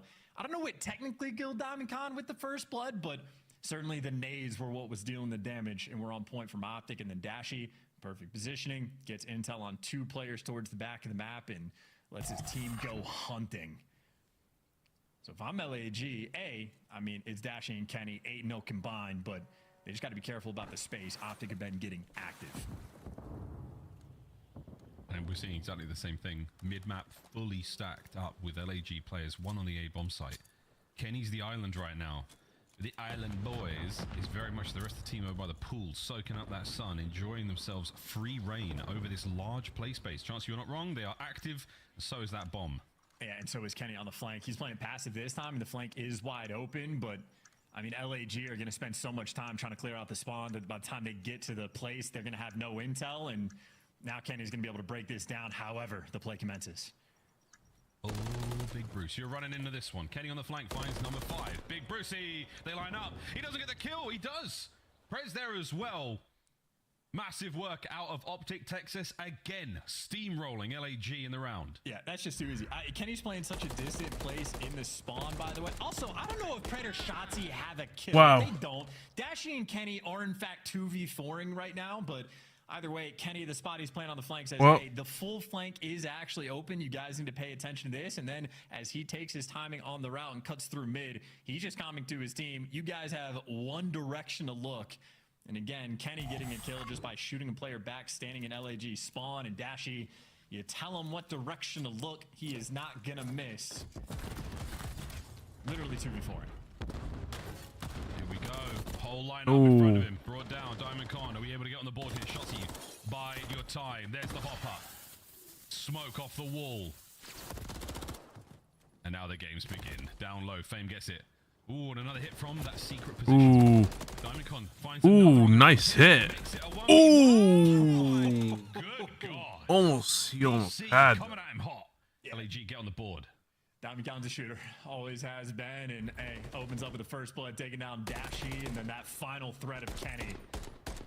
One more bullet. Kenny clutches it and brings devastation to you. But Diamond Con, nice little bailout moment. Gets his team on board. They deal with the chaos of Shotzi in the smoke and a nice aggressive play call from the girls as well. That's the good news. Bad news, Optic has 2 cruise missiles. DOS missiles. And these sites are wide open, too. Yeah. Stun check. no joy. Nade will land, but not going to hit any damage. It's going to force Kenny out into the vents. And this is up. Here comes number one. Ooh. Now there are two of them in the feed as Kenny Well, picks two up dead. Look at the play call too. Pred's already cleared out all the space over towards A. Shotzi wrapping the bomb, and if he gets this down, that might just be round GG. Kenny gonna fall though, so instead of planning, you just collapse because Pred running through your spawn in every single round. A player from Optic is just shooting LAG in the back because Optic are just running it down. I mean, everything you've tried to do, every execution has gone your way. I mean, you're trying some funky things. LAG are playing really, really tight, playing real close. So they're getting pieced a few times there. There's a lot of damage that probably shouldn't be there. Spacing seems to be an issue. Optic Texas, though, no flaws so far here, 4-1. Not at all. And for their first look on 6-star for the S&D, this might be Optic taking full advantage of the new map that's in the mix. Their record in hardpoint, again, perfect thus far, and they can follow suit, add that to the arsenal. And this, just taking space. Shotzi does get first blooded, so it does Oh, they read that. And Pred waiting in the wings. Oh, that's unfortunate. And that is a collapse and breakdown of a round. Optic, for the first time, they get caught just running through the spawn. Bruce down and out. LAG. It was a quick and swift pounding, perfunctory pounding there in the round. No love whatsoever. Bruce is cleaned up on the other side of that sweet little waterfall. Is this enough to get LAG a little bit of momentum? It just doesn't seem likely or possible the way Optic are feeling so far here in the search chance. They can do no wrong. Looking at that, again, this is a small roadblock thus far in the map. I would also assume Optic, I mean, no reason not to run the exact same strat, get out towards the pool and just call on the other cruise missile that you have. Because there's either going to be no defense and you get the bomb down for free, or you just get more kills with the cruise missile. So Dashy number 4 on the map has it in hand, playing the deep corner. Here comes the cruise. Only player out in the mix is going to be DiamondCon, and as he backs down, free bomb plant here for Shotzi. No kill, but you at least get the setup that you want. Yeah, Kenny gets top bar. DiamondCon's back is exposed. Ooh, he got caught with his pants down. Shotzi, what a nade! Gets his own trade. Ooh, what a Kobe. Pred, not a clue what happened there. Flames gets underneath him, cooks him. Oh wow, that was just unfortunate for Diamond. I don't know what to call them, bushes, palm trees, little plant sections, impossible to spot. So this is going to be a round one from Optic just because you can't check all these corners, or maybe you can, but now no time on the clock, and Big Bruce spots to check the bomb from. There's number 1, and number 2 fries him with the pistol. The propaganda for the Renetti starts right now. We're Oh Jesus! Wow, that was something. Big Brucey from the hip. Let's have another look at that, Oh, boys and girls. oh my God! The new sheriff in town. This is what I like from Flames POV. That's gross. Oh. I think Dashy has at least one pistol kill per year that just demoralizes somebody. I didn't mean to bring it up and be bad vibes, but I still remember Dashy World Star camping with a pistol on Berlin.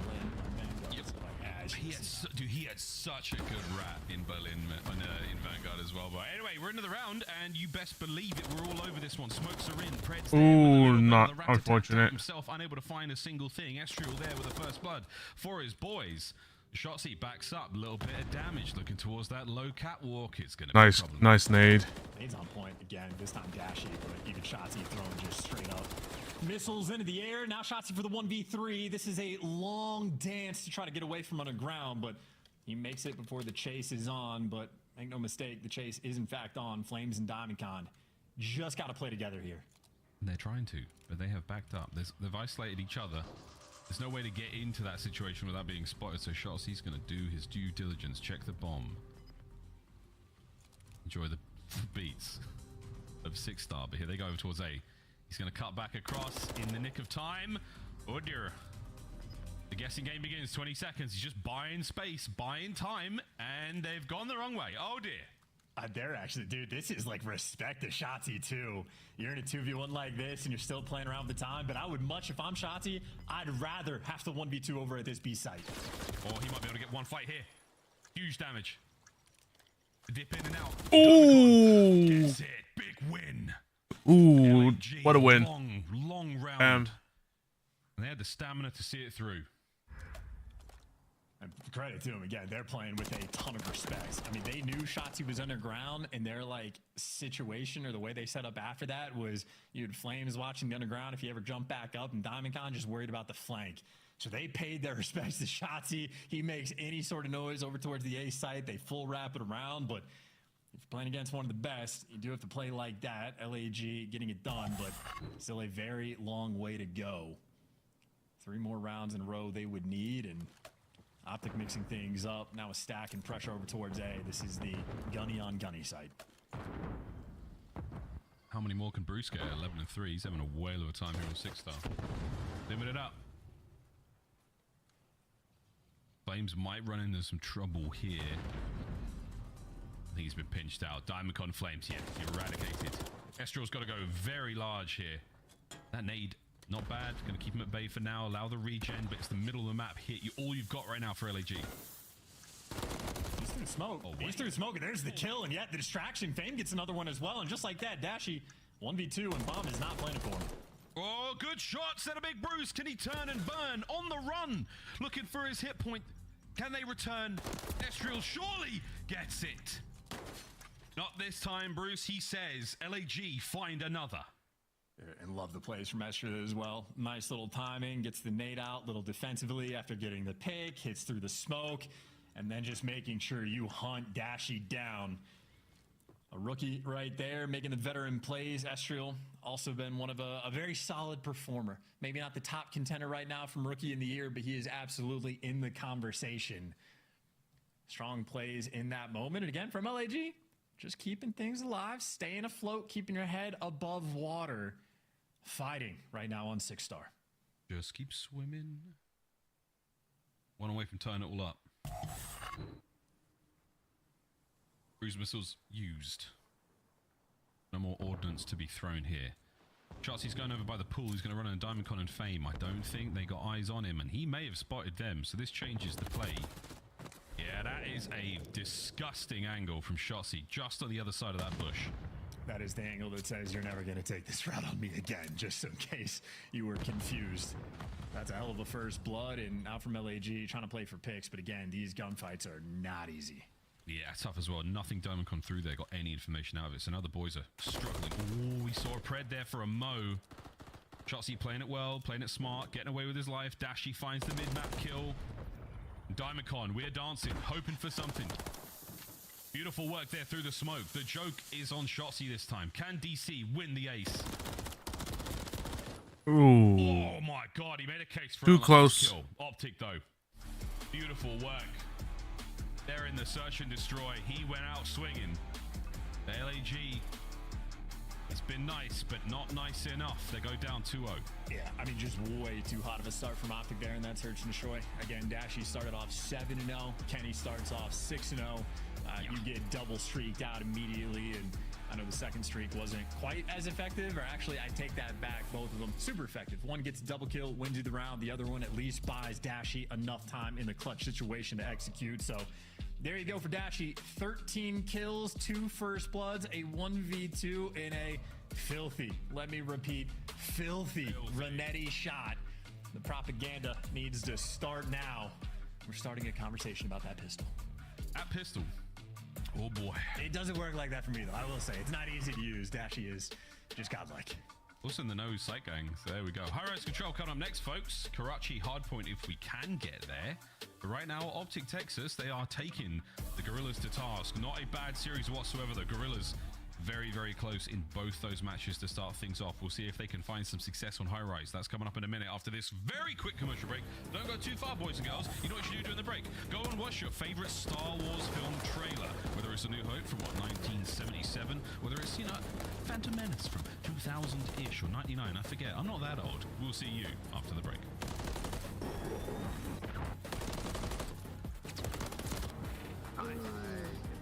Oh my god. Upgrade your game with the Scuff, the official controller of the Call of Duty League. The Call of Duty League is brought to you by Monster Energy, the official energy drink of the CDL. Gonna funnel them through. These have to run at this. It's 2 players inside mid. It may work out. It will not. It is 3 from the missile. Diamond makes the play on the very long flank. Run, but you cannot hide. It hits both. They drop. Diamond Con trying to end the game. Is he going to get there in time? He is. 13-4 from Diamond Con. Ends the game on 7 in a row. Now it's just down to 04. He's on the hunt. 04 spots himself. He should be able to line this one up for free. Another clutch out of this young man. Opening shots from 04. Connects on the Geo and he predicts. Oh, man. Oh, my goodness. This kid is everything. Flames, the second potential 1v3 for him. Pistol, gunfight, win. Check the bomb, get him off of it. And he does. The play's alive. Oh, my God. Accuracy of the runaround. Flames. No way. Back to back. In the same map. Another 1v3. Ain't no way. But time is dwindling. They still got to work the play. He's hearing all this. I'm going to push. What's up, boys? Takes out 2. Diamond, look at the 1v3. Oh, my God. That can't happen. Yeah, well, it's being those instincts. A double nade is in. Nasty. While he's jamming out, he's also trying to win fights. He can think that, and he will get dropped as the tunes keep going. Have middle of the map control. You're just going to funnel them through. These have to run at this. It's 2 players inside mid. It may work out. It will not. It is 3 from the missile. Hell of a round. Serves Andy.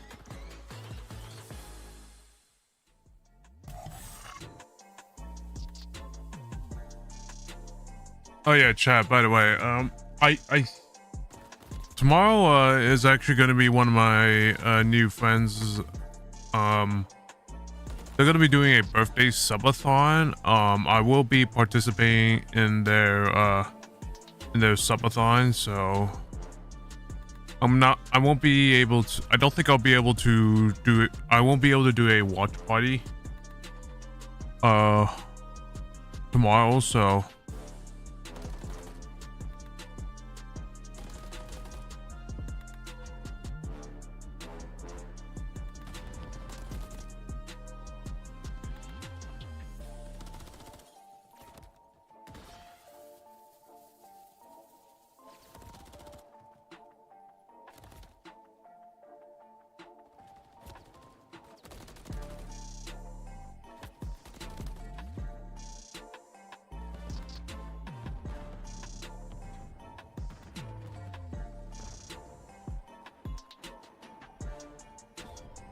But yeah, I'll let y'all know what's.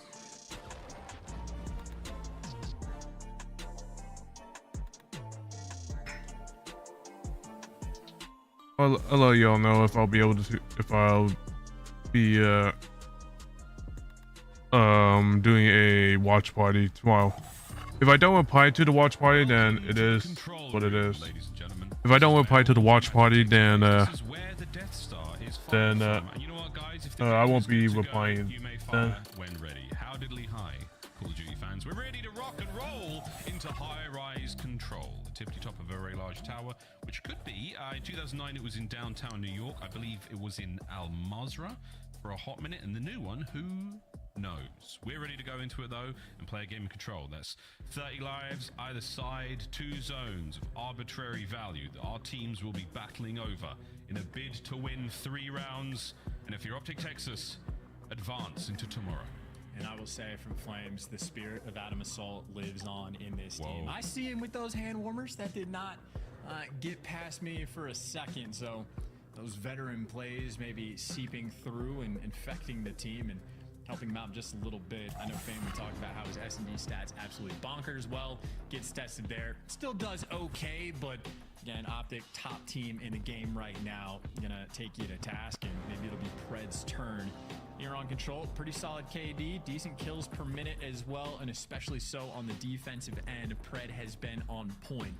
I know on high rise, he certainly likes to roam towards green tarp, towards the middle of the map, and really just about all those many micro decisions. You want to stack the time and play from kills. We get to test that metal as LAG. Testing out the A-hit, Fame, knocking on the devil's door. Love that from Fame. Stays on the outside of the zone, does not trigger any warning systems. Instead, he catches out Pred. Now, he's got a little bit of space to work with. A Shotzi in the middle of the map, heavily tagged up, feeds him to Estriel. Now, Fame keeps eating. He gets himself one more. His boys, though, haven't really able to get too much going there. We're looking at Estriel trying to keep the front line as far forward as possible here for LAG. Ooh, nice stuns, too. Nice corner reposition, though. Does this actually get red? It does. Shotzi, yeah, if you're playing with doors, Shotzi ahead of the game. And unfortunate, I think, from LAG, quite literally just the giant exploding propane tank that shut down that first push off the back of Flame. Fame. Damn. And now LAG got to reposition and work out of the spawn. You got to fight your way down low as well, and it's not going to be a fun time. Plays like that. Kenny in a lovely spot. Fred gets caught. Estriel stays alive. Finish moving, but not enough to stay alive for any longer. Shotzi keeping those boys trapped on the inside of their spawn, and the life count starting to dwindle here for LAG. Oh, this is brutal. Shotzi in the spawn trap. Name a better duo. Maybe the support he gets from Ken will help him out. And now LAG, you are in your spawn looking every direction. 3 players there to take care of Shotzi.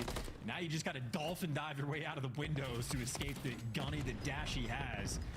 So LAG are fighting to get out of their spawn, and great news, they got out. Bad news, Kenny, well, doesn't get the cruise missile, but you also don't even touch the time.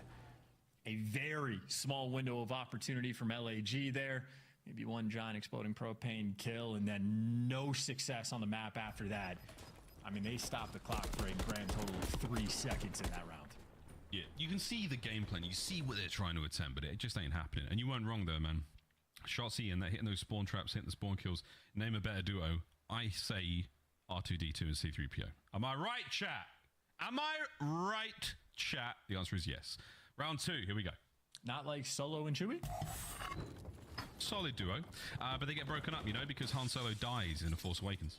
Spoilers, man. I haven't seen that movie yet. Don't even know which one in order that is. Or if the order for Star Wars even makes sense at this point. I haven't kept up. Pred, again, loves green tart, loves the middle of the map, and strikes right into death. Flames there for the first blood is the primary action from Optic, working the B zone.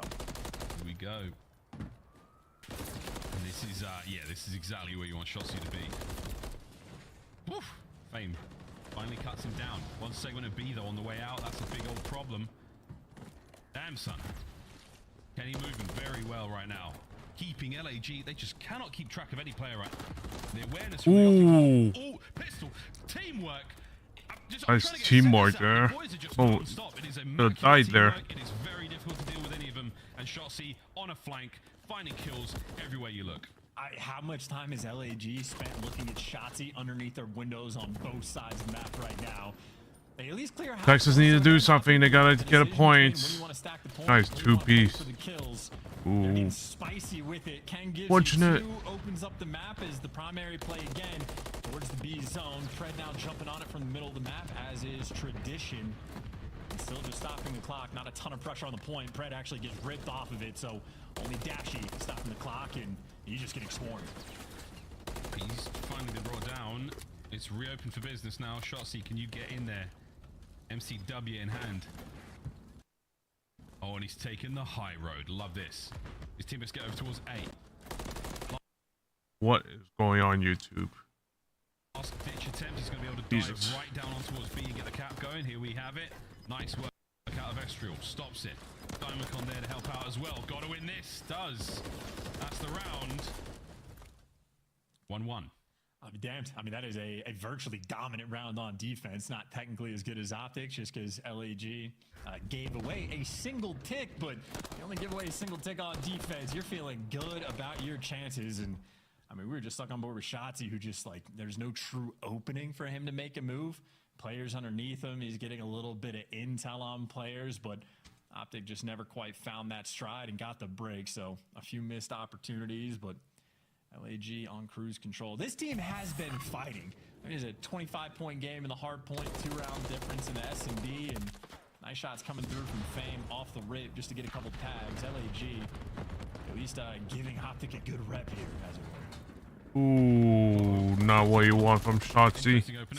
Absolutely melted. Like the most outrageous melting. Disgusting. Pred and Dashi find theirs, respectively. Flames trying to help out on the capture towards the A side of the map. Fame in the spawn of Optic right now. Is it going to amount to a whole lot? No. Dashi brings him down. Kenny goes down again. Can we get a segment on A? Yes, we can. I think that flank, nope, gets red. Estrel's got the cover. So this has only been a very slow capture here from LAG, but plenty of pressure. Not for Pred, gotta read the angle. That is everybody on Optic, one shot, but the trade's not there. Teamwork on point, the timing effective, and a four-man wipe. Everybody from LAG off spawn. Oh, they're on it. They're back in spawn. Big damage. Oh my goodness. I mean, this map, you will never find a more wretched hive of scum and villainy than being stuck in your spawn on high rise.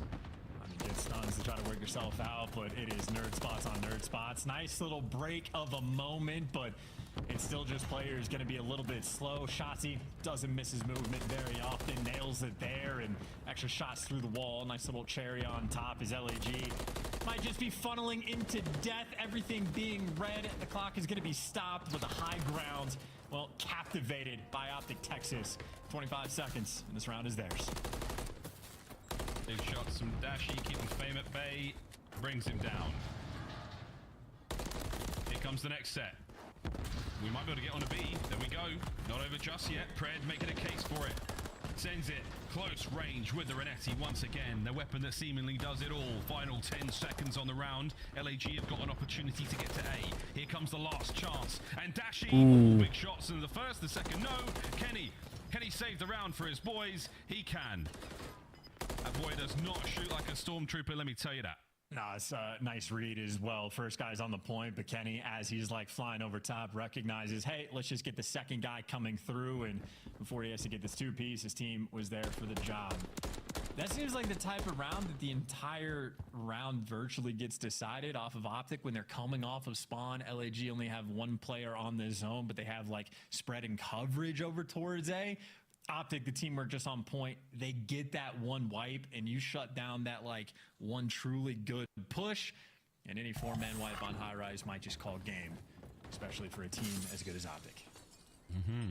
One more. Close it out. DC with the big wins over towards the B side of the map. Can the Gorillas hold it together?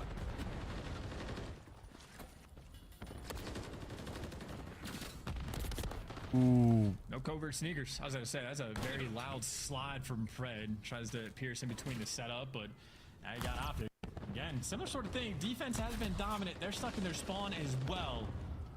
LAG have looked clean on defense, and Diamond Khan might be spotted up top, but still enough to put on a little bit of pressure. Kenny forced to reposition and try to stack that point, but every single flank Optic is trying to throw at LAG. They've been there to stop it time and time again. Optic struggling right now around the objectives. They are having a tough time getting over there. Fame, big two. The clock keeps on ticking, running out of time. Down bottom blue. Oh, that was Pred. He has just been wiped out as well. Fame keeping these players at bay. Spots out Kenny somehow, just snaps onto the red dart, and another big spree from Fame. Now on a 5. There's 30 seconds remaining. Beautiful shots from Dashi. Now we're on to the zone. B, the slow cap. Oh, A as well. All right, things have just changed. All right, this is your moment, LAG. If you can break this down, you might be good for the round, but this is a tough one. You got Optic stacking the B zone, and that one's just going to fall. So for the first time in this entire map, we actually have a zone captured, and Optic now added minute to the clock. Maybe slightly down on lives, but not down on pressure. Final man that's going to be alive is going to be Flames, and hey, he's able to give you one. Shots playing for the kills. Looking to get these players out of spawn. A-cap, a third of the way done. Fame, nice two-piece there with an A. Keeps the play alive for LAG, buys them some valuable space. Can they take care of Kenny now? And here comes Ken on his villain arc. Brings down one, but Extrial a little too strong. Not over just yet, though. Pred immediately plugs the hole. Extrial again. He is the absolute saving grace for LAG here. Yeah, Fame, again, just nice two-piece nade, and even Pred, you see just chasing the red dot, trying to play off Ken's call of one shot, but LAG very quick on the repositioning, and still alive now in this game. There has been a tick of A already captured by Pred, but everybody else just getting gunned down. And Shotzi trying to make an out-of-the-map play, but easy reads after everybody else falls. Optic again, back to square one. Deep breath. just over 30 seconds to play here. Estriel doing everything he can with the rounds he's got in that magazine to keep these boys of Optic away. The final 4 lives here for Optic Texas. LAG. You boys were staring the Sarlacc in Oh my god. and you managed to pull Texas. it out. It's not quite done Come yet. on, The last Texas, 3 what are lives we here from Optic. doing? Let's see if they can do anything with them. Otherwise, a final round awaits us. This is looking impossible. There's LAG, they like just been getting 1% chance they could be able to do too this. quick on the pressure, and it's going to be too slow of a capture. Flames not even to give you a little Yeah, bit extra. not even possible. Everybody baited out. It's just Kenny, too. last man standing, and in a 9v1. 9v1. Simply nothing you can do. So defense is reigning supreme. Both of these Oh. teams on point. Neither really able to orchestrate a good attempt, and maybe from Optic. I mean, they captured B, got a nice little wipe, and again, instead of stacking, they were playing for the spawners, but the spawners just able to get out a little too quickly. And I think overwhelmed those trophies with the stuns and nades and making sure Gorillas stay on point as well. I think Optic, though, just because they captured that zone, should be good for defense for this final round. Should be. Pressure on here. Can Optic close out the 3-0? LAG fighting for their lives in the series. Looking towards that Karachi hardpoint. It's so close they can taste it. Here we go. One final round. Optic get defense. That's a nice start too. Keep in mind, Estriel does have the cruise missile in hand, so maybe an opportunity to make a play, but you definitely want to be proactive with it rather than forced to use it for working out of your spawn. So Estriel needs to be on top of things and keep track of the game as Flames. Keeping track of the players, he might get a cruise missile of his own. Nice little 5 sprees. Estriel, well, got in position, but does get taken down. Every single flank from both teams has been dealt with. That's another cruise now to deal with. Flames finds his 6th. Onto the point. Here comes the capture. Kenny's going on a roundabout run, down low, finding a few members of LAG as they get softened up. Numbers dwindling. Kenny on the ladder. Put down, and big shots from Flames. Finds 2. Dashy, can you bring him down as well? Prez there to help out. Flames finally extinguished there on the point. Just a minute to go, and what a move. Jeez. I'd start calling cruise missiles too. If I'm off spawn on Flames, maybe just use that to get it in. Actually, Estriel instead of Flames for the first one. So force the players inside, get the intel, take as much space as you can. And you even get the kill on Kenny, use the information, kill the guy elevators, and everybody on Optic falling one by one. Not quite a clean 4 down, because Ashley with the pistol, name a better duo. But at least you got the pressure back on B. Holy moly. Diamond Khan, Kid's pistol not hitting quite as hard. Here comes the second cruise. Forces the boys downstairs. This one's a dud. 25 will make it 26 seconds on A. Dude, those extra gunfights though. Kenny with the bailout one. Dashy had one with the pistol earlier on. So Optic dealt with 2 cruise missiles and still fighting on the map. But LAG, 2 front war, 1 player on both points. They got the intel everywhere, but as A gets eviscerated, well, action over towards B, where Dashy again with the Renetti has not stopped. 20 on the clock. Paused. LAG still fighting here. Fame. Big wins. Estriel stays alive. Pred. Dancing now. 50% worked on B. You've got to get these players off of it. Lovely shots from Diamond Con. Shotsy though. He can only get 1. Kenny. Damaged. Not down and out though. Estriel stays alive and the B capture may come through.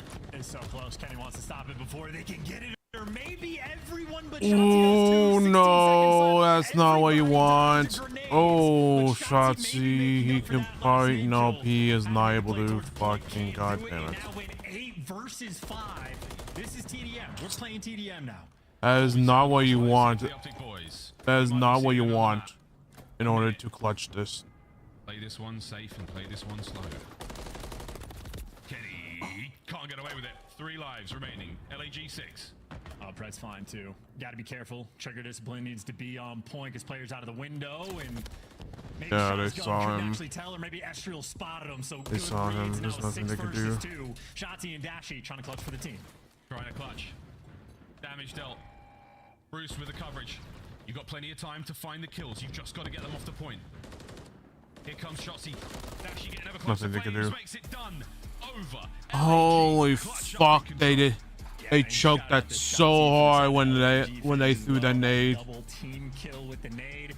Don't know how it happened. Don't know what the comms were. I don't know if Shotzi, maybe he died with it in hand. I missed it on the mini-map, but either way, a devastating moment there from Optic. Because that would have been a hell of a round. Like, LAG... That is not what you want to happen at that very last moment. But if Shotzi doesn't wipe out his team in that moment, I think Optic walk away with a hot 3-0. Instead, the series continues. Another. And looking good in the kills and damage department, but otherwise LAG might have gotten outslayed, but farmed towards the end. Crazy, man. I mean, when that nade hit, as all 1,000 voices cried out in terror. If something dreadful had happened, and it had, it was that team nade that made the biggest of differences. No, my word, what a series. We're going a little further here, friends. Another hard point, another this be the opportunity for LG to actually make the comeback in the series. Fuck, man, that is totally not what you want to happen. Highlights here, boys and girls. I can't wait to see just another shot of the nade chance, the double nade. It was a tough one, but hey, John Exploding Propane Tank had their moments as well. I think, the Giant Exploding Propane Tank, maybe only one kill this map, and I think the kill against the players on LAG really slowing them down in round 1. And honestly, I think for the Gorillas, like, obviously you get the win, but even the rounds where you're getting bullied, I don't know how mad you can necessarily be. It felt like they were playing some very good Call of Duty. There were certainly a few gunfights from the Optic boys that were just a little bit extra to deal with, but I mean, overall, these players getting active, like chowing in the right spots, and I think honestly played some incredibly good Call of Duty. So I think LAG not just happy for the win, but happy for the overall performance as well. They certainly have been going toe-to-toe with one of the best teams in the game. Yeah, absolutely. Massive work. Flames having himself a map. Again, since joining the squad, has done an amazing bit of work to turn LAG into a fighting fit squad. Really clutch moments here in nearly every round. Nothing was terribly free, with no one-sided affairs. It was pretty spicy. I'm just excited to see how far LAG can go. I mean, they were a team that thrived in the LAN environment before. I have to imagine Flames is only going to keep that going. Well, I mean, that's actually a really big question, right? Because typically that where you'd expect the veterans that have the LAN experience to always shine, and Assault certainly a player that was doing better on LAN compared to online. Here's a look at the nades, though. Shotzi number 2 on the minimap. Yeah, it's just out of spawn. Maybe a miscomm or just unfortunate, because Shotzi is just trying to desperation get these guys off the zone. And technically, Optic was very successful getting the players off the zone. That is just a very big boom of that frag grenade, and I mean, did cost his team. So unfortunate small mistake that has a very big ripple impact there from Optic, but maybe for these guys, they're not going to be upset about having to see the map number 4. Yeah, that was no boom. It was a space station that got that one done. Karachi coming up. The Optic fans towards the end of that game. No! You know which one that was from, guys. One of the newer, less enjoyable Star Wars films. Karachi coming up, folks. And if you're a fan, like I am, of Andor, maybe the best piece of Star Wars media, you'll enjoy this hardpoint. Should be a banger. And yeah, sorry, just to backtrack on the conversation, like I don't necessarily know. They absolutely look like a better team with Flames, LAG that I'm talking about, but online to LAN can be very different things. So I know these guys have been on point with the top 6s and going on runs in the LAN environment, but I mean, it is still a very young team, handful of rookies on the squad for Fame, only his 2nd season, I believe, now in the Pro League. So they're going to have to prove themselves time and time again in the LAN environment, which, hey, Major 3 tickets on sale in good old Toronto, Canada. Toronto not known for their rapping abilities, but when it comes to Call of Duty LANs, absolute menaces. Might be my favorite event, like consistently so. No, without a doubt, I think Toronto's become my favorite highlight on the calendar without a shadow of a doubt, boys and girls. Yeah, no rapping ability though, so. Nope, not a bar term. Here we go. Karachi on its way. Hold that thought, we're in it. Flame's been the man for LAG. Let's see what he's got here on Rio. I mean, on Karachi, is he going to do a Geo? That was the bar there. See, I'm not a rapper either. England, not known for their rap regardless. No, I have thoughts and opinions on crime as well. So, well, not the map, actually. I was talking about the music. So, we got a lot of Call of Duty references right now. It's a great map. I like crime a lot. Here we go, into the point. LAG all over it like a rash. Optic spawned out in a bad way. And not for Pred. I mean, you want to hold the bridge, but I think for LAG, they just don't care. So Flames gives it a peek, doesn't feel any pressure, and he just wants to keep everything contained. Wants to make sure no Optic players are trying to go on a big rotation and flip the spawns, and unfortunate for Flames, misses a few bullets. Kenny there to shut him down, and now Estriel has to think about those spawns. Only 8 seconds to scrap being given away towards Optic, and Estriel does get caught. Optic quick on the jump, and frankly, they might be overwhelmed P2 before it pops. It's possible. Can they get into the back alley? Shotzi with his. Fame letting the woodwork have it. Nearly the second Shotzi though. He's so fast. Give me the Kessler running less than 12 parsecs. That boy did. Pred out the window into the feed into Estriel, but DiamondCon there is able to find himself in the time with a little bit of help from his friends. They managed to hold the point. And I'll tell you, that's a big moment too, because Optic were very close to overwhelming this and maybe turning the game on its head just a little bit. Now it's going to be Kenny, front man, leading the charge. Him and Shotzi working together. Fame does his job, sets up DiamondCon, who, hey, just stay alive, collect the time, wait for the reinforcements. As Gorilla's still playing some very strong Call of Duty. Surviving around the desk, but maybe too much of an impact. Pred eventually pierces for 2, and why not lay down and give you a third. Optic fighting for scrap, but now staying ahead of the rotation. This is Optic's opportunity to turn this game around. Ooh, come on. Down. That's an MCW to play with there. Can you get through Dashi though? He's going to be posted up in the new hardpoint. Wait for the reinforcements. The junk side of the map is where it is all about to pop. Estriel, a little bit of damage. Shotzi finds his kill, but he stays alive. So that side of the map's not a problem for a Mo. Although DiamondCon seemingly able to punch his way through the unbreakable. Fame once again. Beautiful suppression from the hip. Goes toe-to-toe with Pred and Dashi and guns them both. Come on. What the fuck are they doing? His teammates trying to collect that time, but maybe a few seconds give it away in that moment, but you're just playing for the map spread. So yeah, Fame tucking himself in the back. DiamondCon worried about top third. But through the middle of the map, Optic are just able to find the route and get 2 players in the mix. So DiamondCon doesn't look for the intro through mid, and well, that's where things end up getting broken down. So another little moment from Optic, or doing a little bit extra and just off their aggression, stripping away the time. Fame, though, of course, going to be playing for the cruise missile. This next gunfight have a big impact, and it's Kenny he's going against, and it's Kenny. He kills. Cruise missile secured. LAG still have the lead. Fame's a scoundrel. At 11-3 on the 6 spree. The bounty in his head now. Move towards P3. Or 4, rather. This dreaded street. Fame's got a cruise for it. And the spree is still going. I mean, right now, it's not like you're playing for anything other than that hard point. So time to get in there. 8 in a row. Why not? That's 3 down, too. Oh, this is a bully moment. Actually, yeah, maybe all 4. I didn't even see the first kill come through, but while he's on an 8 spree, Optic now stuck on the wrong side of the map. That is not ideal, and that is Shotzi bailing you out so he can rotate. Now from LAG and Estriel, you just want to keep him off this time as long as possible.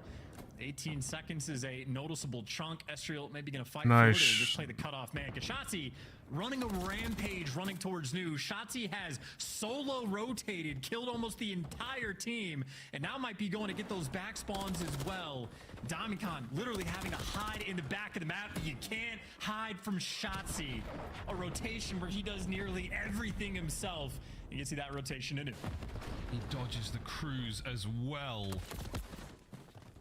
Shotzi, he was all solo, no harm there, but he's down and out. Can Kenny get up top? That's the red dot. Chase it. Big damage done for the kill. Perfect awareness on the second, but Flames. So oh my god, Texas, what are we doing, man? Shotzi makes a highlight reel play, but maybe there to catch him once again. Estriel wins it by the skin of his teeth and then just drops Pred by the barrels. LAG nearly wiping Optic off the map.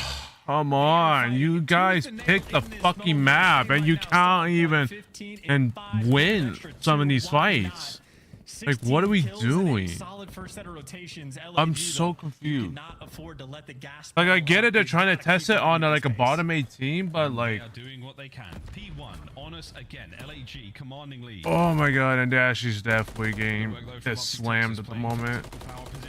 It's not what you want. Oh no, you are not. You are letting that happen, man. Now they're climbing back into it. The green line of arrows across the minimap towards that point. Good shit, man. I mean, finally, got players they got a chance to survive. Everybody spawning out. 2-2 split. Optic What are You these need back spawns? pressure, you absolutely do not. Now you got to hold on to P1 with the pinch rolling through. One pinch is on. 25 seconds here to be had. That's going to be ideal. Optic Texas, what a comeback here on P1. LAG, they're in. Can they get towards the second hard point? Flames is already there. And he is cooking. Nades up on Kenny. He's going to stay alive for a moment longer. Reinforcements are here, but DiamondCon has got his work cut out for him. He can't help out. Flames, though, still in the fight. Kenny, unable to break him. As there's the teamwork. Extrial's there. LAG with control. And that's such a smart decision from Flames, too. He had DiamondCon looking over for the dumpster hop, so he knew Kenny was never actually working towards him, so he can take his time and No one's calling out that alley? What are we... LAG. No one's calling out the alley. What are we doing? You guys are letting them kill you. Advantage of those split spawns rolling through. They managed it nearly perfectly, and now, well, just desperate to hold on to the time. Optic spreading the map to try to work on this. What the hell are we doing? Getting caught along the way. This might be a perfect full 60 from LAG. They're going to build themselves a pretty sizable lead in Flames. Slow start. Now he's thinking about a cruise. He is starting to get it. One more for Flames. Two more for Estrial. I mean, might be looking at a pair of cruise missiles. DiamondCon was on a 3. But now it's a race. Who can close this one out? A nearly perfect 60 here on P2. LAG, so strong. Oh, they're backing these players down red as well. Estrial number 6. That kill is going to be directly above them. Fame does get dropped, but there was a gunfight earlier. Estrial knows the players up top, waits for it as well. Nice snap and a cruise missile for an open hill. Meanwhile, on the back line, DiamondCon, absolute shooter. He has won so many key gunfights, specifically against Dashy as well. Trying to come out full advantage with a shot like that. LAG. This double kill from Shotzi in the control might come back to haunt them. Absolute devastation so far. 76 and climbing, and 2 cruise missiles in the back pocket of LAG.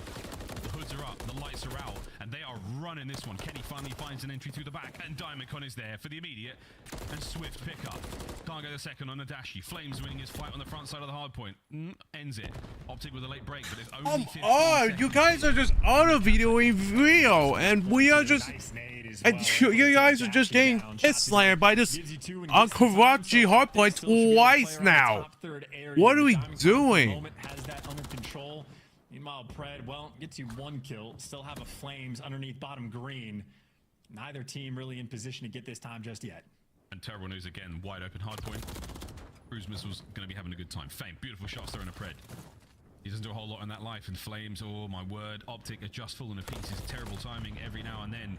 Kenny winning another loss there to Estrial. The rivals singing. Can Shotzi getting to the point? Absolutely not.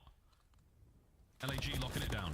Hey, this is the moment, by the way, where you just win the game. I mean, LAG can sit here and just flood this time over and over and over because they don't have to win the rotation because they have the cruise missiles. Or if they do win the rotation and Fame already setting up towards new, it's going to be a very difficult set up for fucking you. What are we doing? Struggling to get time on this incredibly what are we doing? Hill.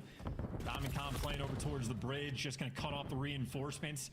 I mean, when you have a lead oh this my big, god! you can just play so out of your Look at Optic right now. They're playing for old. Why are we playing for old? 4 players still near green just to get past DiamondCon. Dude, like, come on! What happened to the rotations? This is it. What happened to the early rotation? We have no. There is no chance that we could be able to get time now. Or to make a comeback. Like, it's not going to happen at this point. That hard point's going to go boom. Nobody home for now. They all stay alive, and Optic find their kills. It was not an Alderaan situation. It's still active. Well, I was going to say, potentially here comes cruise missile number 2, or does Flames want to save it for P1? He's going to save it. So Optic actually, well, you dealt with 1 cruise missile. You still get the time, and I know it's a 50-point game. It's not ideal, but this could have been so much worse. And Optic, another wipe in the feed. They don't get all 4 down, but you're still going to get the scrap time. And players like Dashy already pushed up. And why did number 2 just spawn in green? Optic, talk about the opportunities being here. Sweet nades out DC. It's been a very, very bad junk hard point there from LAG. Not a second to their name. Back over to P1. Optic Texas are in position for it. Flames yet to call in the cruise. Shotzi with a perfect positioning here to sniff him out. Yeah, the barrel was in the way, brother. Oh dear. Pred's now on a 5. That gets snuffed out. So no streaks here for Optic, but you've got yourself an opportunity. Dive in the point. Clean house. There you go. No power positions though. And I feel like you got to use this if you're Flames, right? Yeah, number 5 not moving on the mini-map. There's going to be a cruise coming in. Dashy gonna have to eat that one. It falls off the map. How many kills can he get it for LAG? None. Kenny buys you one. Pred there to pick up the trades, and Pred there to attempt to get the time as well. 20 seconds left on this P1, and just come on, Optic, just rotate. Come on, just rotate. Dude, like, what? Why are we fighting for? Oh, this is the third time now that they just let the rotate to P2. Come on, we're doing nothing. Come on, Texas is doing nothing right to help themselves. Look at them. They're gonna probably get this. They're gonna probably get most of the time, unless it's Shotty. There you go. Oh my god. Oh, they're so passive. They were both watching the same angle. They tucked themselves in corners and they got picked apart. Optic now. I mean, look, they can't win it here either. We're gonna see a rotation. LAG on the mini-map. I mean, this is 40 seconds at time, and they start trying to cut through the middle of the map in Optic. I mean, they drop them down. They're going to force it through New, but neither team right now can win on this old time. But from LAG, they want this more because they're not going to win that rotation. Not going to win the rotation. You got to kill Shotzi, though. Do they get it done in the nick of time? Pred might be there to slaughter them. Rotation's on as well. LAG doing what they can. DiamondCon caught out. Can Pred find a second? He can, alongside Kenny. Hard point in the hands of Optic. Rotation in the hands of Optic. But that was like 2 players, though. 2 players, both Pred and Kenny, went towards ult, so now towards New. Shotzi forced to make the big play. He does. Catches Estriel. Kenny off spawn there to help out Shotzi. Holy shit. It took a little bit of effort, but Optic do get here first. And now they might just call game. LAG, one good attempt to break this down. Or one break, but Dashi, he's holding them back in junk side. Finds his 1. Clock ticking. 10 now to go. Flames, can he be the hero? Forward he goes. Doesn't get the pair. On the back line, though, the break is in. LAG have got the time. I don't know what's going on with Optic. They just got broken through. They're freaking out. I don't think they're panicking, but like, just get them off the point at least. Holy Jesus. There we go. Texas. It was looking dire. LAG not There enough we. in the tank. Oh my. And that is a GG. That is something they should never.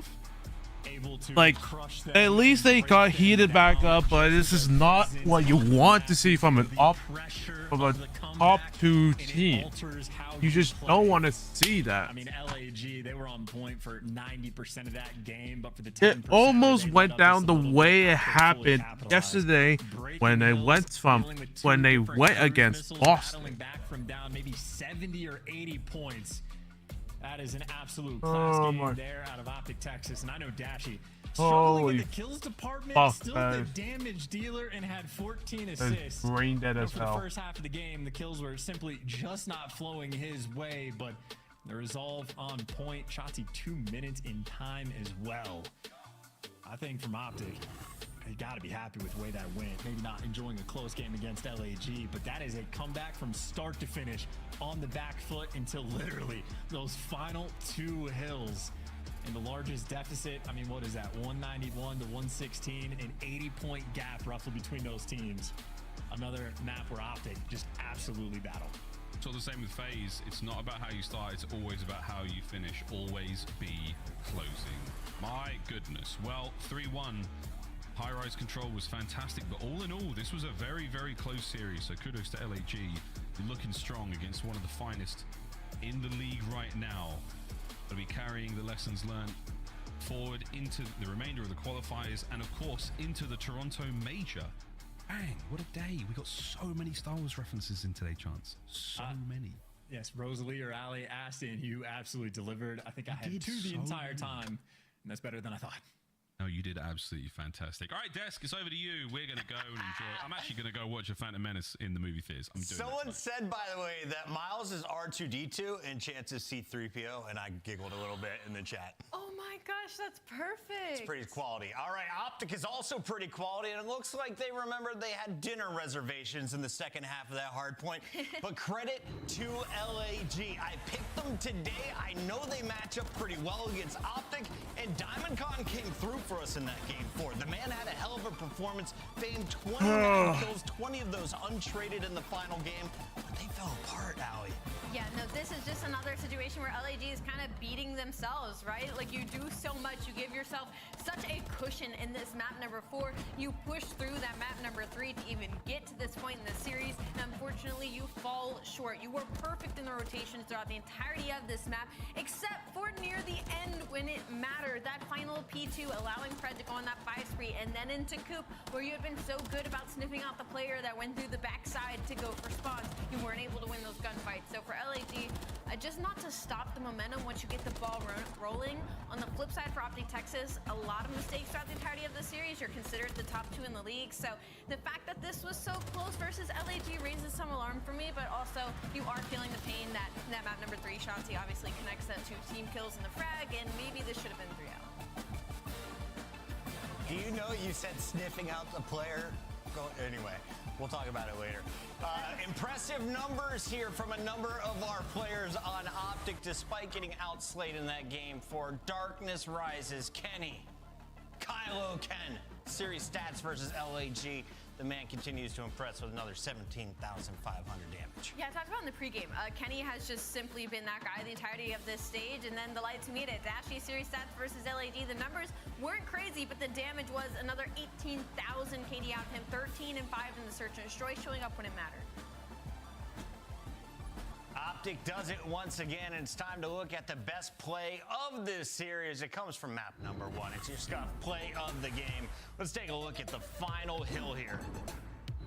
Yeah, this was crazy. From the side of Optic Texas, we end on the pool hill, and I think my favorite moment is when all 3 members of LA Gorillas just dive into the pool trying to get in that contest in front of Shotzi. There's like, I don't know if my Renetti can connect onto all of these, but it was incredibly back and forth. It was a lot of pistol action going throughout the water, and Optic Texas are the ones that come out on top.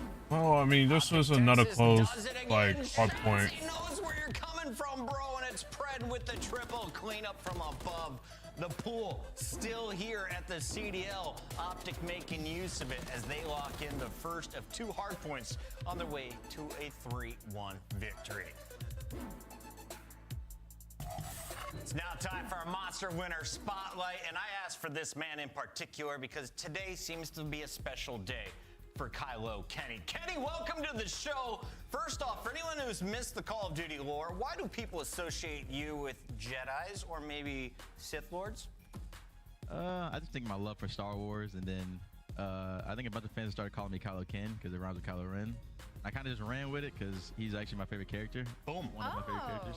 So it definitely is one reason like everybody compares me to it. A new piece of information for us to have that's your favorite character. So I have to ask though, you had a red lightsaber last year on LA Thieves. Now that you're on Optic Texas, are you switching out the Kyber Crystal? Are you a Jedi now? Oh yeah. We're on the good side now. It feels good to be on the good side now, but I won't say I miss the bad side. But the power on the bad side is definitely a little intriguing. But the good side has been really good to me this year, and I can't complain. It's all about balance, my friend. You know, don't give in to one or the other. I like where you're at right now, Kenny. Can we talk a little bit about that comeback in Game 4? Because I thought for sure we were going to see Search and Destroy. 3 players on streaks. We saw cruise missiles galore available for LAG. But you guys somehow come back from basically a 100-point deficit. What happened? Were there specific moments on each hill that you can remember? Yeah, there's a few. I feel like right now we need to iron out a few mistakes in our hard points that we're making. That's why we're going down so much, and also to a lot of hills that we should be winning, we're not winning because of certain plays, and that's just one thing we need to iron out. We've been trying so hard to like implement new maps and slash game modes into our pool, but I feel like we're forgetting a lot of our fundamentals that we had on like the older maps, I guess, and just something that we need to go back and watch and kind of iron out. I feel like we had a rough like 3 matches and kind of just like skimmed over them, so it's time to just lock it back in and kind of, like I said, iron those mistakes out. Fans love to hear that, I'm sure. Yeah, and I feel like it's almost better if some of these matches are close to really give you something to go back and nitpick and get better for Toronto. Final Star Wars question as we close out. May the 4th be with you for our broadcast. Empire Strikes Back or Revenge of the Sith? Revenge of the Sith. Easy. I mean, it's literally when Darth Vader's born. It's actually my favorite one. out of all the Star Wars movies, and it's also just like a low-key love story. So who doesn't love a love story? Last real question for you, Kenny. This one is more music related. Are you siding with Nameless and Drake, or are you riding with Ali and K-Dot right now? Where does Optic lie here right now? What the fuck is that? My goat, Drake. So that's all I'll say. The most disappointing way to end a broadcast. That's Kenny. That's Optic. Get off my show, bro. later. Just kidding. We love you, Kenny. We love Optic, and we love Call of Duty here. Optic is done. So is Olive, and we wrap things up by taking a look back at all of the action. Like how they have the dog. Where did we start? Like how a bucket has the dog on his lap. New York Subliners taking on the Vegas Legion, and New York hands them a very, very quick 3-0 because Vegas Legion just hasn't been the same since last stage, since the roster change, and unfortunately for them, this wasn't a very close series either. As we'll get through the numbers, Hydra a little bit sleepy game number 1, wide awake in game number 4. It seems that Invasion may be the best map for the Subliners right now? It is the end of the day. Game number 3, yes. Hydra has been simply that guy when it comes to control. We were looking at the numbers. He was averaging a 1.4 in that game mode. So he's welcome to not get all the kills when it comes to search and destroy. His teammates can handle that one, as he's going to be taking over that game mode, a 1.63 in this series alone. Las Vegas was close at times, but in the end, it is New York sealing the deal and picking up a much-needed victory. That means Vegas most likely starting in the elimination bracket. Subliners still alive for a top 8 seed in that winner's bracket. The second matchup featured another team looking for wins. Carolina Royal Ravens 2-3 entering the day against Atlanta FaZe. And let's turn our attention to just what Carolina was able to do. A much closer matchup than a lot of people predicted coming in, Allie.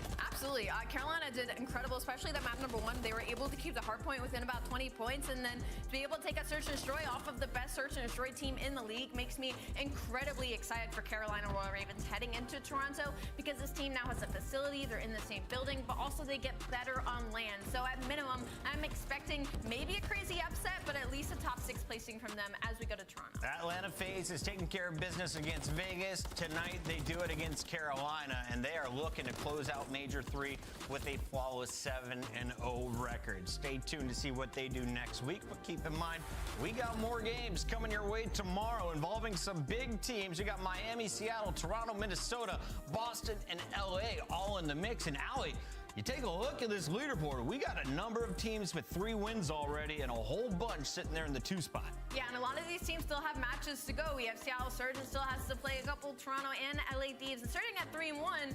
But looking on the right side, a lot of these teams, LAG, Carolina, Minnesota, could look for some upsets. When do the games begin? Seattle Surge versus Miami, Minnesota, Toronto. That's going to be, oh yes, sweep. Versus Toronto and Seattle Surge. The LA Thieves one, I'm really hoping that they could come back from that loss against Minnesota, but we'll have to see what happens. With you all, and we'll see you on a much better day, right, Olive? Right? May the 4th is the best day. Yeah. We love you.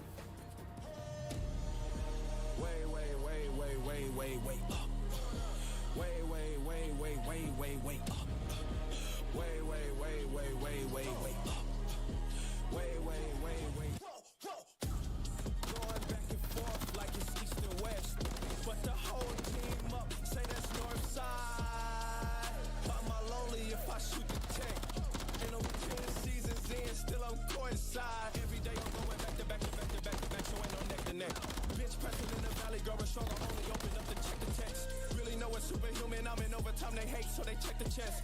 I've been doubting on my eyes and crossing on my teeth, right now I'm trying to curve the S. Wait.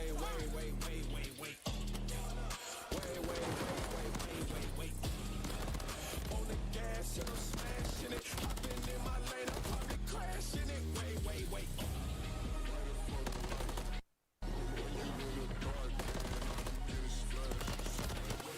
Nice. Oh my god, I'm so close. You would have had it. Yeah, Hydra. Do something together here. To your left. He was in the close-up corner. He could have ran away, or he hopped up. They ran out. Ace him in arrow. Just go all the way, brother. Yep. On B. One's on B. Yeah, right here. I am. Nice. Wait, how did he? Man.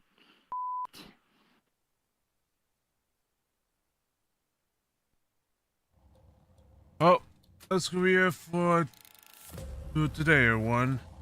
Thank you all that came to the watch party. Like I said, I don't think I'll be doing a CDL watch party tomorrow, since I'll be participating in one of my friends' birthday subathon. Gonna be playing lots of games with them. Depending on what game, I'll just probably just be chilling out and such, and just kind of, you know, just have some fun with them.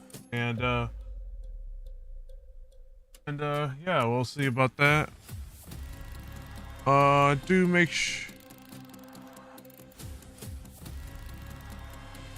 make sure you check out my socials right here, everyone.